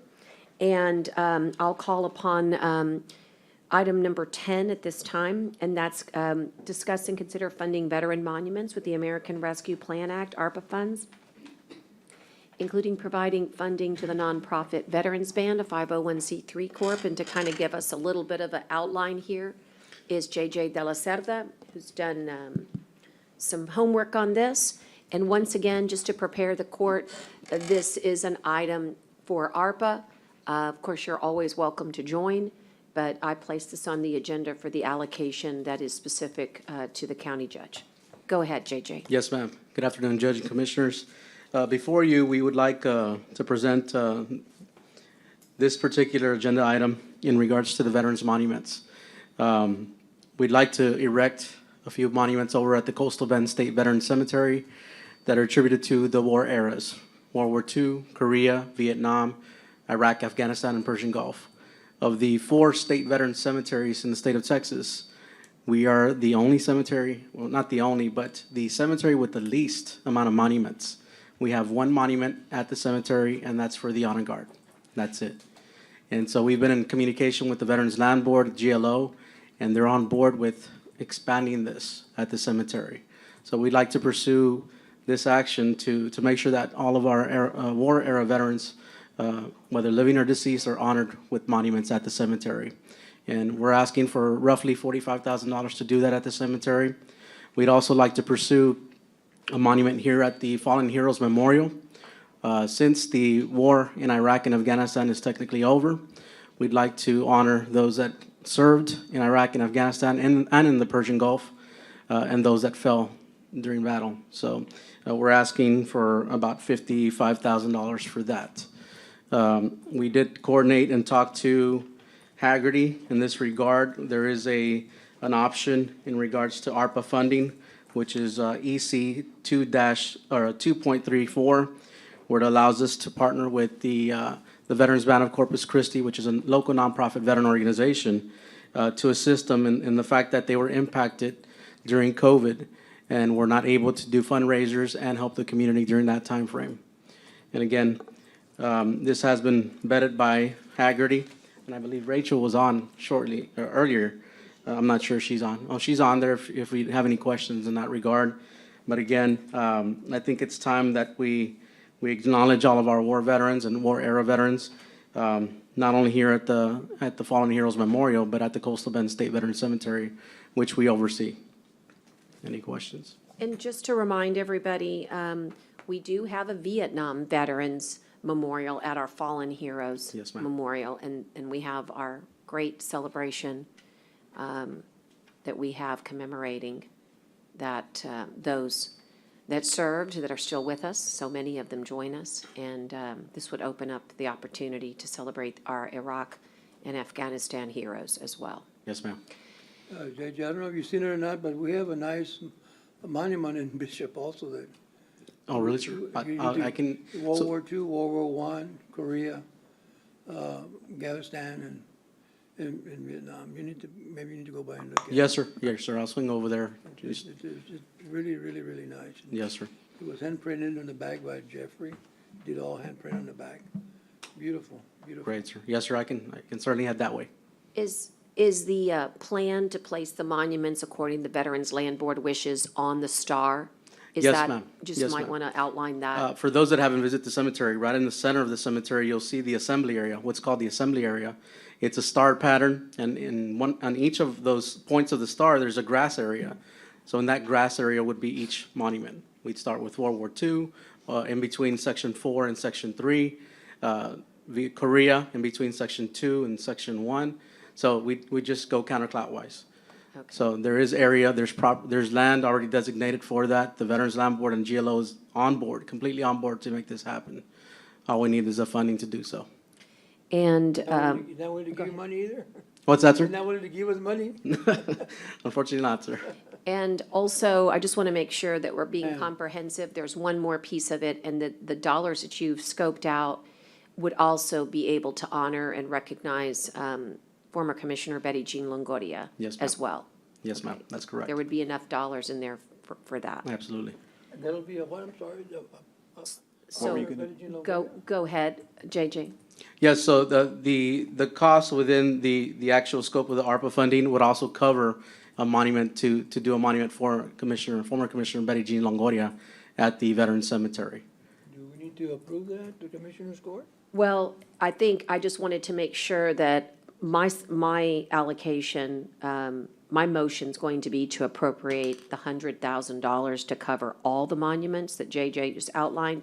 I just wanted you to know that besides all the individual Correct. wars, that there was money in there as well to make sure that the founder of this veteran cemetery was also honored as well. That's So- correct. You know, And don't that was approved by the and- Veterans Land Don't Board. get me wrong, I mean, I'm not saying that negatively, but I'm just saying, gotta make sure, if we gotta approve it through Commissioner's Court to make it happen, then we need to do it the right way. Understood, sir. That's a great idea, I just, And were there, I mean, she was absolutely astounding in her efforts. I just don't want to leave out anyone That's right. who also was involved in those I efforts. think all that detail JJ would make sure of. I think for me today, it's just earmarking the dollars. All right, okay. And I think that they would work diligently to make sure all of that we can help. gets out done. with this. So, Absolutely. and Yes, if, sir. and if you want to, as they say, put dollars towards that, you can. My goal today is to earmark the dollars for the monuments at the cemetery and then here at the Fallen Heroes Memorial. And I had JJ kind of do that breakdown, and he's just given it to you. I think it's 55 and 45. 55 and 45, Judge. And so that's a total of approximately $100,000. And so again, I think, JJ, it's fair to say you can bring back the details. Yes, ma'am. Today, I'd like to make the motion to allocate those dollars. And again, it would be towards the Veterans Band, because they're the 501c3 that has taken the cemetery. They do a lot of our nonprofit work there. Yes, ma'am. Okay, now Okay. the money's That's for, right. the money we're trying to do, or for the Veterans Band, or for the monument, or what? Okay, go ahead. We would allocate the funding to the Veterans Band because we have to allocate those funds, the ARPA funds, to a local nonprofit veteran organization that was impacted by COVID, sir. So you're gonna be under their umbrella for the Yes, sir. 501c3? And of course, they would be coordinating with my office because we actually operate and maintain the cemetery. So we would have oversight. There would be the technical subrecipient, but they would have to go through the whole procurement. Correct. Here through the county. It's just that they would be the ones that would help us accomplish all the details that we're talking about. There's a lot of protocols on monuments. There's a lot. And so they would be the ones to help coordinate with JJ. And again, on the monument, on all those monuments, I believe we have a really good leader Yes, ma'am. in you, JJ, to get all that done. Thank And you, the Judge. same thing with, like all the details, I mean, as soon as you get them, I know the court's gonna take an interest, you know, in Took us that as about well. 2 years over there, so it takes a while to get everything, man, Yes, sir. you miss something and God, but it's calling you. And we want to take the hit the ground and run approach, sir. So we'll push as fast as And we can. again, this will all be competitively procured, so we'll get the best, hopefully, price, given that we're gonna do all of them at once. Yes, ma'am. Okay, yes. John? Yes, yeah, Commissioner, go sorry, Judge. ahead. So I definitely want to help contribute to this, and so we have another opportunity. I mean, I'd love to go at least half, or I'm sure the rest of the court, if they have, you know, funds available to also, you know, possibly pitch in. So is there another chance later on, or should I ask to have that included in Yeah. now? I'll just make the motion now to do 50/50. 50,000 from your allocation and of ARPA and 50,000 from mine. And I know that that's fantastic because we'll be able to, you know, we'll be able to work together with JJ on this project. And Judge and Commissioners, we will be reaching out to the community to gain input, right? We want their input to see what they want on those monuments. So it's not just gonna be, we're gonna go and put what we want on there. No, we wanna be transparent with it. We wanna make sure that everyone has their voice and make sure that they're good with the design. So we plan to involve the community, especially the veterans community. Wonderful. Well, John, may I make the motion and then would you consider the second? Sure. Okay, any other discussion? Okay, as they say. All right, all those in favor signify by saying aye. Aye. JJ, Thank what you, a Judge. wonderful project. We look forward to hearing, please come on the agenda whenever Yes, you ma'am. have more information to report. Will do, ma'am. Okay, Thank you, Judge and Commissioners. thank you. Thank you, JJ. Doing a great job. Okay. Item number 12, I'm going to ask that you table it. It's also an item that I put on. But there's an opportunity for a collaboration, and so I'm just going to ask you to hold it. I'd like the table to reflect, I guess, August 29th. And the Chamber of Commerce has indicated they're going to meet with the NAACP. They have a historical preservation officer, and it's someone we know really well, Sylvia Oliver Tryon. And so I think if they would like to come make, you know, again, the presentation and talk about it, but they'd like to do it together. And so August 29th is my requested date. And if they need more time, we can give them more time, but hopefully on the 29th, they'll be able to join us. Is there a second to my table? Second. All those in favor signify, or any questions, all those in favor signify by saying aye. Aye. Aye. Okay, item number 13 is, I think we'd already discussed this, Judge. I we think we're did, it was just a renewing little bit Yeah, of a so cleanup. Motion to, The only question I have is, Jenny, did you see the error of the 21 to 22 twice? It was meant to be 22 to 23, I'm guessing. yeah, I Can we think that just it make was that to, amendment? Yes. Thank But- you, Commissioner. Would you do that? yes, ma'am, motion to use ARPA funds for prisoner inmate housing for year 22, 23, and using ARPA funds for prisoner inmate transportation for years 22 and 23. Okay, thank you. I'll second. All those in favor signify by saying aye. Aye. Pose same sign. Okay, and then we've already done B1, so I'll call Juan up for B2. And this is also something we've already heard about, but now we're ready. We have the contract ready in its correct form. Is that accurate? With Govin Development LLC to provide mechanical engineering services to Public Works. It's item B2. And That's correct, Judge. We presented an earlier updated contract to Court Administration this morning and also with Jenny. So we do have the county attorney. So we do have the updated copy ready for signature, for approval. I'm sorry, recommendation for approval. So moved. okay, once again, though, I have to be honest with you. It says program management. The new one, we modified that one, Judge. I know Okay, that so it's not in my book? Yes, ma'am. The one from, that was Am I correct, Jenny? This is, The this one updated- The says- one that was attached before today was just the old one. Correct. And Juan has provided, I believe, An updated copy. to IDA. But do I need to ignore the one that's in Yes, my book? yes, ma'am, please. Okay, Mine says engineering in my book, right? do you happen to have, in my book, I think my understanding is it's still the same one from Mechanical the last engineering time. services, Mine says Yep. discussion of Project engineering management. services contract. yeah, mechanical engineering. can I, don't see can I it. see yours, Brent? I don't see any.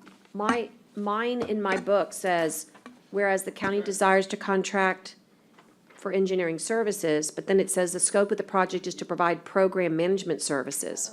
Am I doing it? No, ma'am, this is the latest. I've got this one right here.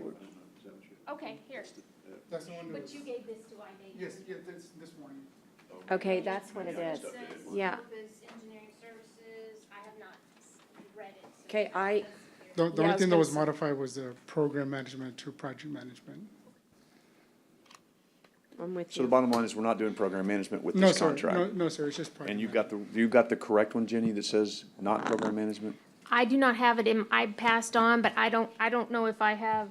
I think Bert emailed it to you yesterday. We can pass it Okay. subject to Jenny having the right contract, Judge. Is that, I'm happy to pass it, subject to the county attorney reviewing it and making sure that it's got all the right language for engineering services. That would be the motion or the Okay. second, whoever. Motion would Right, be, discussion, Judge? yes, Point of- discussion, absolutely. A motion and a Thanks, Judge. second, and go ahead. Thanks, Judge. Jenny, trying to review it. Is there anything in here that has any language, not only this contract, but any contract? Should a company be sold off to someone? Does this contract get sold off to the company that buys it? Or how does that work, just in general? I don't have a copy of it to look at and tell you that, but I can look at that offline and get back with you. So, and Jenny, I'll point you to Article 28, Successors and Assigns, on page 11 of 13. It does assign of such other party in respect to all covenants of this contract. But the engineer shall not assign, subcontract, or transfer its interest in this contract without prior written consent. So it looks like we have to consent, Commissioner Modis, but there is an assignment provision or clause. But again, Jenny's the best person to Sure, look of at it, course. but I'm just quickly, And this is more a general discussion, so maybe if you can maybe just, whenever you have an ounce of, a second of time, to get us maybe a memo, just to clarify if this is standard language, for all of our contracts. Okay. Just want to make sure that this day and age, there's a lot of companies that are, being bought out by bigger companies, and just want to make sure, when we commit to a local company, we commit to a local face, that they're still going to be a part of it, right? I wouldn't want to, give out a contract to a company who can potentially be sold to someone else and, doesn't really have that connection to us. I think connections, knowing the work that's being done by these local firms is so important. That's why we have these professional contracts, because their work is already known.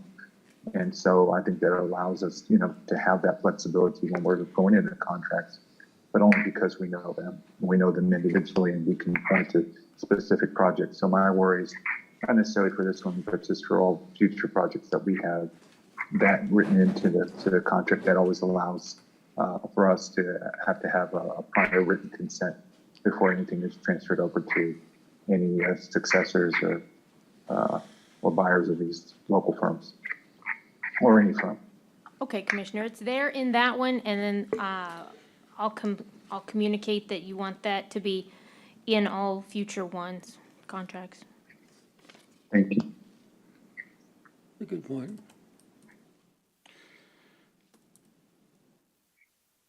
okay, is there, So moved, I guess. oh, I think you did it already, There's a right? motion there? Didn't you do it I think already? so. And there's a motion and a second, and I was just, again, I hadn't seen this new one, so I'm just trying to compare it. But again, I like the idea of Jenny getting to look at it. It looks to be in the same format as it was before. Okay, well, if there are no other, if there are no other questions, all those in favor signify by saying aye. Aye. Aye. Pose same sign. Okay, Juan, we'll move on to item number 3.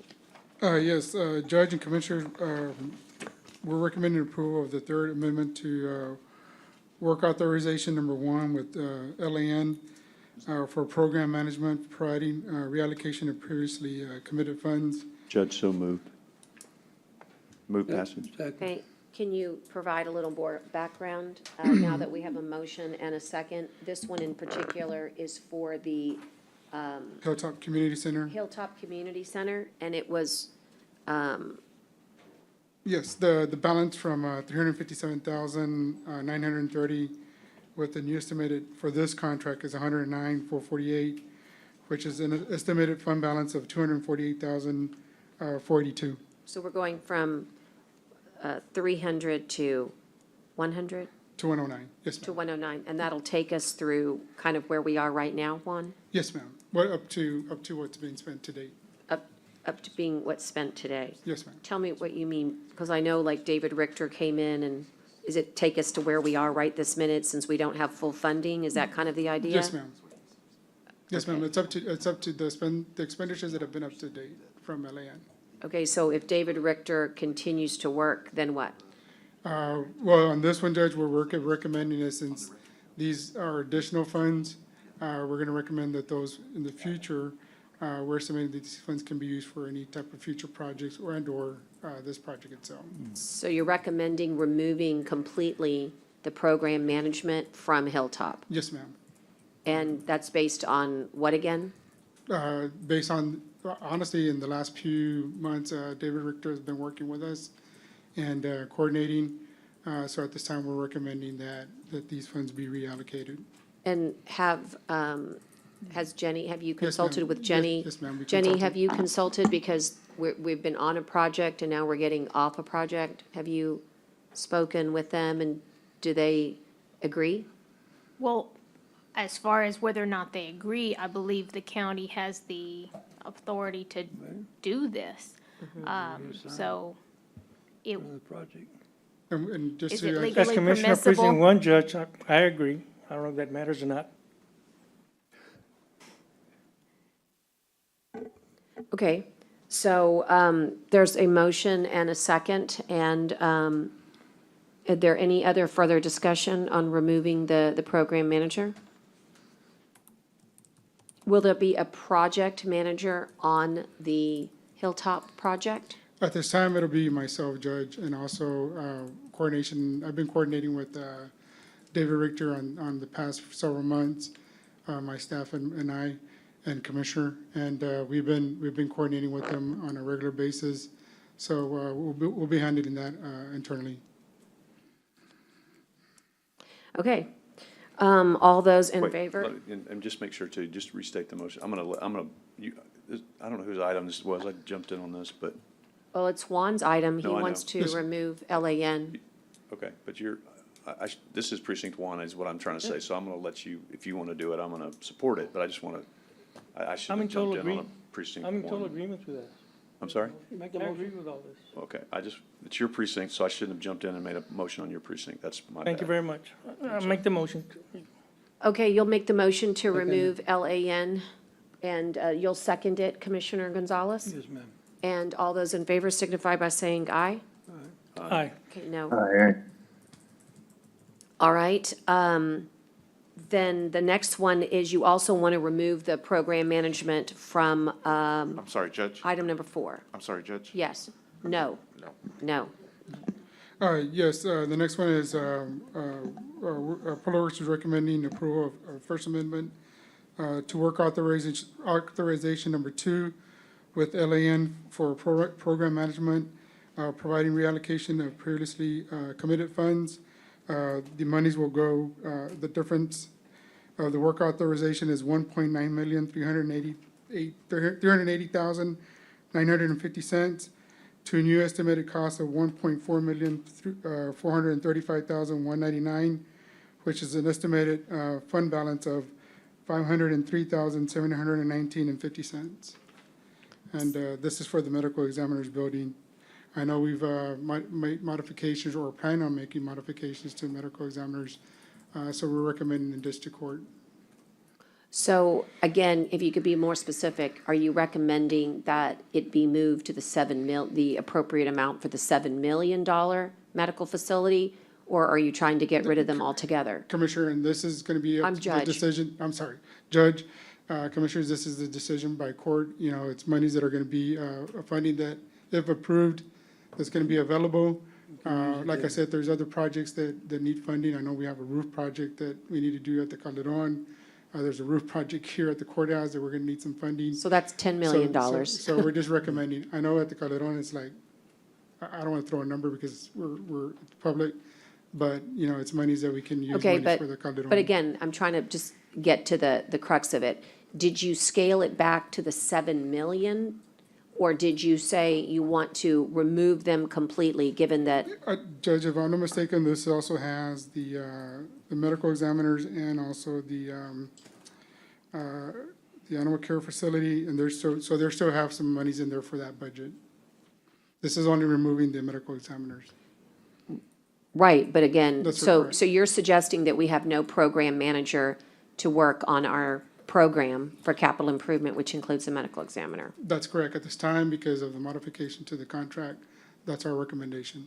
What modification of the contract? Well, I know that there might be a possibility of modifying or updating the medical examiners. Well, we certainly allocated the 7 million, but I'm wondering, why don't we want to have oversight of a complex medical I'll facility? be overseeing the medical examiners from Public Works Department. I think one is perfectly qualified to do that, Judge. So that's my recommendation, Judge and Commissioners. Can we make a motion, And Judge? one that 503 could be in addition to the 7 million, or? Yes, sir. It can be addition to the 7 million, Commissioner.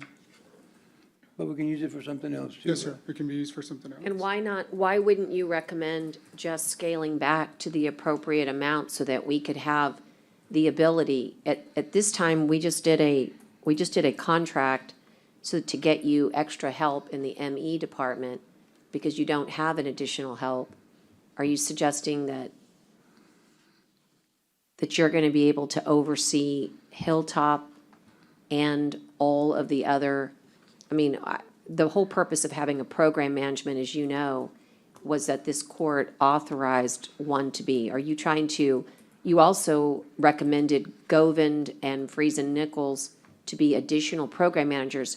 If you weren't wanting program managers, why did you recommend to RFP them? I'm trying to figure out why you're systematically removing one particular group and advocating for two more for a capital improvement plan. That's a little bit confusing to Yes, me. ma'am. Can you explain? I'm move we accept that. Well, Second. I've got a motion, a second, and I'd like to, I'm asking for discussion. Juan, can you explain why you're promoting Govind and trying to remove Lan?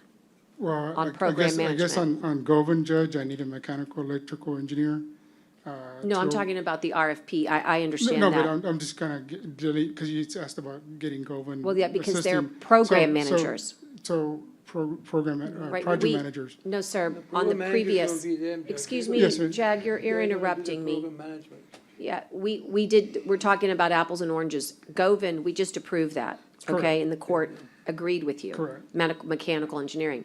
I'm now talking about the RFP for program management. This court made a decision not too Yes. long ago, in fact, pretty darn recent, to go out for program management services. And this court, it put additional two firms as we selected them, because you said that those were the two that came out of committee and that you Well, I think recommended. It was a committee, Commissioner, Judge. It was a committee that selected Govind and, Friesen, Nichols, and correct. It was a Govind. committee, it wasn't me. One. Well, Will excuse these me, people be you're working under interrupting you since again. they're under contract? Sir? Since they're under contract with the county, they'll be working They'll under be, you? they'll be working with me, yes, sir. Under you, or something like that? They'll You'll- be, you'll they'll be overse- assisting me, yes, sir. Okay.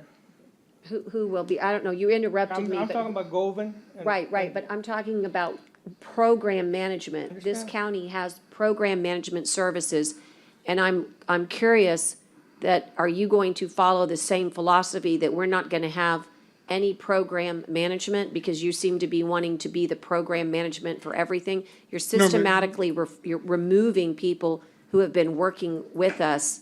And then we went ahead and RFP'd new program management services For future projects. for future projects. ma'am. But for these projects, you're removing the current program manager, and that's your recommendation. That's my recommendation. And that's based on, Ma'am? I have no, I don't understand it. Okay, well, that's my. You have recommend- no, you brought Judge- this up Judge and without, Commissioners, my recommendation, it's up to the court to decide either to approve or not to Can I ask approve. questions, Judge? please. So the last one was easier for me, honestly, because Commissioner Hernandez's project, Yes, sir. his precinct, we wouldn't be in this, he's driven that thing, and I get it, he wants to go a different direction, I'm okay with that. This one's a little different, right? Okay. Because it's all of our projects, right? And they're all our projects, I don't mean to be that way, but I mean, I try to give more deference to precinct commissioners who have projects, as long as I think they're good projects, which I think Commissioner Hernandez is. This one's kind of more of a countywide project, so tell me,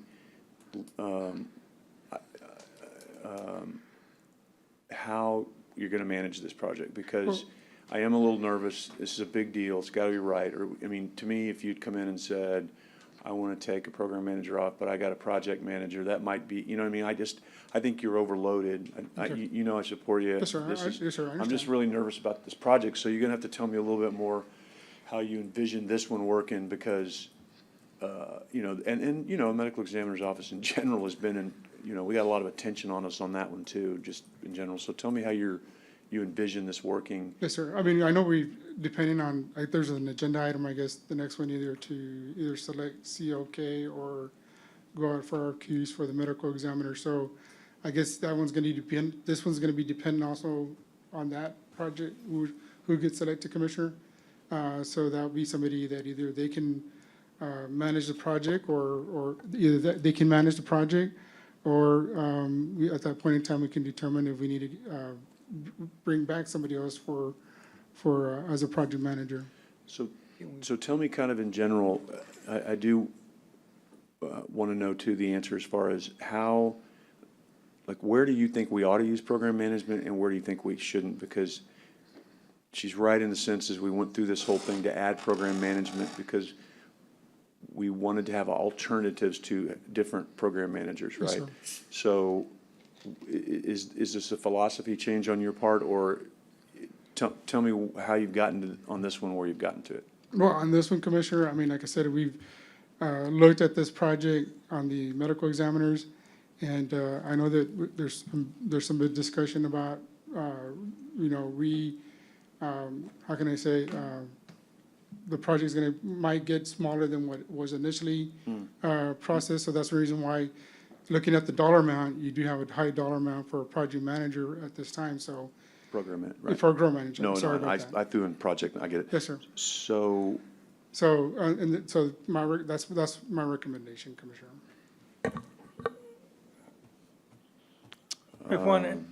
Excuse me, in the past, I've heard you make some complaints about ABM and the project manager not catching some of the mistakes or some of the problems they've had or they've created. And you have had to correct those problems. Is that right? Our office has been overseeing some of these projects. I know we have Ryan and Bobby and Bert overseeing some of these projects, Commissioner, that's correct. I gotta be honest, I gotta think about this one, so Okay. I'm not really ready to vote on this one today, so if y'all, I just want to make sure that if it's going to benefit, I don't know, I want to make sure that if we need, this will benefit the AME building somehow. Because that's my concern right now, is the AME building, really. Yes, sir. I just want to make sure that it's going to, somehow we can, those monies will be able to benefit the AME building or not, whether it be the restructuring of the old building, or, of course, the other one, we set 7 million aside, but the restructuring of the old building, I mean, I think it's also included probably in the 7 million, I'm sure, right? I think, I don't remember. But I just want to make sure that we have some monies set aside that in case we do need it. Yes, Yeah. yes, sir, you're correct, Commissioner. But I know that, you know, you mentioned also the Calderon building, you know, that we need a roof there, and that's, we're working on the clinic now, so we're gonna need a roof. We gotta take care of the roof. Yes, You sir. know, Yes, sir. we're doing the clinic, and then pretty soon the Commissioner Maris wants to do the other half of Calderon building too, so, you know, the roof is gonna be a project that probably we need to do, so. And those monies can, if it can be transferred to and from, I mean, I can see where we can utilize those monies, so I don't know. Yes, sir, and that's another reason we're looking at it, is there's money that there might be available that we could do other projects that we need to do also, Commissioner, and The that's, more project, the better.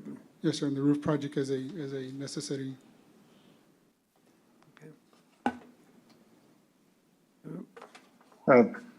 Wanted to weigh in a little bit. I have my reservations too, like Commissioner Chesney. I think you got a lot of work already on with Yes, sir. the amount of, with what we give you from the court and just the projects you have to manage overall. I do hear you. I think you're wanting more, the ability to kind of manage and help, provide some oversight for us.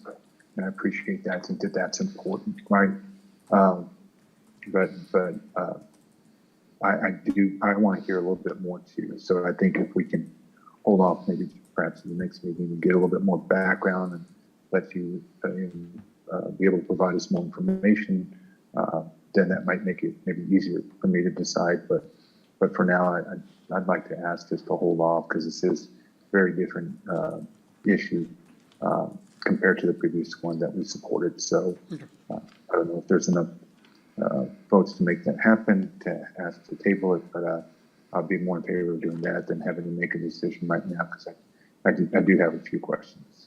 Judge, I would like to do that. I'd like to, yeah, I'd like to motion to table. I just need to really sit down with Juan and go through this a little bit more. So I would make a motion to table to the 29th. A second.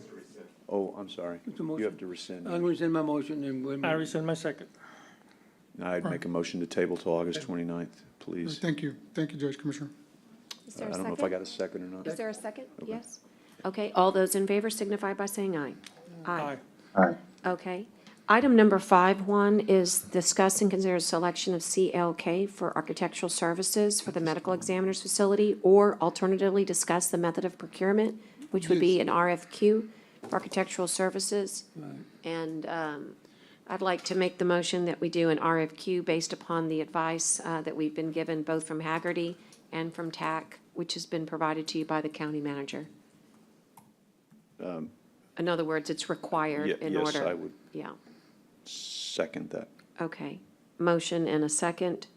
And any other discussion? Obviously, we would need the scope of work to be, worked on with Michael. We're coordinating with Michael, Judge. Okay.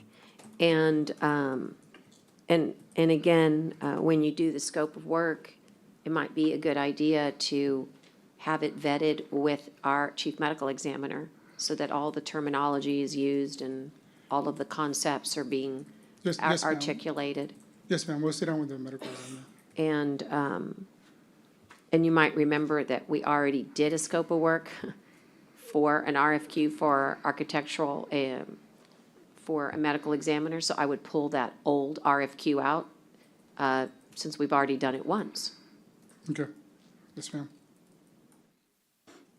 And, Judge, and I just, go ahead, I want to just follow up with Ginny on something. I'm sorry, on this one. Yeah, on this one, go ahead. Can we add to it the potential for project management being discussed in this too, or depending on where we go with all that? I don't know how I to. mean, for next time, or what? Well, for number 5, to do the RFQ, would we want to do something, I can't, so on all these program management people that we did, I know we RFQ'd them all. So your thought there is that we're still okay with that RFQ on ARPA projects? Yeah, well, the confusing one here on number 5, this is where I was heading to on, yes, the answer is yes. yes to you. No, yeah, and But, I was but I making was sure gonna Jenny talk was. to Jenny Yeah. and say to her, this is where it gets confusing, because we have already RFQ'd for architectural services for a medical examiner's office. And what's confusing is we're about to do it again, and it seems that that's, I don't think we did the RFQ for the architecture. I think it was, we asked them was to design, I provide thought. I'm gonna call on Michael to refresh everybody's, I thought we did do this I thought we already, did but something. let's have a little bit more clarity. So, if I recall, when we did the RFQ before, it was. Oh, if you don't mind, the Pull up your mic, Michael, please. the mic, Michael. Keep calling. Okay, when we did the RFQ before, that was for a brand-new medical examiner building. So in my mind, if we're RFQing this project, my understanding is this is modifications to the existing building.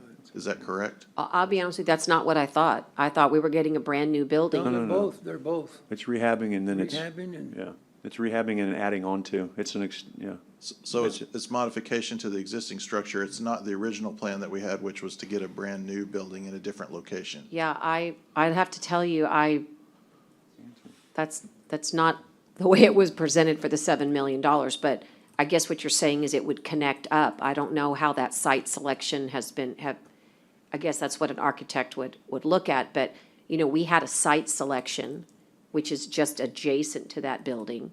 Maybe that's something that we could talk about further, but when you talk about modifying what we have and then maybe either connecting or not, it's still I hope we're getting a brand-new facility and not a remodel of an old facility. We're getting a remodel and an extension, Judge. That was exactly what we talked about for like an hour. We're redoing the existing and we're adding on to the existing and redoing the current facility, and it added up to like 11,500 square feet when you added it all together with the remodel and the addition. So that's exactly what we discussed. The add-on could be considered a new building. Well, no, he's saying. No, there is an add-on. No, I'm just So, saying. so last time, I guess if we go way back, y'all had a CIP plan and y'all identified all these projects that the county needed, like 100-something projects. You narrowed it down to a smaller list. And then that included a new medical examiner building at that time. And so we went down this road with, I can't remember the name of it. Smith Group. Smith Group, who specializes in that type of work. And then I guess something must have happened along the way where the funding that we had set aside for that medical examiner building was either not enough, but I don't recall us coming back and modifying the CIP plan to say what new projects you were going to do or what new allocations were going to happen. I might have missed it, but. Yeah, I just see this as a scoping of what you're saying is that, and I guess that was my legal question, is if you see this as a brand-new project, given that I don't know how much remodel and how much. Well, if it's a remodel to that structure, that to me is a completely different project than the I one agree. we bid out before. And so I think from that standpoint, they're two separate. Right. Remember, nobody knows because we don't have an architect yet. Yeah. Right? I guess, like I said, because it's a new project with a new scope, you know, we're going to, I don't know, maybe. It's like when we've done some projects where we tried to do a really large scope, and then we found out that we couldn't get any bidders or the bids were too high. And then I had to come back and rebid basically that similar project, but at a smaller scope. Yeah. So that was a brand-new project because the scope changed. And so I see this as a different scope entirely from the other one. So I don't see a conflict in having a new RFQ. Okay. Yeah, unless you're the guy that won the last one. Yeah, it's a decision of the court based on how much Yeah. money you'll have to spend and what Okay. your future plans are for the medical examiner building. I guess my big question is whether or not we're gonna need to have a site selection discussed, whether or not there's sufficient room back there in the back. I mean, I don't have a plan. I guess that's the whole point in getting the architect to start that process. You're right about that Because one. we don't own any of that land. So in order to get that You got a established, 50-year lease, Judge. well, How could only- district give it to us for 50 years? only on the footprint, if we extend it They already agreed to allow the extension. We don't have that document. Yeah, we can get it. No, but we don't have the document. I'm just saying that we need to pursue that. But you're talking about everything, Judge, that we already talked about. You know, we was brought, we talked about that how many times, and, and we, Well, there's a room for there's a, we're gonna be upgrading the old building, but in addition to that, it's gonna be the autopsy building, brand new, state of the art. Would be a hallway going from one to the other. There's room for one more extension with the property that we have right now. And the hospital district doesn't have a problem. But then again, they're willing to probably give us a little bit of more land to add an additional in the next 10, 15 years. So I guess I need to go back to Commissioner, to the hospital district so I can get something in writing, I guess. So, but that's the way it is. I mean, the old building will become administration building, and the new building will be the autopsy building. So is the court going to update the CIP plan with this new allocations? No. I think we'll have to bring that back on another agenda Because item. we already voted on the $7 million from the ARPA funds. And this is why we're having trouble with the architect right now. I mean, we had $4 million left. The judge gave all the money away for whatever reason, so she just gave it away. But we were down to $4 million from the monies we had allocated for the ME building. So we came down from 28 to 15 to 12 to 10 and 4, and then she, then she gave it all away last year, the end of the year. So this is why we had to come back with the $7 million from the ARPA funds. So everything he just said is Not true. not true, and you really should retract that. I'll give you that opportunity out of grace, but if you don't, that'll be your own problem. But anyway, Michael, Everybody's wrong except you. I can't believe that. do you have any more comments that you'd like to share? Yeah, show a bunch of them, but it's okay. Go ahead. I'm sorry? I have probably a few, but it's okay. Okay, please go ahead, No, sir. it's okay. We'd be happy to No hear problem. Judge, you more don't of wanna- your, You don't want to hear it anyway, Judge. I don't know how many times. I'm happy to We hear talked you. about this already, about the ME building. Okay. Are You've been blocking it, you've been blocking it, you've been blocking it. That's the problem we've been having. You blocked the Calderon building clinic for I don't know how long, for 3 months. Commissioner And now you're Commissioner blocking this Dorsey, County Attorney Dorsey, can we make certain that we stay, I know you're busy, but if you could just help us stay on the germane, he wants to talk about the Calderon building. I think we're talking about the ME Don't building. talk about it, I just mentioned it. Commissioner Gonzalez, would you like some more discussion with regards to the history I'm of the finished, ME ma'am. building? Thank you, ma'am. You're done? Yes, ma'am. Okay, that's very good. Okay, so again, we cannot choose CLK like you wanted one, but we will get the RFQ established, and we'll see that back here at some point in the very near future. All right, thank you. All right, Judge there's a, Commissioners. well, I got a vote, but there's a motion and a second. Do we already do, we haven't voted, Lorenzo, we were doing discussion. So there's a motion and a second to RFQ the medical examiner's facility, and all those in favor signify by saying aye. Aye. Aye. Aye. Okay, and then why don't you stick around? You've got one more here. No? I'm sorry. Yes? No. Commissioner Hernandez is a no. Okay. You good? And then on item number 6, you've got a little presentation regarding the removal of a driveway along County Road 52 at 3645. And it's really County Road 52 at 3645 County Road 52B That's correct. at Valley View Drive. Just Judge and Commissioners, this is just a quick presentation of the existing driveway. Can we go to that one, Connie? Yeah, this is just showing the aerial map of the area. There's a yellow location where the driveway is located to the left right there, Connie. This is on County Road 52, which ties into FM 1889, which is a alternate route from 624. When 624 gets congested, or now with the growth out there in Northwest Boulevard, this is the alternate route that a lot of constituents take on 52. Part of this road belongs to us, and then as you go to County Road 69 to the east, it belongs to the city of Corpus Christi. You want to go to the next one, Connie? This is the base material from the owner of the property that placed the driveway. It's going from a ranch gate to County Road 52. This was discovered back in, I think it was October, November of last year. We've been in contact with the property owner that has this. This is an illegal subdivision. It was never platted. It never went through our subdivision rules. It doesn't meet our subdivision rules requirements. The access is supposed to be, you want to go back to the aerial, Connie? This should be off of Valley View Drive. The access should come off of Valley View Drive.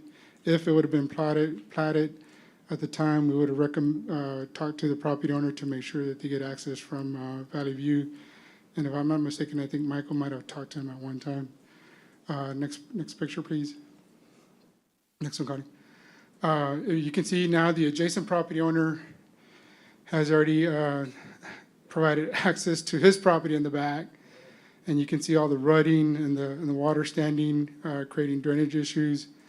And they're tying into the driveway to the right that the property owner created.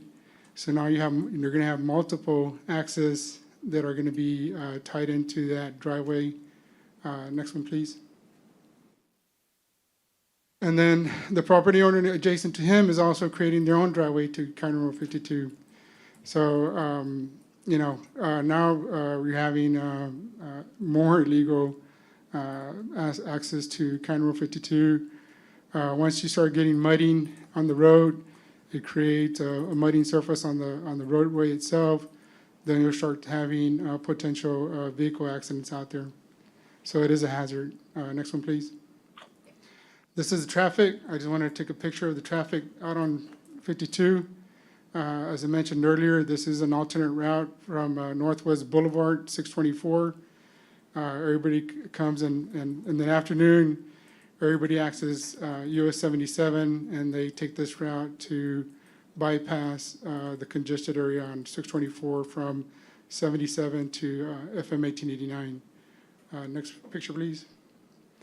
This is the oncoming traffic where the driveway is at. As you can see, there's a lot of vehicular traffic through there. To the far end, you see Nueces Electric. I know I'm talking to the CEO out there, Avon. He's told me, and I know with the commissioner, he informed us that they've had some major accidents out there, even with their driveway, which is properly installed. But in having just a residential access to a major thoroughfare, it is a hazard. Next one, please. And then this is just looking east from 1889 to 52. As you can see, the oncoming traffic that they turn in the morning going and trying to access 77. So this is, like I said, it's an alternate route. It is a congested area, and it is a potential for an accident waiting to happen now with other people's tying into the driveway itself. I know I submitted a letter. Next one, I don't know if there's another one, Connie. No, I know I submitted a letter, and I know we've been coordinating with the county attorney back since December of last year, and also coordinating with the property owner. Again, it's not platted through our subdivision rules, and I know this is just to receive information, but as I mentioned before, Public Works is recommending for this driveway to be removed because there's potential for an accident to happen, and I just want to make sure that the county, on our end from Public Works, that we would not be responsible if something happens out there. Thank you. And, Your Honor, I Yes. guess this is Randy Hill. I'm the attorney for Garrett Miller. I just got on. I just got a note that y'all were discussing this. I was on all morning. I'm So, sorry. Mr. Hill, were you able to hear the presentation that was just given to us by the Public Works Director? I kind of came in late, but I recognized some of the pictures that, I guess at the end there that, I think all I wanted to do was to announce to the Commissioners Court is that I do represent Mr. Miller. I've been retained by the title company. This is an issue right now. If he doesn't have access, his property's landlocked. He has no access to 52B. And I'm trying to back into that. I've been talking with Jenny Dorsey on this, and I just came in about 30 days ago. And I've retained a surveyor because I need to get an idea of where the lines are and what we're talking about. I'm going to do everything I can to try to get this resolved, and I'll be glad to work with the county. All I'm asking for is just some time here, so I don't have to go out and try to get a TRO or something to prevent. Because if the driveway's taken up, he has no access. The predecessor in title is the Kasuriks. They sold the north half, and then had the back half surveyed. And my client, Mr. Miller, purchased it. And I understand that, this is certainly not the only driveway out there, but at the same time, I'd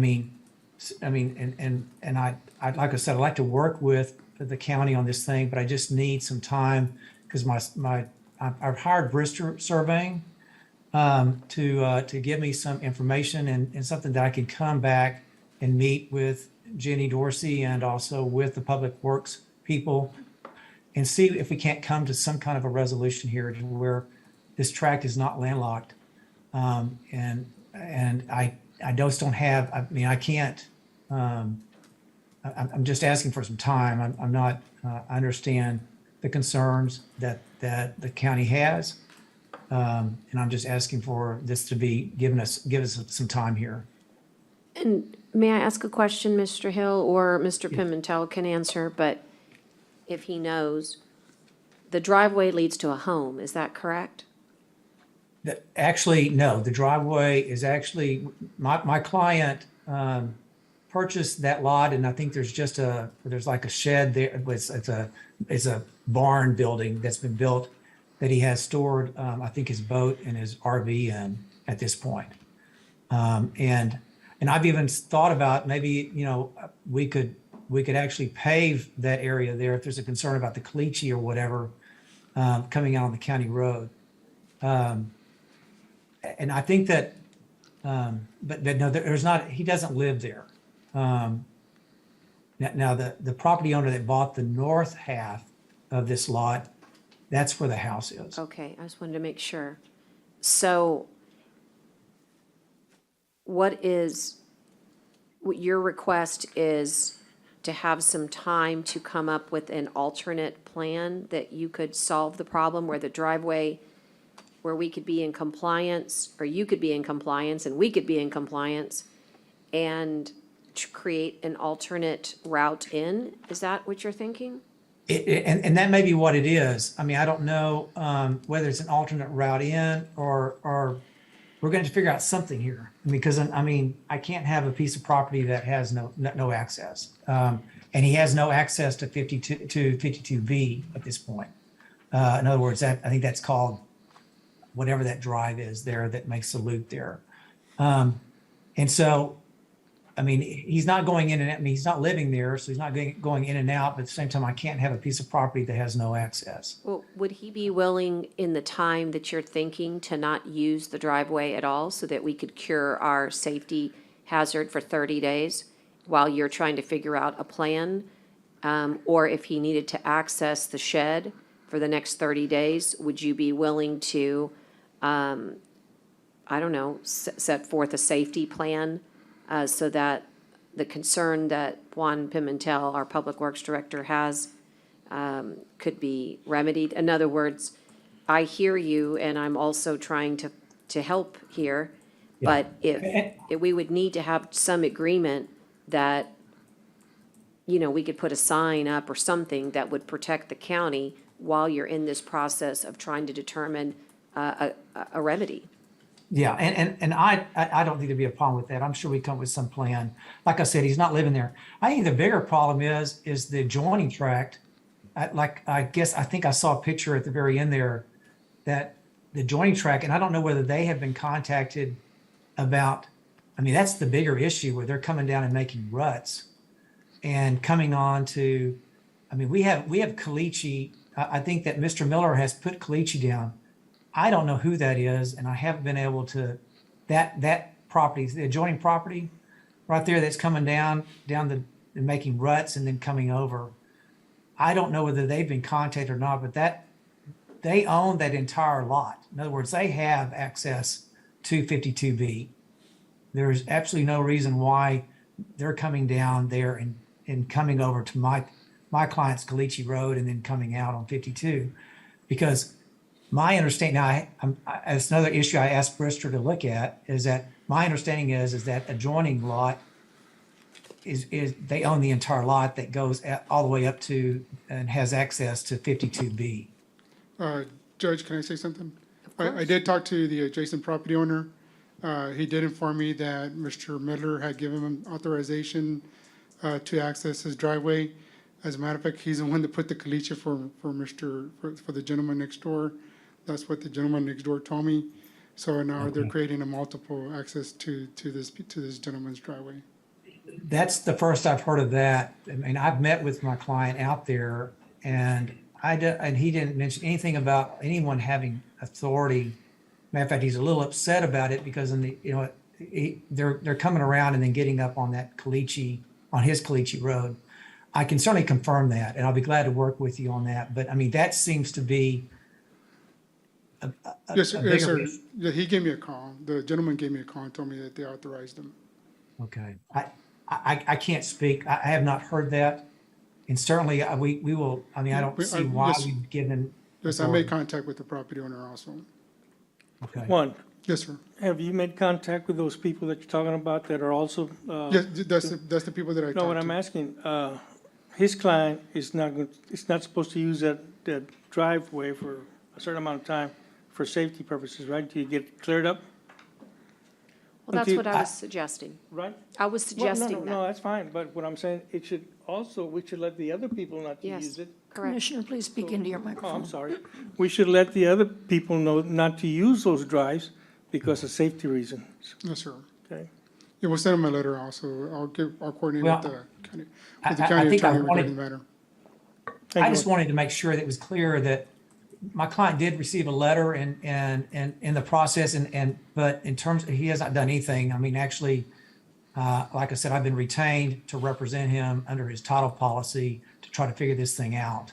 And I'm in the process of trying to get that done. And in the meantime, certainly no one is desiring to do anything that would be unsafe. And I'm sure that my client would be reasonable and I'm sure we come with some kind of plan, but we also needs to, and also, I mean, I can check with him on that. I don't think that if it's just a matter of, I don't think we have the authority to say, oh, just come on up. I mean, I'll make sure of that. I mean, I don't think he has granted authority to anybody, but I'll make sure of that he has not. And I can get back with, and I apologize. I got started late here. I didn't know who was presenting. It's a real small little picture on the screen. I don't know who is presenting. That's our Public Works Director, Mr. Juan Pimentel. He can reach out to you and give you his contact.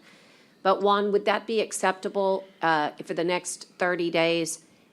And you're welcome to put whatever sign you feel in that the county has a right to put up there to say no access or no, whatever you want to put. We can put a road closure. A road sign, closure, Judge, and but then. If he does move it or they move it and something happens, I just want to make sure that we don't have that responsibility as a county, that if something happens out there. In other words, we'll put the barricades, but I just want to make sure that if the owner decides to move those barricaries and something happens. That's a different, I just don't want to. That's a hypothetical different. I think Yes, Mr. Hill would agree that would be a very poor Yes, ma'am. choice of actions We'll- if, we'll- if we'll his put a client were barricade. to move a barricade that the county placed. Don't you think, Mr. Hill? That's fine. I guess I just want to point out that my client does have property there that he has to protect. I mean, he's got to be able to access it some way, so, to not necessarily in and out and have some limited, but to be able to get into, How far are we he's going on got this? personal property that's stored in that building that he can't just Yeah, I'm- abandon out there. I mean, I think Well- that, I don't know how we I'm can with work you. that out, but I think that, Yeah. Can I I'll just- tell you what, you're right, Commissioner. It's a receive information only today. I'm going to suggest that we have another court on August 29th. And Get together with him. if you can please get together with him immediately, okay? With Okay. Mr. Hill.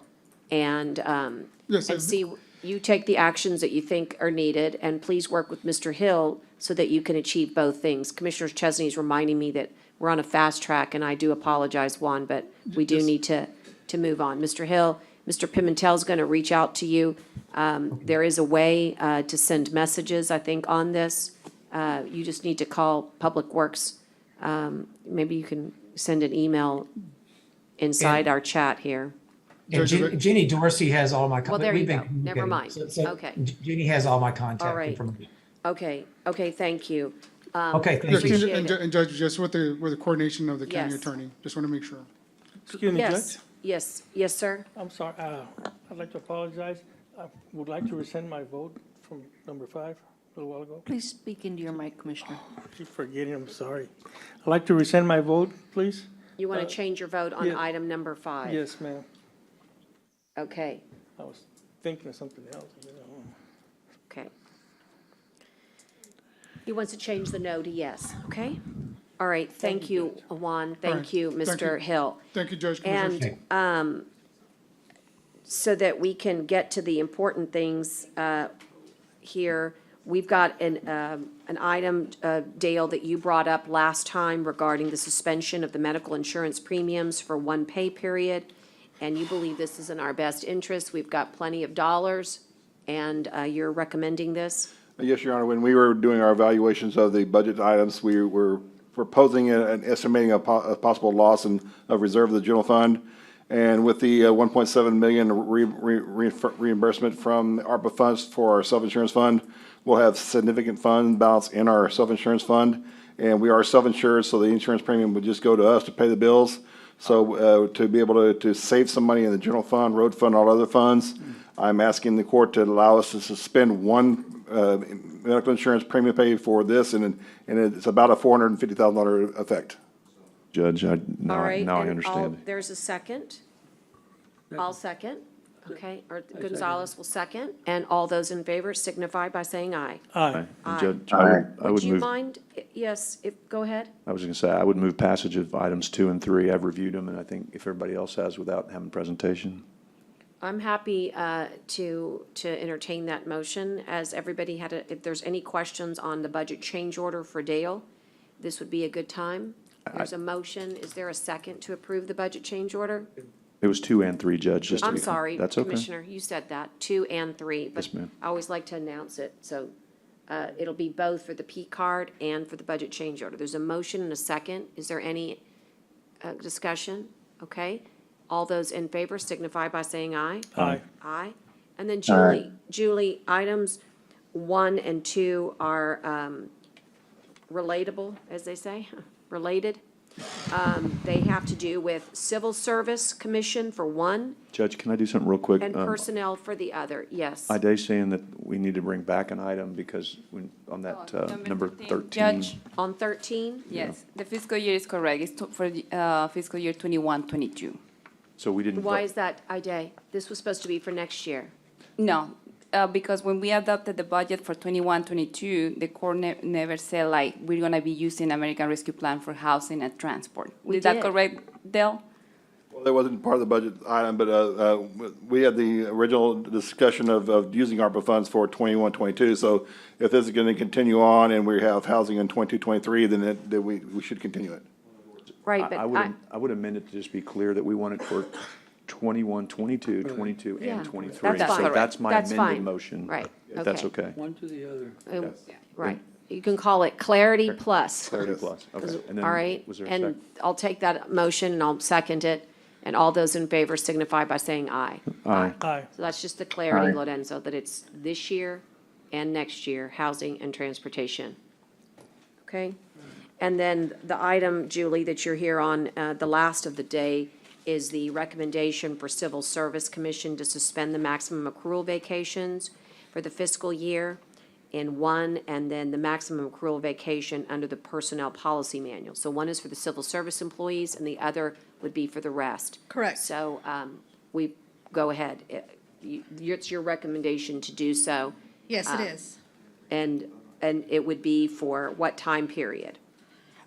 Or We is your can just recommendation? Leave it open for a year is what I'm recommending, that we allow it to continue through next year, allowing those employees to not lose any of their hours over 240 at this time. Judge, there's some financial impact on this, like significant. So, I mean, Well, I'm all with for the- helping, but I think this is pretty, I mean, When we do this balance, because this is actually sick leave and vacation leave, this is a year-end accrual balance that we have to do for compensated absences. So it does have a potential liability, potential balance effect to their balances. So it could show a larger impact. I'm not sure how much larger, you got a but number? if Somebody we have a go above number? 240, it depends on the number of hours, it can be significant. So why can't we actually address the employee's need to take vacation that have not been able to, particularly like in law enforcement and in other critical areas, by doing a hybrid where you literally say, hey, we're going to give some extension, but you need to use it by a certain date. And by doing that, you can limit your liability and still help the employee who, because of the pandemic, have not been able to take any vacation.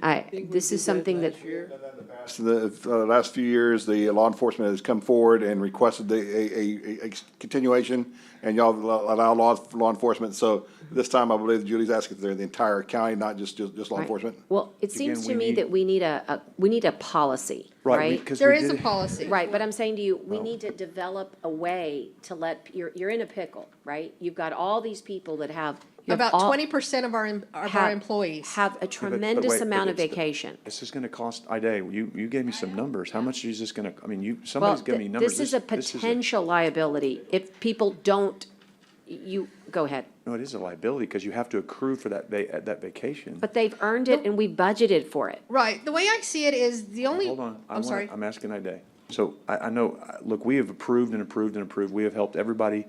But now you're asking to go for a whole nother year. I'm not yet. No, that's what she was. Yeah, I know. So that's another liability. So I don't have any numbers in my book. Ida sent me something. I said, well, okay, give me some numbers, but I don't have them. So I don't know how do I make a decision today? Yes, I don't know based how on- much is gonna be the compensated liability for next year. That's something that I asked. And remember, the cost, if the court approved the cost of living increase, that's gonna be, it's mean, gonna we- affect that we as have well. got So to it has look a at this. fiscal impact. I think On the But it's books, already on the budgeted. books, it No, has a Julie, it's fiscal, not. but on the books, Ida, it has a fiscal impact. It has a greater fiscal impact to this county by not letting people take vacations. No, What but we no, ought to Judge, it's do not is about that. I'm encourage. saying I just want I know backup you- again. I know We have you're, no I'm gonna give you a backup. chance. We have no backup. Again, an item that has potential financial implication, we are being asked to make a decision with no backup repeatedly. This is a problem. There are some items that I can wing it on. There are some items that I can overlook and say, hey, okay, let's go ahead and move forward. But I don't know if this is $10,000, $1 million, $5.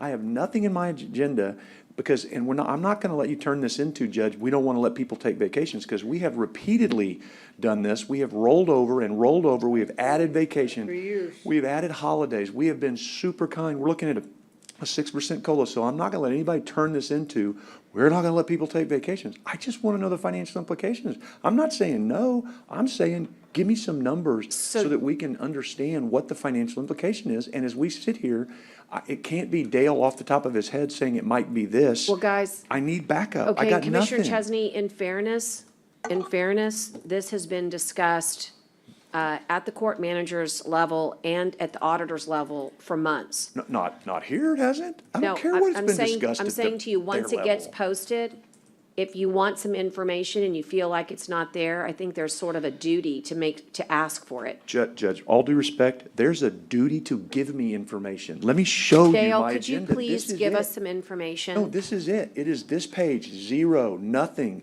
I'm tired of this. I have repeatedly asked for this. If someone is going to ask for something that has a large financial implication, which this apparently could, then it is not fair to ask this court to make that decision and make us try to look bad because you want to make it look like we don't want to give people vacations. I haven't made a decision on this. If you make me make one today, then fine, I'll make a decision. But I'm saying we should table this until someone can give me an implication. It may be $5,000 and it may be no big deal. But if it's $1 million, then the public that we serve has a right to know what we're doing, and we are not informed today, and this is frustrating, and this is not, so I'm making a motion to table this until the next meeting, until someone gives me the information I need to make I'll an second the educated motion, but let me say decision. something. I think that's one of the things we took into consideration when we looked at the budget with Dale and Eddie and all that, that we're looking either vacation time or the 6%. 6% is gonna stay with you forever. Vacation time, you're gonna use it and it's gone. But I don't know we can afford both of them. You know, because then we'll have to go back and see how much bigger it's gonna be to pay.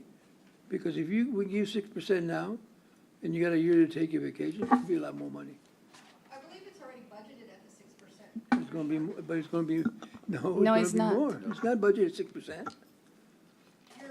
We have a 6% increase. He's talking about the COLA increase. We talk about the COLA increase that we wanna do. Yes, but when you take vacation hours, those are hours already budgeted for your salary at the new 6% COLA. How can it be at the new? Instead of me working 40 hours this week and Where's you that pay me that analysis? salary, Where's that analysis, Julie? Can you give me that? But other than telling me that, I can't digest what you're giving me without having it in front of me. So Dale's got this compensated absences stuff, and it talks about, we have already liability of 2.5 million in compensated liability as of 9/30 of 2021, okay? I'm not familiar with that number. That's great so. to know. Well, I'm just looking at what's in my book. Okay. And if you didn't look at it's a human resources background. If you didn't look at it before you came in here, then I'm really sorry, but it's in there. Why don't you So, no, refer I'm to it? saying, so what I'm saying is, What page are that's you all on? I have. I have under D1, I have compensated absences, and under D2, I have nothing. Okay, so D2's So on nothing. D1, D1, there's a little there's thing backup. about summary of compensated asset liability as of 2021, 9/30. Okay, that's great. But then it doesn't tell me what this decision today is unless I'm not reading it right. And Dale, you can correct me if I'm wrong. If I'm not reading it right, it doesn't tell me what the economic consequences of this decision today are. Oh, no, Your Honor, Commissioner, that right now, the only information you have is what our last balances was based on the hours we have. So we would have to give you, and we would suggest you do it and table this till next court, and we can give you, what would the effect be if we continue at our old rate as well as if we suspend the rate? And we can give you those differences. And Julie, I'm gonna tell you, like I've told other department heads who've come in here, and I was on I-Day about it today, so I'm telling you, you give me an agenda item with no background, that's on you if you don't think I'm gonna decide on it. Because this is not what we're supposed to be doing. And I'll take it till the day before. Sometimes I get it in the morning, and I can look at it while I'm having a meeting. I still don't have anything. That's just not acceptable. So again, and I apologize, I guess we discussed when I shouldn't, so if I need to rescind and people want to discuss, I'm not trying to quash discussion. I'm just trying to move this to the next deal. So if I need to rescind my motion so that someone can weigh in, I'll be happy to do that, so that we can do that. So just let me know. Otherwise, I'd like to table it and get information. Second. Motion and a second to table items 1 and 2 for August 29th. Is there any further discussion? Okay, hearing none. Well, actually, there's no discussion. All those in favor signify by saying aye. Aye. Aye. Okay, can we do just a quick little look to make sure that, we have completed? I noticed that the general information, the one thing Louis wanted me to inform you is the burn ban ends today. And so that was something that was important. Obviously, we all had our up-to-date, oh, there's Louis. Louis, we're sort of out of time, but besides the burn ban, is there anything noteworthy that we need to know of from general information regarding emergency management? No, Judge, but the burn ban doesn't end till September 6th. That's when it Oh, I'm expires. sorry. Okay. Well, what I would like to do is try to end it earlier while we have a low KBDI. It allows those people in the unincorporated areas on the western side of the county to burn large fuels that they have while the ground is wet. I believe that this week and next week is probably going to be the best time to do that burning. I think that the KBDI is going to go back up in September. My only concern is I don't know if I have the ability inside this report to have the burn ban addressed, Jenny, in order to lift it. I believe, and I talked with Mr. Ray about this earlier, if the conditions are better, I don't think you need a vote, it's just a notice. Oh, okay. All right, well then our office will just issue, the report is that our office will issue the notice that the KBDI has decreased as per the order. In other words, the order has a certain level, the order is no longer valid, given that the KBDI is lower, and we can go down. Okay, Louis, you can get that notice out then. Okay, Judge, no problem. All right, and so what about adjournments and memory? Judge, Did you we're still missing some agenda. Okay, which is the one that? We need to bring back agenda item number 9. Is that correct? 382. Pardon me? 382 first. Oh, yeah, number that- 382 about Hagerty. Okay, and what was the issue on number 9? Was there an issue, They just so we can? revised it. Is the order, right? The order? Oh, you So wanted to on look number at the 9, order. the order was not part of the agenda, and That's so I right. distributed it out earlier, so Okay, everybody. is it acceptable, Commissioner Chesney, you wanted to take a look at the order? Yeah, the order's fine. I think there was a revision on their proposal too, Judge, that Ida's got, and she sent. Okay, so can you make a motion on item number 9, please? Well, I think we have to look at, I think it's all related, no, wait. No, this is sorry. not related to that. This is Wrong not one. related, Which I don't- number? it's not This is number related. 9. Discuss and consider finding for method of procurement request for qualifications for architectural services for Nueces County Public Defender's Office.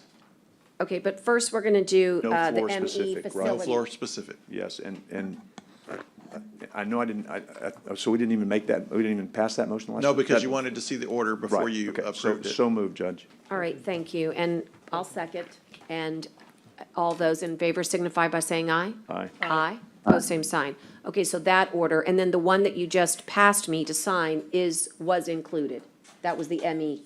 You didn't have a problem with that one? No, I signed it, I think. You did? Okay. Yes, you did. All right, super.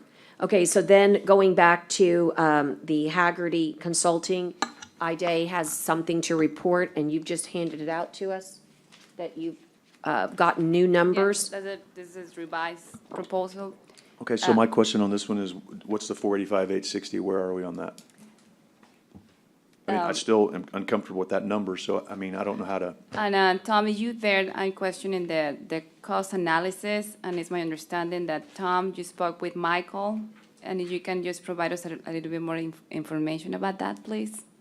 Yeah, absolutely. So I did provide the budget that underlies those numbers to IDA, and we talked very briefly about it. And then I had a supplemental conversation with Michael about some contractual purchasing issues, and we resolved those. But we also, and I do want to add, we also did have a very meaningful discussion and a promise to have more discussions about the need to refine the purchasing process and incorporate a more formal process for these SLFRF projects, because purchasing can't be left out and your consultants can't be left out of the procurement process, because I think a lot of the problem with these questions about RFPs versus RFQs and when cost has to be a factor are being oversimplified into a one-size-fits-all approach. It just underscores the need to deal with every single one of these projects on an individual case-by-case basis, because there's so much nuance to the regulation.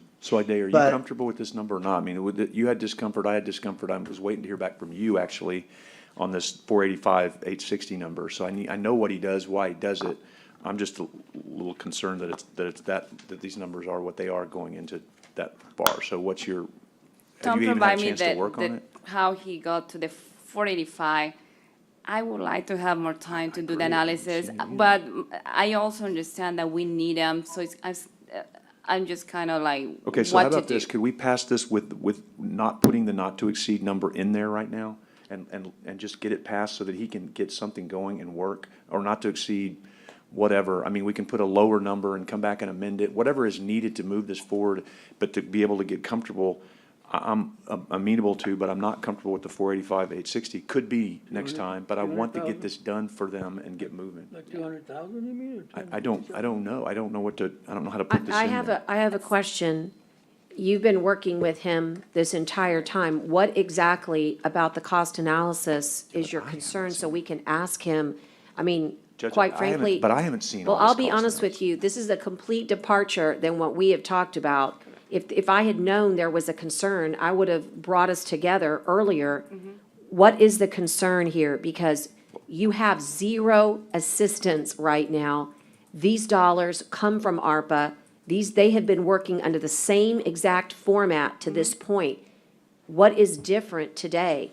Isn't it incumbent upon us to continue this process? You asked him to go back, he did. You asked him to defer, he did. You asked him to cut, he did. What is the question The here? question is, when we go through, we get this funding for the federal level and the state level, it's a cost analysis that is required. And that's what I asked Michael and I asked Dorsey about it. And I asked Tom to explain to me why we didn't have that cost analysis for this particular agreement. That, Michael, that you can weigh in on that, and then. A cost analysis on what? On the not to exceed? That's correct. And Tom, No, we're what do you? talking about two different things here. Yeah. The issue Michael and I were talking about is whether or not our original procurement for this contract included price as a determining factor. Correct. And we walked through that and determined that based on the steps the RFP followed, it was a competitive procurement. So it meets the guidelines that were set forth in the SLFRF final rule for being eligible for use as an ARP SLFRF 7.1 project. So that's the issue of this cost analysis. In terms of our budget, and again, I can't speak as your SLFRF consultant when it relates to our budget. I can tell you how I arrived at it. I took every work stream that we need to accomplish on your behalf between now and February 23rd, when this contract expires. That is everything from subrecipient monitoring to Judge, I'm sorry, I don't mean to cut him off, but it's 5:10. I've got to go. So my request would be that we just put a number in there, get this passed. I'm not going to vote for 485, 860 this week. I might next week. But I mean, if we can just put a not to exceed $300,000 for right now, that means they can keep working, we can keep moving forward.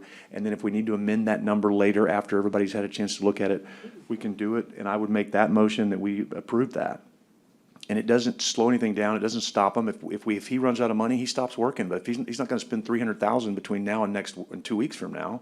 So I would be willing to approve it at that number or 350 or something, and just see where we are. But I mean. All right, so is your motion, can we make it at least, My motion would be. can you make it like 385, 860, so it's an even number if we have to add? 350? The three, I mean, we're really talking between now and August 29th. All right, well, then There's no do way we're gonna 350. spend $300,000, so I hope. So I would say, we pass this, my motion would be 350, the not to exceed All right. on that, and then the rest of it's fine with me. All right, and And that would be my motion to pass there this a so we can get it second? moving. and all those in favor signify by saying aye. Aye. Aye. We'll just put adjournments in memory next time. We Is still there missing number anything else? 17. Yeah, we had to set the date for the public hearing on September 1, so I just want to make sure like that the court is fine. Well, I don't know, and Public we'll just hearing have to does do not it rec- on another time, because Wait. I don't have time to check my schedule, it's 10 minutes past Oh, no, we've 5. got a public hearing date. That's the one that Yeah, doesn't we've got a require date, a. so we're We're fine. done. Okay. Right, Okay, we've got so a we're date. gonna have to postpone adjournments in memory for everybody, I do apologize, and we will catch those up beautifully next time. We stand adjourned at 5:10 PM.